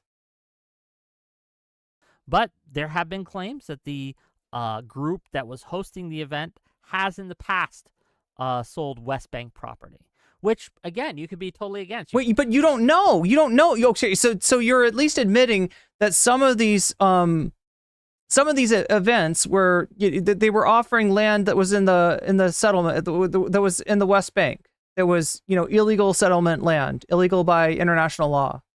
You think that's really, really bad.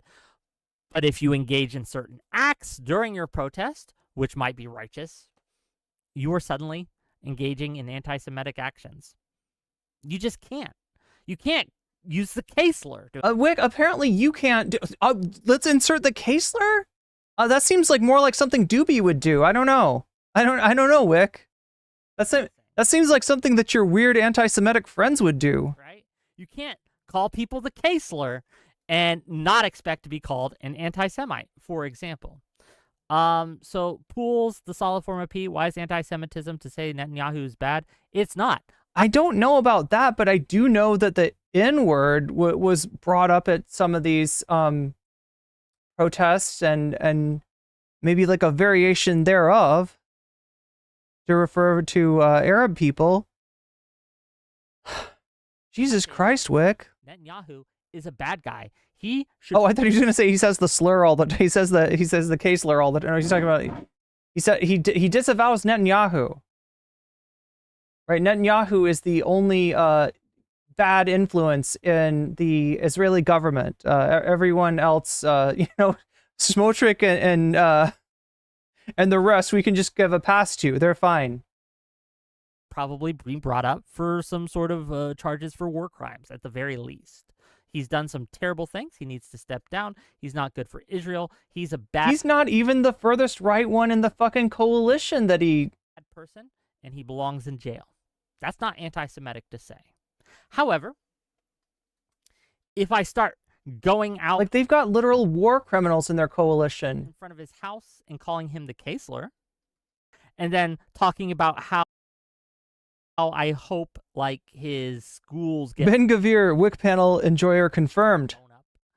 Then suddenly, I'm now an anti-Semite. That's just how this works. Brew Crow says, I agree with the sentiment, but it's also anti-free speech. Yeah, why is he bringing up the Kaesler? Like, look, I mean... I don't want to say that something didn't happen, because like I said... anti-Semitism is pretty fucking pervasive. It's definitely on a comeback. There are real unironic anti-Semites out there that are willing to go mask off and say whatever the fuck they want to say. And so it's not impossible that an anti-Semite might show up at a protest like this. So I don't want to say that it didn't happen without having done like exhaustive research to know that, but it's definitely, you would have thought that would have been something that Fox News would have covered. I'm not saying that these protests shouldn't happen or that the protesters shouldn't be arrested. I am saying the ones who engaged in violence should be arrested. Yes. Well, did you see that person getting pulled out of their car when their car was surrounded? And like, taken away by the police? Like, it's I am making that claim. If you were engaged in violence during a protest, you should go to jail. Violence is not okay at these protests. However, chanting some even saying anti-Semitic slurs or racist slurs, you shouldn't go to jail for. Okay. Oh, if you say that and do it as synagogue, but people say that Netanyahu would be anti-Semitic? What are you talking about, Pooh? Pooh is a solid form of P. I'm getting one guide. Must be on the Twitch side. Okay. Look, it's real simple. if you're using anti-Semitic language and you're calling people anti-Semitic terms and you're beating up Jews, you might be an anti-Semite. Super simple. Super simple. Okay.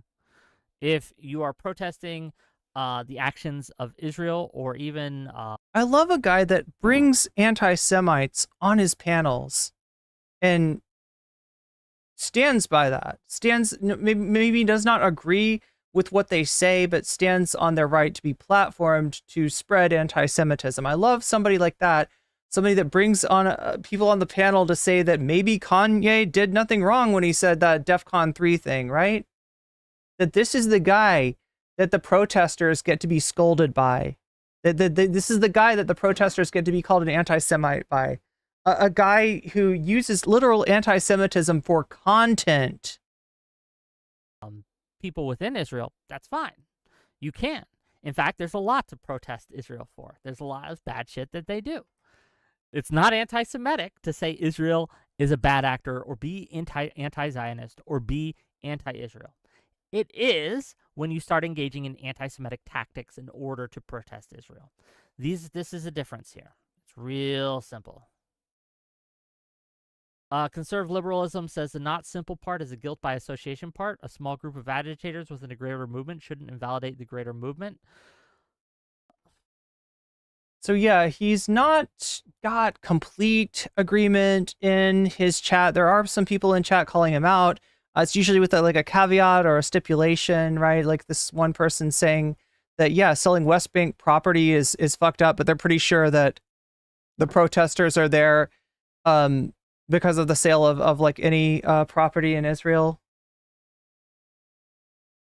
If I'm at a protest for something, and a large portion of the people around me start screaming the N-word, I am going to lead that protest because I don't want to be associated with that. Isn't that just a Monday night on the politics Discord though, Whick? Don't you? Wait a minute. What are you talking about? You hear this? You hear the N-word? I'm pretty sure in Discords that you frequent. Like, I know who this guy is. I know who his friends are. And I know how fucking, you know, like, and some of them are doing it because they're like irony poisoned or something like that. But some that allows people who legitimately mean to be racist to kind of slip in there, and then you don't know. Are they being ironic? Are they serious? You don't fucking know. But yeah, no, he's like, this is a guy that hears the fucking N-word, I'm pretty sure fairly regularly on Discord. I'm not a racist. And if I, for the best of reasons, go to a protest for a really good cause and find out that everyone around me is engaging in racist acts, I'm going to leave. Of course I am. You're not going to go to any protest in the first place because you're Whick and all you do is sit here in front of your fucking microphone and blither non-researched, worthless opinions into the fucking ether. Or speak out against it at the very least. Condemn it, all these things. But we don't have that happening. President Biden condemned it. Good on him. But there are a lot of people who are running cover, excusing this, saying it's not anti-Semitic, it's okay to do. Or they might say, well, it's not okay, but we have to ignore Look, it. I don't buy the idea of like Vosh or Xanderhal going to a protest, let alone somebody like Whick. Because the cause is worth it. The cause is justified. It's a justifiable anti-Semitism. But it's not really anti-Semitism. It's not actual anti-Semitism. It's just anti-Zionism. Yeah, sure, they're beating up Jews and they're chanting anti-Semitic slogans, but it's not anti-Semitism. It's anti-Zionism. This is a game that they play, gang. It's a game. Just don't have to play it. You don't have to. Kaiser Henderson, there are not a lot of people running cover for anti-Semitism. Wrong. There's quite a few. Including you, asshole. I've seen it. I've seen it on your fucking panels. I've seen you defend anti-Semites. I've seen you defend racists, right? You fucking live on that shit. Lethy Waterkai says, I'm fairly sure that's your bread and butter. This has nothing to do with me in any way, shape, or form. That's okay. You can still be here, Lethy Waterkai. We are going to get to the call-in section in about 20 minutes. Don't worry. The People's Elbow says, I ain't buying the Hamas Health Ministries. Oh, that's okay. Yeah, we're not here to litigate the actual war.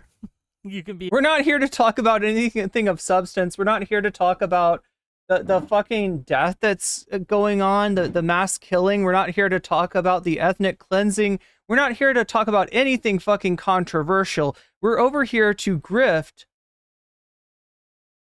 to just go easy mode on slandering, you know, protesters that are standing up against that shit.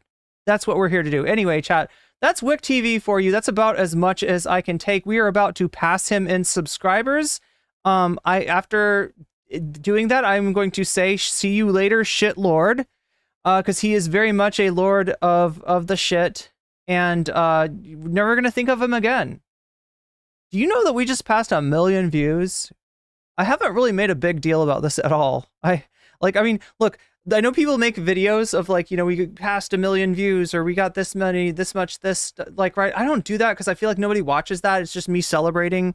You know, it's like nobody's here to eat birthday cake for me. You're here for content, and me hitting 1 million views on YouTube is not exactly content. But we did hit 1 million views, and that's pretty cool. And I couldn't do it without you, especially you in Thumb Gang, right?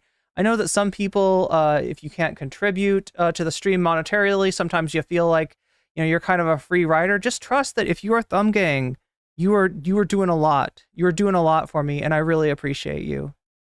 And I appreciate the whole community. I appreciate the fact that I can do this, and I especially appreciate, chat, all the support that I get that makes it so that I don't need to live my life like Whick and court some fucking absolute gargoyle like Brianna Wu to try to make my unprofitable, uninteresting, unpassionate YouTube project viable, right? It's viable because of my supporters on Patreon. It's viable because of my subs on Twitch. It's viable because of the Weasel Gang on all the platforms, right? You make it happen, and I am eternally grateful for that.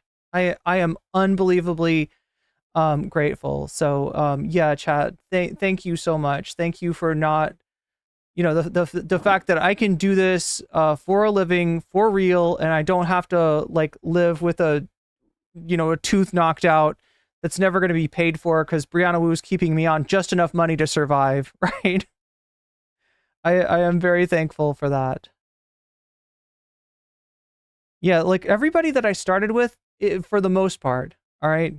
Not everyone, right? I don't want you to think I'm ripping on people that I'm not. But they've either sold out, like they've either compromised who the fuck they were to begin with to get where they are, or they're nowhere, or they're gone, or they're done. They are not making content anymore. And so I'm somehow ended up in the sweet spot despite all the drama, despite all the lies, despite all the fucking bullshit I had to go through, and that is absolutely due to you. So thank you. Thank you, Weasel Gang. Remember to like the normal stream. Oh yeah. You can like both. That's the great thing about that.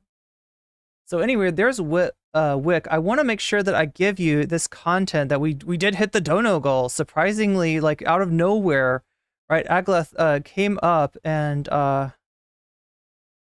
got us the rest of the way there. So what do we got for tonight? It looks like it's gonna be, is it Noah Samson versus Homath? It looks like it is. Yeah, 73% boost to the numbers overall, and the numbers overall are winning numbers. It's winning on shorts, it's winning on full screen, and it's winning in the hearts and minds of the donors. So that means that I don't even have to do math tonight, chat. That's how definitive this is. I've been wanting to watch this too. I'm kind of excited to watch this. Like, look, Noah Samson.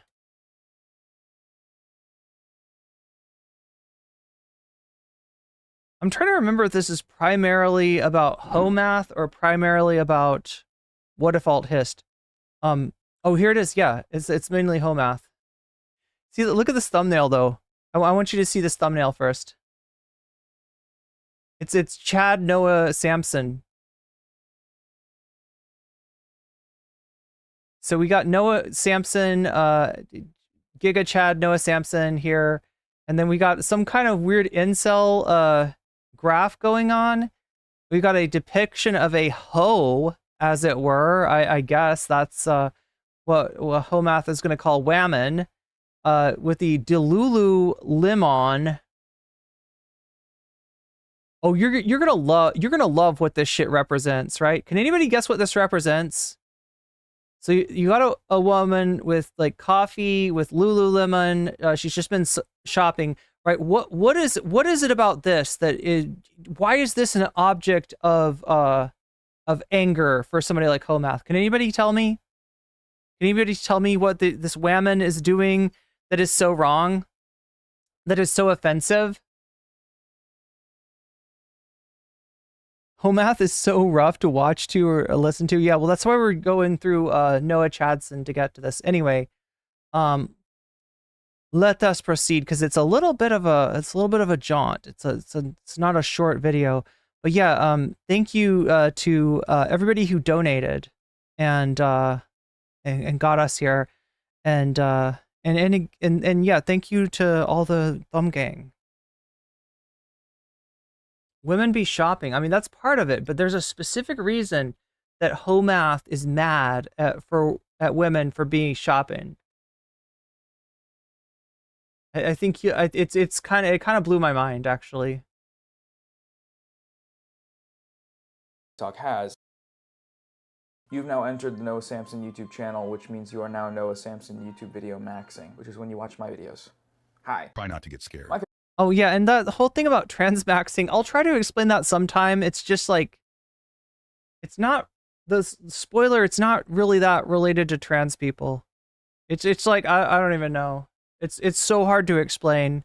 It's such a terminally online, brain-rotted kind of thing.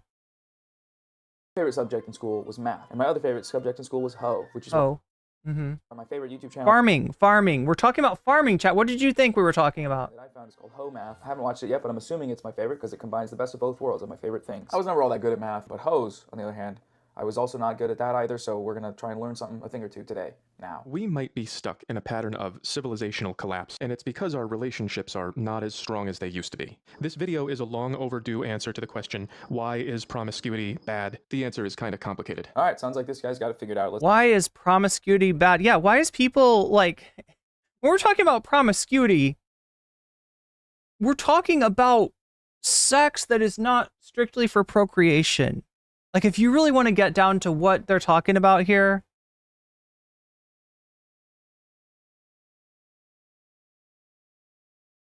it's somebody, you know, maybe dating multiple people before they get married, having sex with multiple people, right? This is what grinds the gears of the incels out there. The thought that the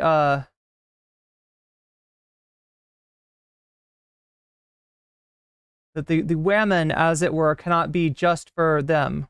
Let's hear what he has to say. Let's start with this. Why would promiscuous behavior, as pictured here, cause a collapse of civilization? Wait, what? The answer is kind of complicated. All right, sounds like this guy's got it figured out. Let's hear what he has to say. Let's start with this. Why? 2008 to 2017. Oh, he's saying that he was promiscuous. So lest we think that this guy's an incel that's never as much as talked to a woman. Just so you know, he's got IQ 200, and he was swamming in the whammon from the years 2008 to 2017. But then, ostensibly in 2017, he became a man, and went his own way. I think that's what we're doing here. Why would promiscuous behavior, as pictured here, cause a collapse of civilization? I put together this map. It's originally created by Ken Wilber. This is just my easy-to-read version. Wait, that's not even his shitty incel chart? Glad he did that because it is easy to read. How does Sir feels from the China? Yeah, I got it. Yeah, good. I can't lie. I like this guy's format. I like the narration and the pencil. And the drawings. I think it's fun. As far as the ideas themselves, you know, TBD. Developmental psychology, how people's minds develop individually from birth until wherever you stop, and how that affects the development of society and culture. And over here, there's this little grid that shows the individual mind and culture and individual behavior and society. This chart seems cool. You know, it's some kind of like psychological Wait, is this Duganism? Philosophical framework for the world. He's going to connect it to sucking and fucking, I'm assuming, and I'm excited for that. Society, which we depend on for Is this going to be Dugan? everything we have, is based on the way that we relate to each other, which is falling apart very quickly, due in large part to acceptance of promiscuous behavior. Here's a bunch of little heartbreaks and lower relationship strength. Okay. Jumping around a bit there, you know, there's a city, and then we need everyone to be dating and good at dating and happy and married. And if not, the city destroyed. City turned to poo-poo doo-doo. Is that how that works? I'm actually not sure. If everyone in the city is no longer married and they're all swiping away and doing all this stuff with holes, does the city That's when you get the poo-poo doo-doo. explode? Are there any other factors as to the stability of society? I don't know what dap 'em up means. If that's referring to dapping up like that, then I'm a slut because I love my friends. If we remain unable to understand each other, we tend to do what Oh my god, what is this? we want instead of You can't be doing what you want. Okay, so anyway, senses. See or hear that men bad. All right, so like, yeah, you look on your social media and you see social media of some chick being like man bad, right? And so then you look out and you see a man in real life and you're like, man bad, so man bad, right? Project that fear onto the man and accuse him of making you feel this when I guess in actuality it's the bitch on TikTok that's making you feel that way. And then wait, control spirits? What the fuck is this? Is this like spirit science? What's going on? This is like spirit science for incels, isn't it? Is that what we're looking at? What can I do about the situation?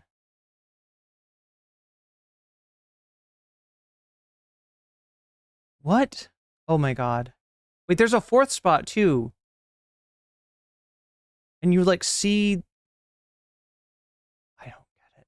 And then a fifth spot is an eyeball. It's Emerson's eyeball. Looking at the... God, what the fuck am I looking at? thinking about what's right. What is... Hold on. So that's you looking out the side and looking and thinking about what's right? See here, man bad. Project fear onto man. He's making me feel this. Control spirits. What can I do about this situation? Ladies, is this what happens when you see a man bad on... I think that's supposed to be a phone. This is like some spirit science, right? I'm not that smart of a guy. I don't know all this philosophy shit. If someone could help me understand what's going on here, let me know. When people are allowed to do whatever they want, it degrades us from this stable model of courtship and relationship formation to this unstable one. Ah, there it is. The chart. Okay, so that's the hypergamy thing. Have you one in chat if you've heard of hypergamy? Hypergamy chart. That's just a classic incel talking point, right? That the natural state of things under enforced monogamy, as Jordan Peterson would say, is that if you're a 10 man, you're going to hook up with a 10 woman. If you're a 9 man, you're going to hook up with a 9 woman, right? But the TLDR is that everybody gets laid. If you're a 1, if you're a 2, if you're a 3, if you're a 4, you're fucking the counterpart, the 1, the 2, or the 3, or the 4 of the woman on the other side, right? And this is closer to equal. Oh, wait, this is once women are familiar with the... Oh my god. Today, each boy got 1 girl, and now a few boys get many girl, and some boy get no girl. This chart does... Yeah. And they call it the cock carousel. And it doesn't really make sense, right? The idea is literally that, like, all women are getting laid. They're having sex with, you know, maybe like a man like on their level as far as the objectified like 1, 2, you know, right, the number chart. When people are allowed to do whatever they want, it degrades us from this stable model of courtship and relationship formation to this unstable one. Ah, there it is, the chart, the hypergamy chart. Back in the day, each boy got one girl, and now a few boys get many girl, and some boy get no girl. And this chart doesn't even track with like real world relationships. Statistically speaking, on average, most couples aren't that far apart in attractiveness. It's usually pretty similar. I think this is dating app thinking, because dating apps are a total meat fest. It's like 80% guys on some of them. That means most guys below a certain level of attractiveness are not going to get as many matches. Most of the women get played and dumped over and over, and these guys get no attention. Just by the numbers, you know. There's a few problems with that narrative on its own, but let's just assume that's what he's applying to this graph here. That's, you know, there's people are also off those apps, and most women are actually off those apps. You're one of these 5 and under guys, which I think this content aims at you. It kind of grabs you by the neck and says, this is what they're doing to you. Dating apps suck shit if you don't ever get a match and so have to start paying and then still don't get a match. It's a bad cycle, and it's extremely exploitative, and the apps are keeping you there for a reason. For my fellow sub-5ers, go to the gym, smile more, you're just not hygiene. Go on TikTok, look at what the fashion people are doing, try and emulate that. Don't go crazy, you know, don't go from Captain American t-shirt to the Met Gala. There's gonna be a learning curve there. Mew, of course, find a chew toy. Find something you like doing, get really good at it. Lastly, and most importantly, build community. If you have people around you that'll help you out. Wait, I don't even know. He's like, so you know what mewing is, chat? It's like this pseudoscience that your jawline can be improved by pressing your tongue into the roof of your mouth constantly. But some of the stuff that he's saying, I think he's like serious about, of just like, hey, you know, if you're insecure about yourself, you think you're not, you know, you lack confidence, you know, do, you know, some basic shit. Take care of yourself, you know. That'll teach you things that you'll learn from, that you can support and provide friendship for, and even making friends with girls. And then you meet a mutual friend and it's a cute person that likes you back. Get it a mutual, oh god. Boom, you're off to the races. And that makes everyone unhappy, and it also is really bad. So yeah, as you can see, like, it's like all the women, you know, are having sex with a different dude, but it's only the you know what's weird though, like I feel like I've heard them say it's like 8s and above, that like they always say that like 20% of the men are having like 100% of the sex, and that like all of the women are getting sex, but it's like it's like relationships that don't last in the long term.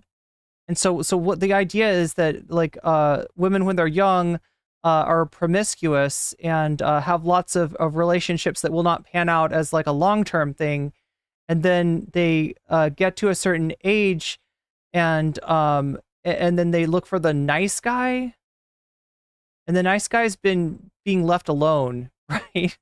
And when we're talking about nice guys, like their definition of the nice guy is like the school shooter, right? It's not. It's pretty Orwellian what they are calling a nice guy, right? But you can see what it's doing. It's just cultivating resentment. Bad for stable marriages that produce children, and this cultivating a sense of victimization of guys that lack you know, confidence. Model is only possible when people believe I can do whatever I want and you can't judge me. She just wants to go for Chad. All she wants. So if only we could make society more authoritarian. If only we could have a society that tells these women what they need to do, which is pick a guy of your status, of your number, and make babies.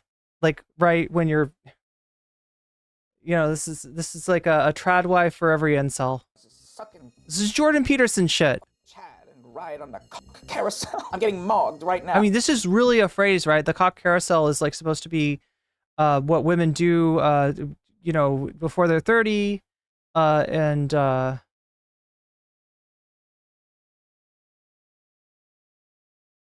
like the idea, I don't know, it's so hard to explain. Incels. I feel like this is a very oversimplified way of looking at relationships, especially the term stability. You know, what does that mean? Stability for whom? Like, just being married isn't necessary. Yeah, Mr. Garrick brings up a good point. If, like, promiscuity was what they're selling it as, right, there wouldn't be any sort of, you know, like, it would be aimed at every guy. If this cock carousel was, like, a real thing, it wouldn't be 20% of the guys out there. But this is what they imagine, right? And like, like what does an incel believe? Basically anything that allows them to continue to hate themselves, anything that allows them to see their future as being doomed, anything that allows them to hate women or justifies that hatred. So, I mean, like, this is where all the pills come from. The black pill being that, guys accept that they're sub a certain number and therefore are doomed to be alone. The dog pill, the realization that they have that attractive woman would potentially rather be intimate with a dog than with them.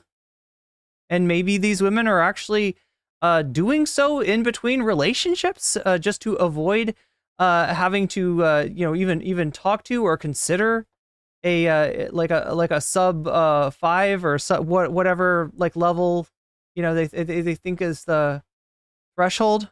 Necessarily a sign of stability. You can be married and have a shit marriage and be really unhappy and your kids right up even though you're still together. There's also one other slightly tiny factor, which is back when this model was the number one, as in, certain laws made it so that you had to kind of stick with that shit. Divorce laws, women can't work, relying on a husband for the income. Times were a little different back then. Back then you could get a penny from the corner store and go on and put a down payment on a house. But those days are no more. Now all they do is eat hot chip and lie in a studio apartment. $10,000 a week. Shit is expensive. One source of income, not gonna really cut it. And now that women be working and shit, there becomes less of a stability in a marriage that is necessitated on an exchange of resources. So the problem, according to this guy, and this is why I compare him to Dugan, is individuality. The problem is people doing what they want. This is what he shares in common with the weirdo third positionist micro celebrity from Russia. Is this idea that the individual needs to be sublimated beneath like an authoritarian social structure that tells them what to do, that tells them who they are. Because it's not enough, and now people got options to make their shit, make it so that they have enough. Modern people believe that the world is made of individuals. It is actually made of relationships. There we go. In the same way that a pile of bricks is not a building. In order for the building to work, the bricks have to be arranged in a certain way, they have to be connected, and once the bricks start saying, I don't want to be part of a building anymore, I want to do me, then the building starts decaying, and then the other bricks say, well, if you're not doing your job, then I won't do my job. And we go from a building to a pile. I get the metaphor, right? Real simple. Bricks, building. No bricks, no building. Is every person that's ever worked a job and contributed to society been dating a sexy hot wife or hubby? No. It's a crazy leap, I don't know how else to put it. Maybe he'll get more specific as we go. But a big part of this decay is the sexual revolution, which is actually just a decay. It's reverse development. We are going from higher levels down to lower ones. This is not moving beyond the rules, it's just getting rid of them. We used to be a country. And then everybody started showing their ass on TikTok. Is this person at a concert? There's people in the crowd. Those look like stage lights. Is it a strip club? I get their doodles. I like the doodles. It's Lady Gaga. I think they're fun. I don't know what the fuck's going on in this picture other than the lady with the red flag and her ass out. All cultures have to grow through No, I think it's supposed to be Woodstock. These levels. You can't skip stages. And when a which is really it's kind of like a boomer concept that's trickled down to the modern Gen Z incels, right? The idea that like society went off kilter in the 60s with the sexual revolution, and that there's some kind of golden era that can be attained by undoing all that social progress. Culture develops from this low impulsive stage to the rules and roles stage. They come up with strict social norms, and they eventually grow to the achiever stage, which is like corporate, keeping up with the Joneses, and eventually into this sensitive, individualistic hippie stage where people start saying, hey, there we go. It's the hippies. It's the hippies. And we should all do what we want, bro. I'm not going to sit here and try and decode this entire thing. He's laying it out really thoroughly, but connecting it to promiscuity. I don't know, man. It just feels very sensationalist, and like the girls having sex is just being shoehorned into this. We're only identifying one variable here. We have known this for a long time. Back in the 12th century, some guy named Salahuddin Ayyubi, liberator of Jerusalem, that's probably debatable, but he sounds important. He said, if you want to destroy any nation without war, make adultery or nudity common in the young generation. Sound familiar? I knew this quote. He doesn't even know who this guy is, and he's quoting him. He's like, yeah, but this old dude with a fancy name, he said, like, yeah. I mean, this is like, wasn't Sargon of Akkad was like a real historical figure. I don't know why the internet personality known as Sargon Akkad picked this as his avatar, but I knew this quote was coming. This is what they pull out. They pull this one out every time. Some OnlyFans girl goes viral for doing a silly clip. Oh, see, this is what they were talking about, man. This is what they said. And now the shit's gonna burn down very soon. Ayyubi shouldn't have put it past us that we'd still destroy society with war. Because that's, you know, who knows what's gonna happen. Could be nukes from Russia. It could be a puppy cosplay kink on your Instagram Reels timeline. Either of these things will do it. We just have to wait and find out. I just spoke to Rudyard Lynch of What If Alt Hist about this. Check out his channel. And he explained to me that of course you did. Can incels be incelling? History does not work like this. It's not, oh, feminism was invented yesterday and now everyone's going to be happy forever. That is what feminists have always said, is that feminism will be everyone's happy, and then that's it. Feminists have famously been saying that. Bell hook. But I will say that if your happiness comes from if you're like a guy whose happiness comes from dominating women, from having some poor woman like sublimate her whole life and her whole identity to you, then yeah, you're not going to be happy, and you shouldn't be happy. Or better yet, you should find better things to base your happiness on, rather than being a fucking tyrant.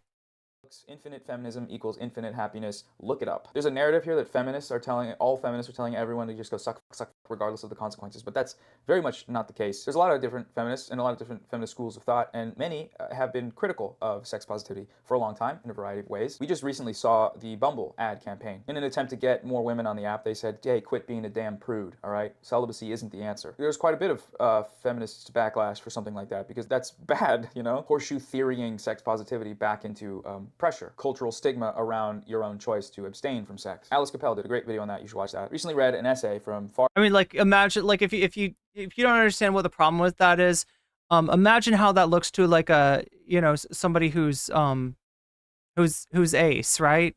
Like, there's something wrong with you if you're not hooking up. No, that's Farha Khalidi, Confessions of a Femcel, Why I'm a 24-Year-Old Female Virgin. It's a great article, and it's one of many critiques of the idea that everything about hookup culture is great and empowering, and it's all good, which is the characterization Homath is applying to feminists and the sexual revolution. And it's a reduction. Homath. Another example of this is the 4B movement happening in South Korea. Maybe you've heard about this. Just watch a great video from friend of the show, Elliot Sang, about this. You might have missed that conversation, and if you did, I'd like to talk about today's sponsor, which can help with that, which is Ground News. On Ground News, when I look up a story about the 4B movement, you get a quick summary of the story. Okay, so if you want to support Noah Samson, let me go ahead and copy this link. I mean, this small content creator named Noah Samson that I'm sure needs my help, but I'll give it anyway. Here we go. That's Noah Samson's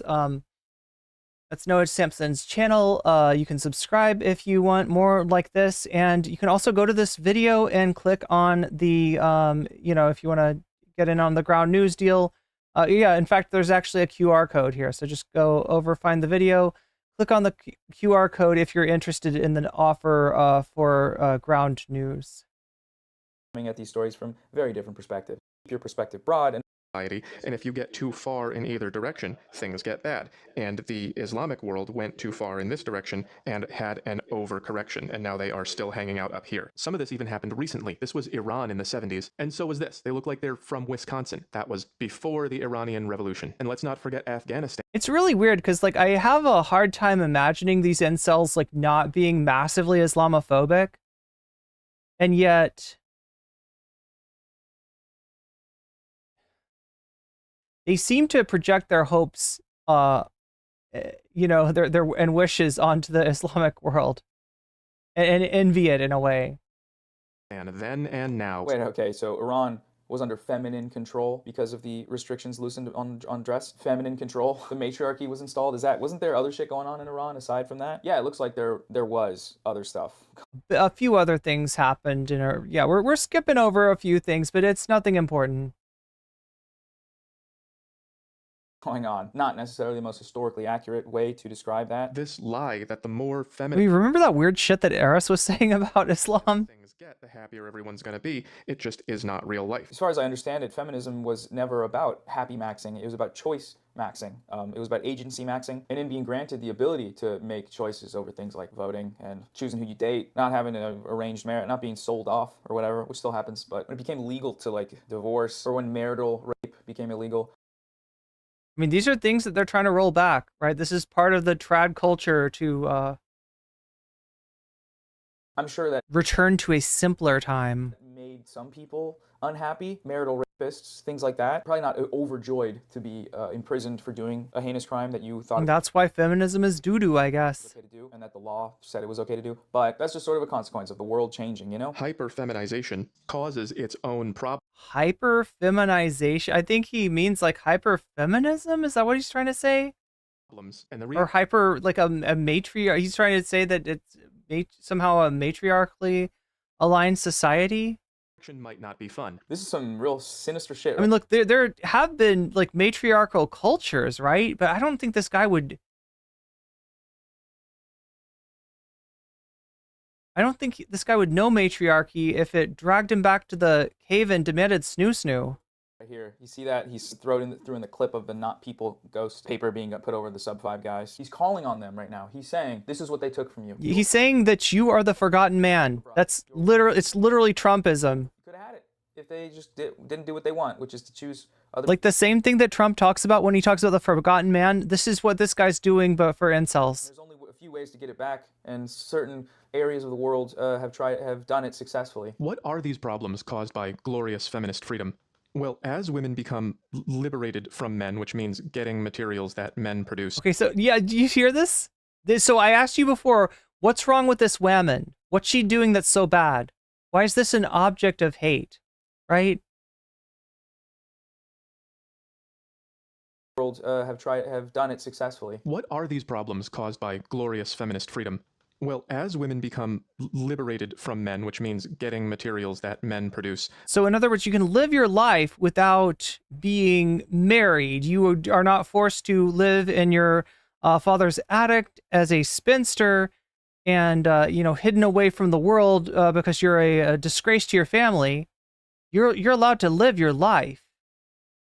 And if it makes you more happy at any given moment to be single, then that is your frickin' choice. But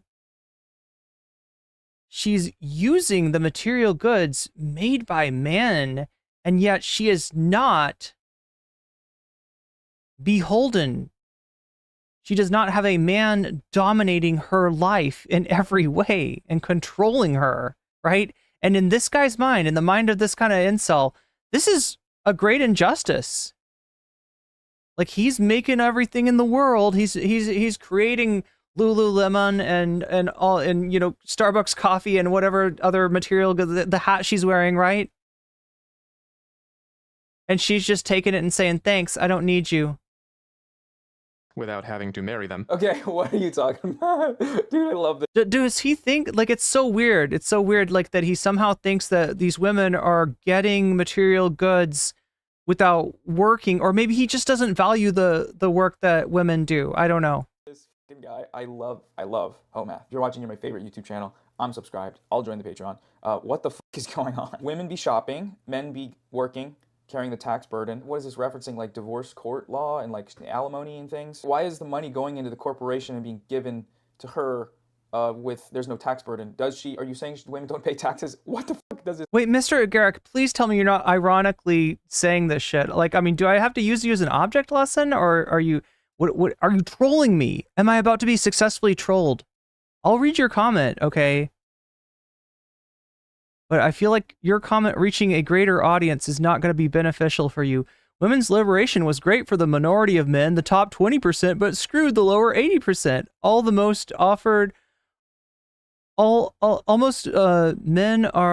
almost all men, I think you're meant to say, are offered the sloppy seconds from the top 20%. You gotta be trolling. Am I getting trolled?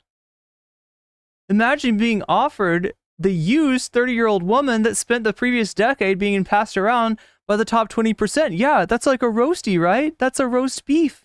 That's an old roast beef sandwich that's been sitting under the red light in Arby's too long, right, Mr. Garrick? Or are you fucking trolling me? Am I getting trolled?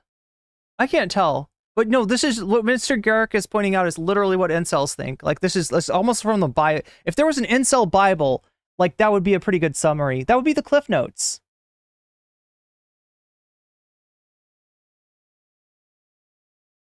You gotta be trolling. You are fucking trolling. You are trolling.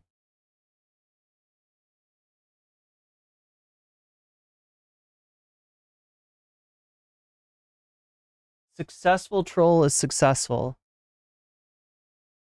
Mean the IRS did just start a new tax bracket. It's girl taxes and boy taxes. And boy taxes makes you look like this, and girl taxes make you look like this. Women experience a greater ability to choose, and they no longer have to settle for someone who is exactly on her level. Women become more free to pursue somebody who might have a full dance card and might not be interested in anything long term. I got to circle back to this idea about what do you want to do about it. Women can choose now, and they're choosing according to you. These guys that are breaking their heart over and over these chads, and then they're getting sad, and then they're never dating. So did you restrict the choice? Say, oh, I know better. Actually, I know what will make you happy, and that's dating me.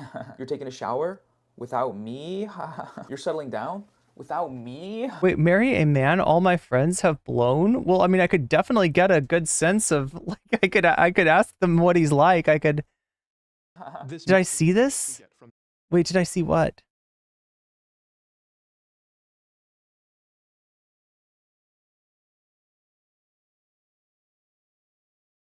What am I missing, chat? Dating apps, women seem not to be very interested in most men, at least not until women get to know those men. This more equitable style of pairing off is what happens in tight-knit communities. But those tight-knit communities come from living at this level. What if the tight-knit community says that what's right is sucking and fucking? I'm familiar with some communities like that, and when you say equitable pairing, it means a very different thing to that group of people. It means that this image isn't just a chart, it's what it looks like when all 20 of them get together in a room and start spraying bust at each other. This statistic, it gets floated around in the manosphere a lot. Imagine knowing my spouse's privates have been in all of my friends. It would make me feel like I'm part of a... It would make me feel like I live in a society, Mr. Garrick. It would make me feel like I'm part of the human species.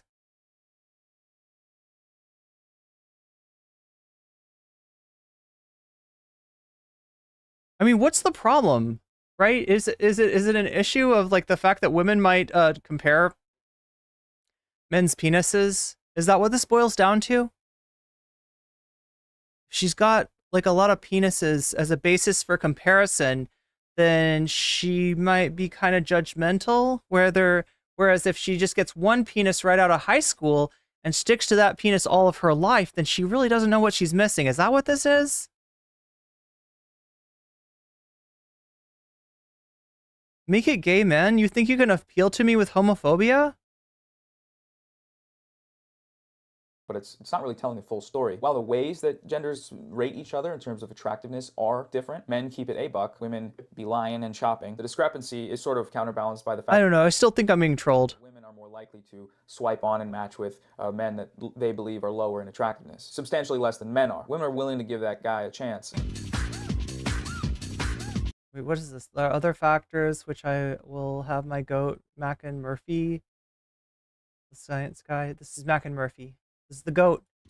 Women get more swipes, matches, goated with the sauce. and messages on dating apps, despite the fact that men are more likely to use paid versions of the apps. Here are 3 factors to consider. First, there are just more men than women on the apps. In some of the data I've seen, it's like a 2-to-1 ratio. Even if... So are you telling me that this is internet brain rot, possibly? Could this be internet brain rot? Men and women were equally picky, women would get more attention. In musical chairs, there are more sitters than seats, and so of course, the seats get more matches. Second, men and women are not equally picky. Humans are mammals, and male mammals, in most genera, are typically less selective about who they mate with compared to female mammals, because the risk-to-reward ratio is lower for males than females, who, if they make a bad choice, are pregnant with that bad choice. I think you're getting trolled, Chad. I think we're all getting trolled. Male mammals mammals, less choosy than their female counterparts. Third, and finally, dating apps are mostly about swiping photos, right? They're mostly about physical attractiveness. And across research, including accidentally in my own data, men generally rate women as more physically attractive than women rate men. Part of this is probably due to that last fact, right? Less risk, more reward. But part of this is just that women put more effort into their physical appearance. So women are more selective to begin with, the apps are mostly dudes, and the game is mostly about looks, and women look better. How much does that make up for the discrepancy? I'm not entirely sure, but leaving that out completely, you're putting your foot on the scale a little bit, I think. People no longer form or remain in these stable and equitable relationships because there's no social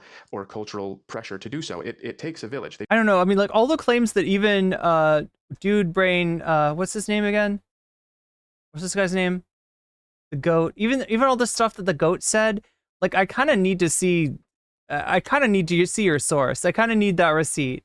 Just go. I'm not just gonna take that on the words of sexy glasses man. Happy because everyone's going to be not happy at some point in a relationship, and you need something to keep you together. Without that, people just bail out into this mess. Where does this idea come from that nobody would have an issue with someone just leaving their partner for like no reason? You know, where's that come from? I'm a blue pill enjoyer, okay, but I still think that's wrong and fucked up, and I'm sure probably most of my blue pill viewers would say similarly. But that's different from. But there's like a level of victimization, you know, inherent in this, right? There's a level of like a persecution complex, right? She up and left me for no reason. No, there was a reason. You might not want to admit that there was a reason. There was a reason, right? And same going the other way. It's like saying that there should be like the idea that somebody is leaving you to hurt you is not a healthy way of thinking. Cultural enforcements around the ability for someone to leave their partner. Men who are very high in demand will often sleep with women who are not very high in demand, and it just doesn't work the other way around. Like Taylor Swift is not out here picking up guys who work at McDonald's. Okay, let me put it for you this way. And anyway, I'm pretty sure I'm getting trolled here, but I'll put it like this for you, Mr. Garrick. How would it make me feel knowing all my associates have already slept with my man? Would you feel good? How would I feel knowing that none of my associates, that's what I call my gal pals, my associates, right? But anyway, yeah, if none of them had, right? If I was his first, I would honestly be a little worried. I would be worried that he was not ready, that he didn't know enough about himself. I would be worried with like, what is so wrong with this guy that he's not, you know, been in more places. He's not put his horsey sauce in more roast beef patties. You know what I'm saying? I feel like I'd be more worried the other way around. To go to McDonald's, and when I'd go, I saw some Travis Kelce looking motherfuckers working the fryers. Anything's possible. There's one truth here, which is that men are more willing to go down on the looks rating in terms of for casual. I'm gonna start calling all my friends my associates too. Yeah. That's another cheeky foot on this. Noah's haircut. Yeah. Scale moment there is that the guy who works at McDonald's, that's meant as a you're lower on the status scale. But look, it takes a certain kind of man to wear to be able to wear a mullet like that. That's like Travis Kelce. That's why I made that joke, because Travis Kelce's a handsome guy. Travis, if you're watching this, like, you're a handsome guy. But that's where the idea of hypergamy, girls are always trying to go higher up, kind of falls apart because working at they're trying to do hypergamy. They're on the Cox carousel, and it's no good. McDonald's is down on the ladder, but there's other directions you could go, and attractiveness is one of them. So promiscuity is I don't want to be his first and only? because it means that's a lot of pressure. Do you not see that? I want. And doing what you want means that nobody has any say over whether or not you stay in your marriage but you. So as soon as it feels bad, you're going to leave and you're going to jump into this disaster where you're going to go look for the best you can get, and you're going to convince yourself that... Like, can you imagine being with somebody and always wondering, is this guy with me because I'm like all that he knows? This guy almost married you, even though he would never be seen with you in public. And then you're going to get your... Did this guy settle for me because he thought that if he doesn't get with me, he might be alone forever? That's a lot of pressure. Your heart broken so many times that you're just going to start hating men, and you're going to go, all men are the same, all men, even though you're only talking about these men. And these men down here are so completely... They cease to exist. That they don't have any reason to contribute to society at all. And then everything falls apart because nobody is building. That last one was a perfect little run. You know, chat, as much as you want to make fun of this this Homath guy, Like, understand, his channel is doing really well. The algorithm fucks with this shit. In other words, people are buying what he's selling. This ridiculous notion of promiscuity turning a beautiful city into a heaping pile of dung is being consumed by many people. Many people are seeing this and they're like, this guy's got it all figured out. Yeah, no, that makes sense. That makes sense. That checks out. Yeah. Minute-long run of kind of sums up the video. I feel like these are the ones where it's hard to know if I even need to like go into like debunking or if it's self-evidently that this is just. How dare she enjoy products built by men when she is not beholden to one? Just kind of weird stuff. The real world example that you could point towards here that connects with what's being said. She should need me in order to have a decent life and therefore be forced to accept me even if I am not what she wants. That's literally what people are buying here. Is that because the trend of young men being single and sexless is rising, and because men generally function better while in stable relationships, and because that situation is associated with less connection with society, neat non-employment and or in training, like that's all true stuff that is happening. It's just, again, back to the question of what do we do about it? What are you going to do about it? I'm more of the school of thought of get in the gym, be a positive force on the world, don't think too much about sex and relationships. Or when you're struggling with it, that's a recipe for disappointment constantly. Focus on yourself, kings. But based on the philosophy being sort of etched out here, the answer is to return to tradition. It's not return to monkey. Say that promiscuity is increasing. What is controversial is how much and why it matters. But all the bad things you would expect to see are there. The birth rate is dismal. People are getting married later than ever. Rudyard told me that once that number reaches 28, it's bad news. So oh my god, well, we gotta listen to Rudyard. He's what if alt his, he like chat, obviously he's got shit figured out. So we might be stuck. So far as two history sources are this guy who said something and this other guy who said something. Not only did he say something, it's not just this guy. It's like a cringe fucking incel. Bad news. Compelling case. It's a dude who it's a literal fucking lolcow. Like when we're talking about what if alt hiss, we're talking about a fucking joke.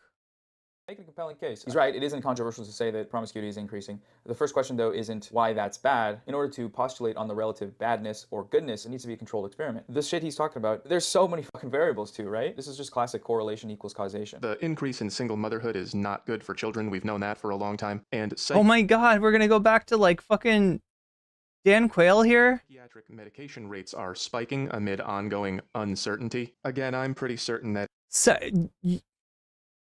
there's so many other reasons that the rate of the utilization of psychiatric medications is higher. There's so many other potential reasons. It is the breakdown of society. That little foot, Homath, you love putting it on the scale, man. The psychiatric medication spike, look at the date range. Weeks of the year of 20. Oh shit!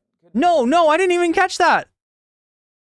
Look, chat, I said that Whick doesn't do any research. I said that Whick was a joke, but look at this guy. Look what Noah Samson just pointed out here. Weeks of the year for 2020. This is the year of the pandemic. Certainty. Again, this is not, he wanted to show you a graph and make you think that like back in the day, there used to be less use of the psychiatric medications, but now there's like everybody's on psychiatric meds because people are fucked the fuck up. But he's showing you a graph of 2020. He's showing you just the year that the pandemic started or was recognized. It is the breakdown of society. That little foot, Homath, you love putting it on the scale, man. The psychiatric medication spike, look at the date range. Weeks of the year of 2020. What could be happening? Nothing about this graph makes fucking sense. During the weeks of the year. But if you really want to believe that like that women ride the cock carousel until they become roast beef, and then they're worthless to you because everyone's been inside of them, or I don't know. Now they can compare your cock to everyone else's. Like I guess this makes sense. 2020. Anything? Everyone was having a lot of sex, right? Everyone was sucking and fucking. Yeah, I remember that. Classic case of that. All right, so I've been begging for a solution for this whole video, and it appears we may have stumbled upon it at the end. Let's listen. So what is the solution? Well, we have to get away from this model where people do what feels good in the moment and back to this model where people make decisions that are good for them and the long term and good for their communities. It's me. That's what's killing us. It's almost like we need a father figure, some sort of patriarch to let us know who we are and what we need. Is that what we're missing? Now, on the other hand, China has actually increased its marriage rate for the first time in 9 years. How did they manage that? Well, the government has been campaigning to It's through those milking machines, right? That Jordan Peterson talks about. promote marriage. What That's what the milking machines are for, to promote marriage. does that look like? Well, I'm not... Looks like a milking machine attached to a dude's thing and pulling out that sweet purity of essence. Sure, but I know what it doesn't look like. It's perfect, man. It's perfect. Nothing can be advocated for on the internet without it having to be in contrast with a TikTok of someone saying some dumb shit. Computer Bailey says, but what about cooties? Good catch. Good thinking. Me ignoring every guy because I'm loyal to my ex. That's just someone saying something crazy. The destruction of society is, it's a pretty serious problem, I would say. So you'd think solutions would be high on the priority list, but not for Homath here. And that's okay, right? If you want to outline the problem... Not for Homath here. That's fine, but that's my question, is where do you take it? If you want to promote marriage, start a fucking marriage promotion YouTube channel. Vote in people that you think will promote trad values. Also, just a little caveat, but that statistic about marriage rates in China is actually a little more complicated than he's making out to seem. What goes unmentioned here is the myriad of other factors that likely influenced this uptick, namely lifts in pandemic-related restrictions, Chinese cultural influences regarding abstinence from marriage during certain years, 2022, the year before the uptick, being one of them. The uptick has been described as an overdraft on this year's marriages. The article Homath provides is somewhat unclear about exactly when and how this marriage promotion campaign was undertaken, but elsewhere it has been noted that actual material incentives were implemented by the government, things like improved childcare systems and parental leave policies. Xi Jinping didn't get up on the podium and say, no more one-night stands, you little perverts. It was other stuff. Also, divorces went up, which sort of goes without saying. That's just more evidence that quantity over quality is important. Not every marriage is perfect. I have referred to this phenomenon of women going after guys who won't commit as being stuck on her highest setting. It's also called being an alpha widow. It's when she remembers one guy forever who no one else can ever measure up to, and she dreams of being with him even though he's not coming back. Cultivating that attitude is central to this collapse. Alpha widow? Oh, fuck, I love you. I love you. That's just someone not being over their ex, which is just a thing people do. Straight up, that's a thing people do. I think this content can be very easily identified with by a lot of people because he's describing an insecurity, something that people are insecure about, being compared to former partners, of not adding up, and of potentially being left for an ex. That's fucked up. Doubly fucked up if that's happened to you, which if you read through the comments, it seems like it's happened to, some of the people in the comments, which makes sense why that message would resonate with them. However, that's not something you overcome emotionally with Homath. No offense to Homath. You don't fix that with content. You fix that with communication in real life, ideally friends and family. If you can make it happen, a therapist would be good to unpack some of that shit. It's one thing to see your girl texting her ex and be like, wait, what's up? To have some skepticism about that. It's another thing entirely to obsess over the idea that she's thinking about him all the time, 24/7, for no reason, with no evidence. That, I think, is one potential tangible harmful effect of just these types of videos. Resentment, charging it up, and compounding insecurity, which, again, insecurity, from my perspective, I think from a lot of people's perspective, isn't the sexiest thing. Jealousy is a pretty normal thing in relationships, but unkempt, limitless jealousy that turns into like full insecurity, not sexy. And if you're worried about getting cheated on, being less sexy and being obsessive and untrusting for no reason, I don't feel like that's not gonna help your chances of not getting cheated on, I'm gonna finish my point with just a few examples of what this does to the minds of Western women. Yes, even grandma. These are all just TikToks that I collected over time. They were all very popular. This is what women are saying to each other. Yes, here we are. These TikToks say a lot about society. It's just anecdotes, It's just some anecdotes. Don't take it with a grain of salt, except they did have millions of views. So statistically, yeah, that doesn't mean shit, man. That's the whole point of it being anecdotes and not statistics. It doesn't matter how big unless the number is like 3 billion. I actually don't know what the number would need to be. That's not how stats work. He knows that's not how stats work. That's why he threw the caveat in there, but it's a meaningless caveat because he's still using the stats to back up a video whose central narrative is women be shopping and cheating and we gotta return. Here we go. Celebrity crush. She says, all that work and what did it get me? Because she pulled her celebrity crush and doesn't like regular people anymore. So she pulled her celebrity crush, but could not keep him because she's not at his level. Oh, shit. Wait. Just a second. I was trying to figure out that fucking chart. What did it get me? Because she pulled her celebrity crush and doesn't like regular people anymore. So she... I bet her celebrity crush was like a Z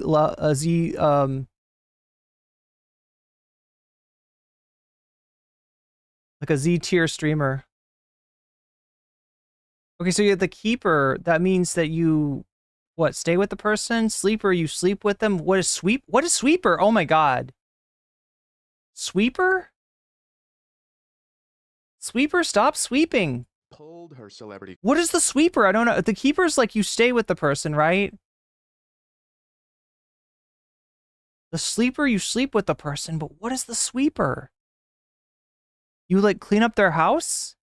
Crush, but could not keep him. I don't get it. Not at his level. And now that is her new highest setting. He's all she can think about, and normal guys don't do it anymore. Yeah, if I was getting to know someone and I saw that TikTok on their page, red flag for sure. Do you see what this is? That's this guys that want women to be like, you overrate yourself. You think that you're better than you are. You're not all that real great. Like, you know, why won't you sleep with me? Basically. I'm peacing out at that point. Corollary example here. A man has a first love ex who he loved very much and was the most attractive person he'd ever dated. Who's going to compare to that? Who knows? But that's a thing that happens with men. It being a celeb is a very specific thing, which that's probably a percentile of actual people, but same general concept. Someone that should not be going. You know that in his mind it's him. The celeb is him. The celeb is a very famous YouTuber that she slept with but could not keep. Back out and dating. Who does? And then because remember, he's buried alive in pussy. Weird shit like that. Here's another. She's singing Gotta Whisper Cause I Can't Be Too Loud. She says this even though she posted it to the internet. She knows she's gonna drunk call the guy she really wants at her bachelorette party. I made this video a while back about a guy who proposed to a girl twice. And wait, the sweeper is the one who gets the leftover people? So wait, is the sweeper like the nice guy? Is that what that is? Wait, is the leftover person like the roast beef lady? Like if you slept around, if you've been on the cock carousel too long, you're leftovers. You're the Arby's roast beef sandwich with extra horsey sauce from another guy. Said no twice, but she still wanted to be with him. And he got frustrated and said, what is she waiting for? And the answer was probably another guy who she wanted to come back and replace this one, even though he was never going to do that. I love the Chad drawing. That is the penultimate sexy guy. I'm not going to criticize your doodling. I really like the format. You know the chest, you gotta draw a better sexy guy. You gotta have the chin dimple.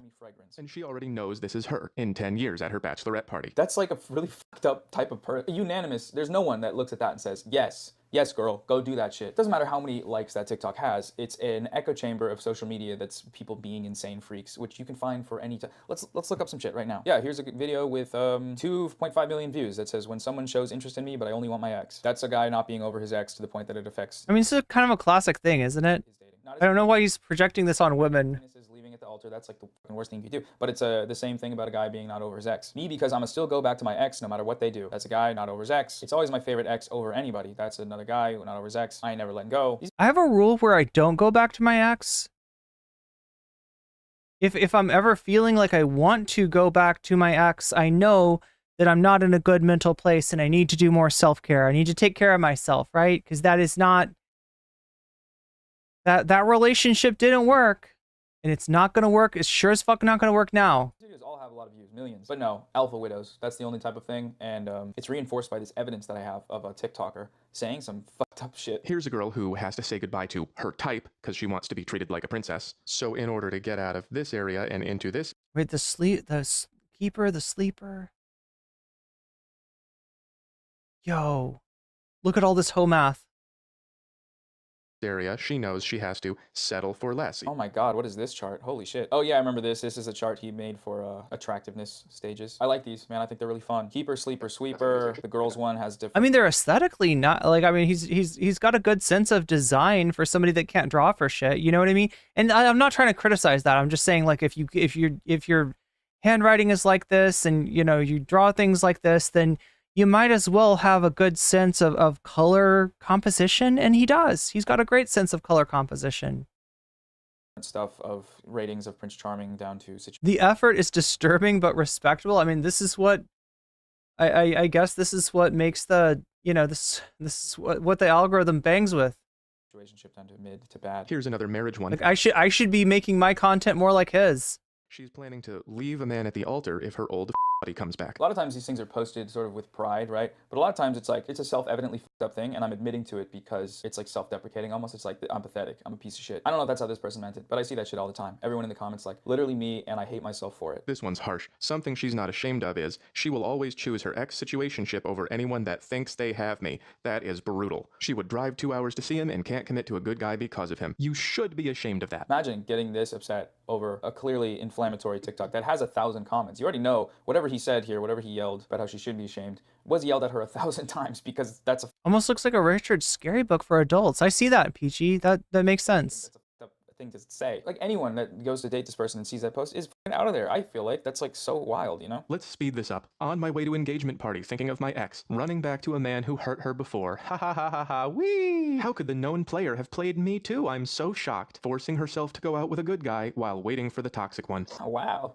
I'm learning so much here about society. Anytime someone brings up TikToks to tell you something about society, that person is not, no offense, that's not a very smart point to make. I know why he's doing it though. It's because he has these TikToks built up and he needs to really hit home for the guys that are. Here's what's weird for me in chat. This might be my own like neuro spiciness that makes me like this, but I think more about how I feel about the person that I'm with than I think about how society feels about me for being with that person. I don't have this like great sense of comparing my relationship to other people's. And I don't understand what purpose it could possibly serve other than to make me fucking miserable. Insecure, that are bought into the previous notion of society. It works. This will work. It's clever rhetorically. It's just so like when I'm with a person, I'm in the moment. I'm in that relationship, right? It's about me and them, and maybe it doesn't work out and we're better off without each other. But I'm going to give it a chance. That's otherwise I wouldn't be in the relationship. I just don't like I wonder like am I the weird one? Stupid. And in case you're hoping they grow out of it, just read that. Like, I really hope I'm not the weird one. I really hope that this is... And in case you're gonna say, not all women are like that, I love my guesses and feelings. May I refer you to the movie Titanic? No fucking way. In case you're worried about my lack of statistical data... Well, that's me. I love my guesses and feelings. Yeah, I'm all in my feels. Here, consult a movie. I'm all up in those feels. But I mean, that's what a relationship is about, right? Seen Titanic, here's a timeline. It's about an old lady on her deathbed who had a long, full life with kids, grandkids, marriage, all the stuff. And all that she can talk about is the one time that a homeless guy f***ed her on a boat. Box office. No. She remembers the time that a wolf ate her because she's grandma and she got... No. She does look like she's waiting for the wolf, though. Smash. Do you see this blue line? That's Titanic. It beat Avatar. It beat Jurassic World. Like the wolf's gonna pretend to be her daughter, but it's really the wolf. He's just got the red bonnet on, and that's there. But you see how these lines kind of die out, and this one keeps going? That's how much women love the guy who is never coming. What the fuck are we talking? What? To the guy who proposed twice. Okay, this is some real aesthetic brain rot that we're looking at.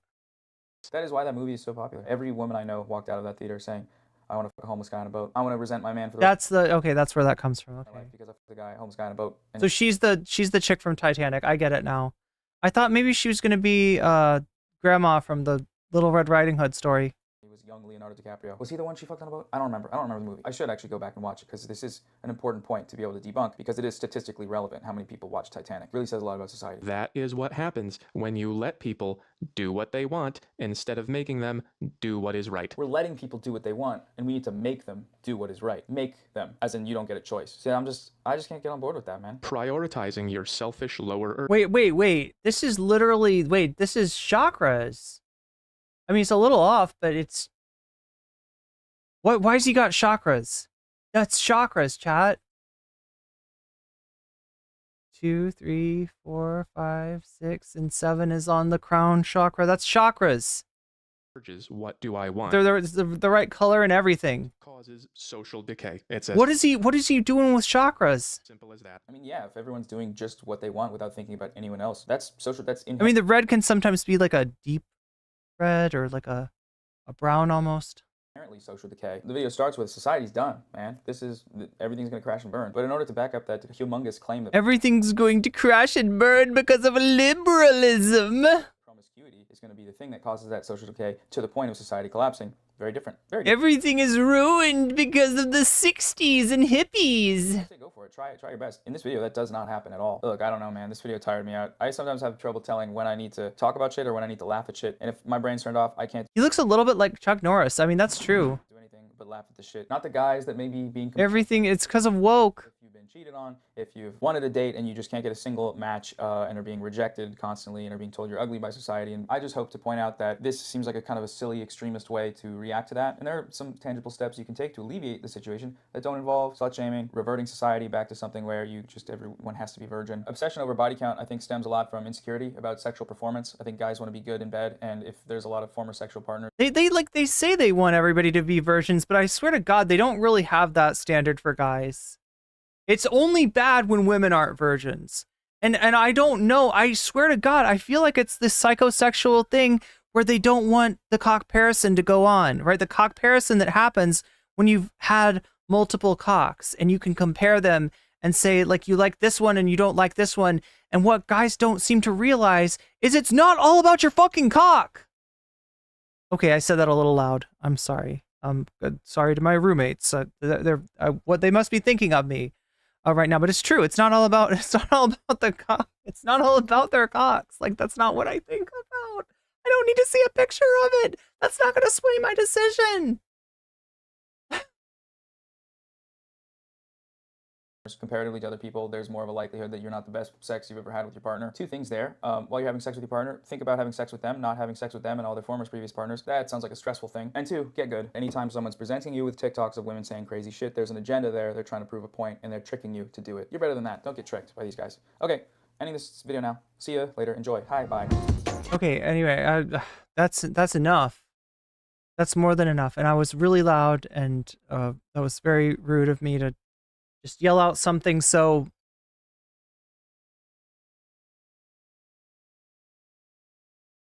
You heard caulk. Yeah, I was definitely talking about caulk. It's not all about the caulk in your bathroom. It's all about the cork. It's all about the cooking. How you cook. That's what I care about more than anything else. Do you cook me delicious food when I'm hungry? Can you anticipate what I'm craving when I myself don't know what I'm craving? Do you bring home something randomly from the store that I actually want to eat? That's what I care about. That's what I care about. Be fucking psychic. That's all I ask.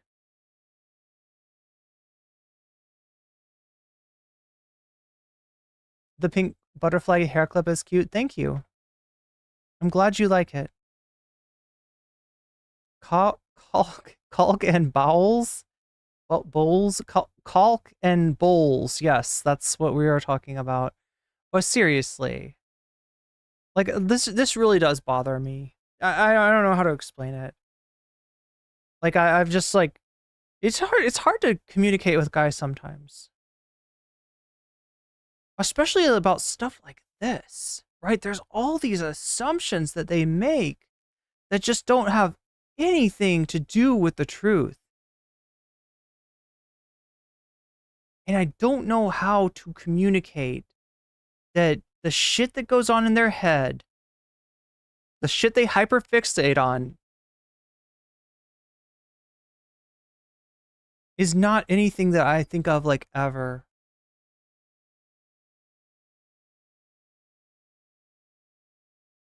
Anyway, chat. That's gonna have to be it for me. I'm supposed to stream to you tomorrow.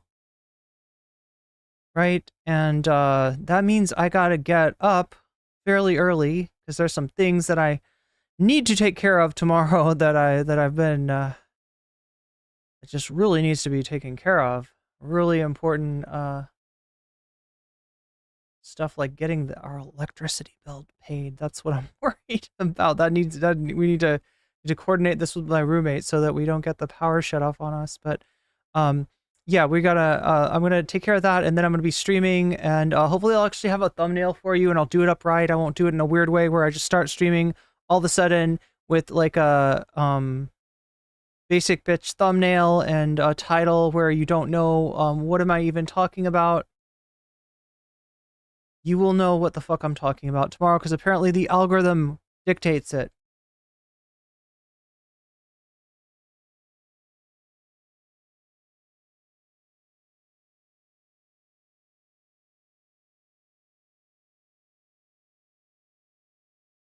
And change the name of this stream to the worst of Twitchpol because that's the most of what we talked about.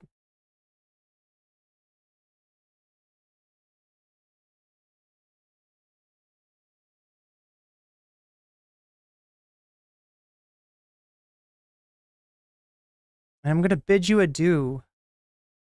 So long, farewell, auf Wiedersehen, adieu. Meow, meow, meow, meow. And taste my first champagne. But yeah, I'm gonna be back tomorrow at hopefully the regular scheduled time, so nothing will be confusing, and we'll go from there. Thank you again to Patreons. I forgot to shout you out one of these days of the week, so feel like I should shout you out twice today. Thank you, Omega Star. Thank you, Jules. Thank you, Moe Nope. Thank you, Funky Monkey. And thank you, Temporal Insanity, my fancy weasels. And for anybody else that's listening, I feel like some people were like, why am I not on there? If your Patreon gets canceled, or if you cancel it or something, it gets... I know that happens like around the 1st of the month for some people. I don't know if that's like a issue, but either way, like it doesn't, it takes you, it updates immediately, right? So I know there was somebody that was anticipating a shout out that didn't get one. Maybe check your Patreon stuff, because I know it can be really easy to I don't know, but regardless, thank you to my fancy weasels. Thank you to the Throne Gang. We are wait, let's see where we're at. We're closer to getting a speed editor, I think. Let's take a look at this. Yeah, 18% of the way there. So, and 39% of the way on the dual monitor stand. And yeah, I've got big things in mind, chat. I've got to have some time. I've got to find out a way to carve out some time and do some prepared content because I kind of know what would do well with the algorithm. I just never have time to make it, but I'm going to be looking to do that, and hopefully I'll be able to bring more people into the community, because I definitely, we're on a growth spurt, and I want to keep that going. So yeah, 1 million subs, 4,000, sorry, 1 million subs. Wow, I wish. Yeah, I'm getting my gold YouTube plaque tomorrow. No, just kidding. It's 1 million views is what we got. We got 1 million views. We got 4,000 subs, soon to be 5,000, and we are growing. But yeah, I will see. I better get to sleep. I'm not making much sense. Anyway, chat. Oh my God, there's Waluigi. There he is. He's sleepy, and I'm sleepy too. So I got to get to bed. You probably need to get to bed. Maybe as well, depending on where you're at. And I will see you all tomorrow. Good night.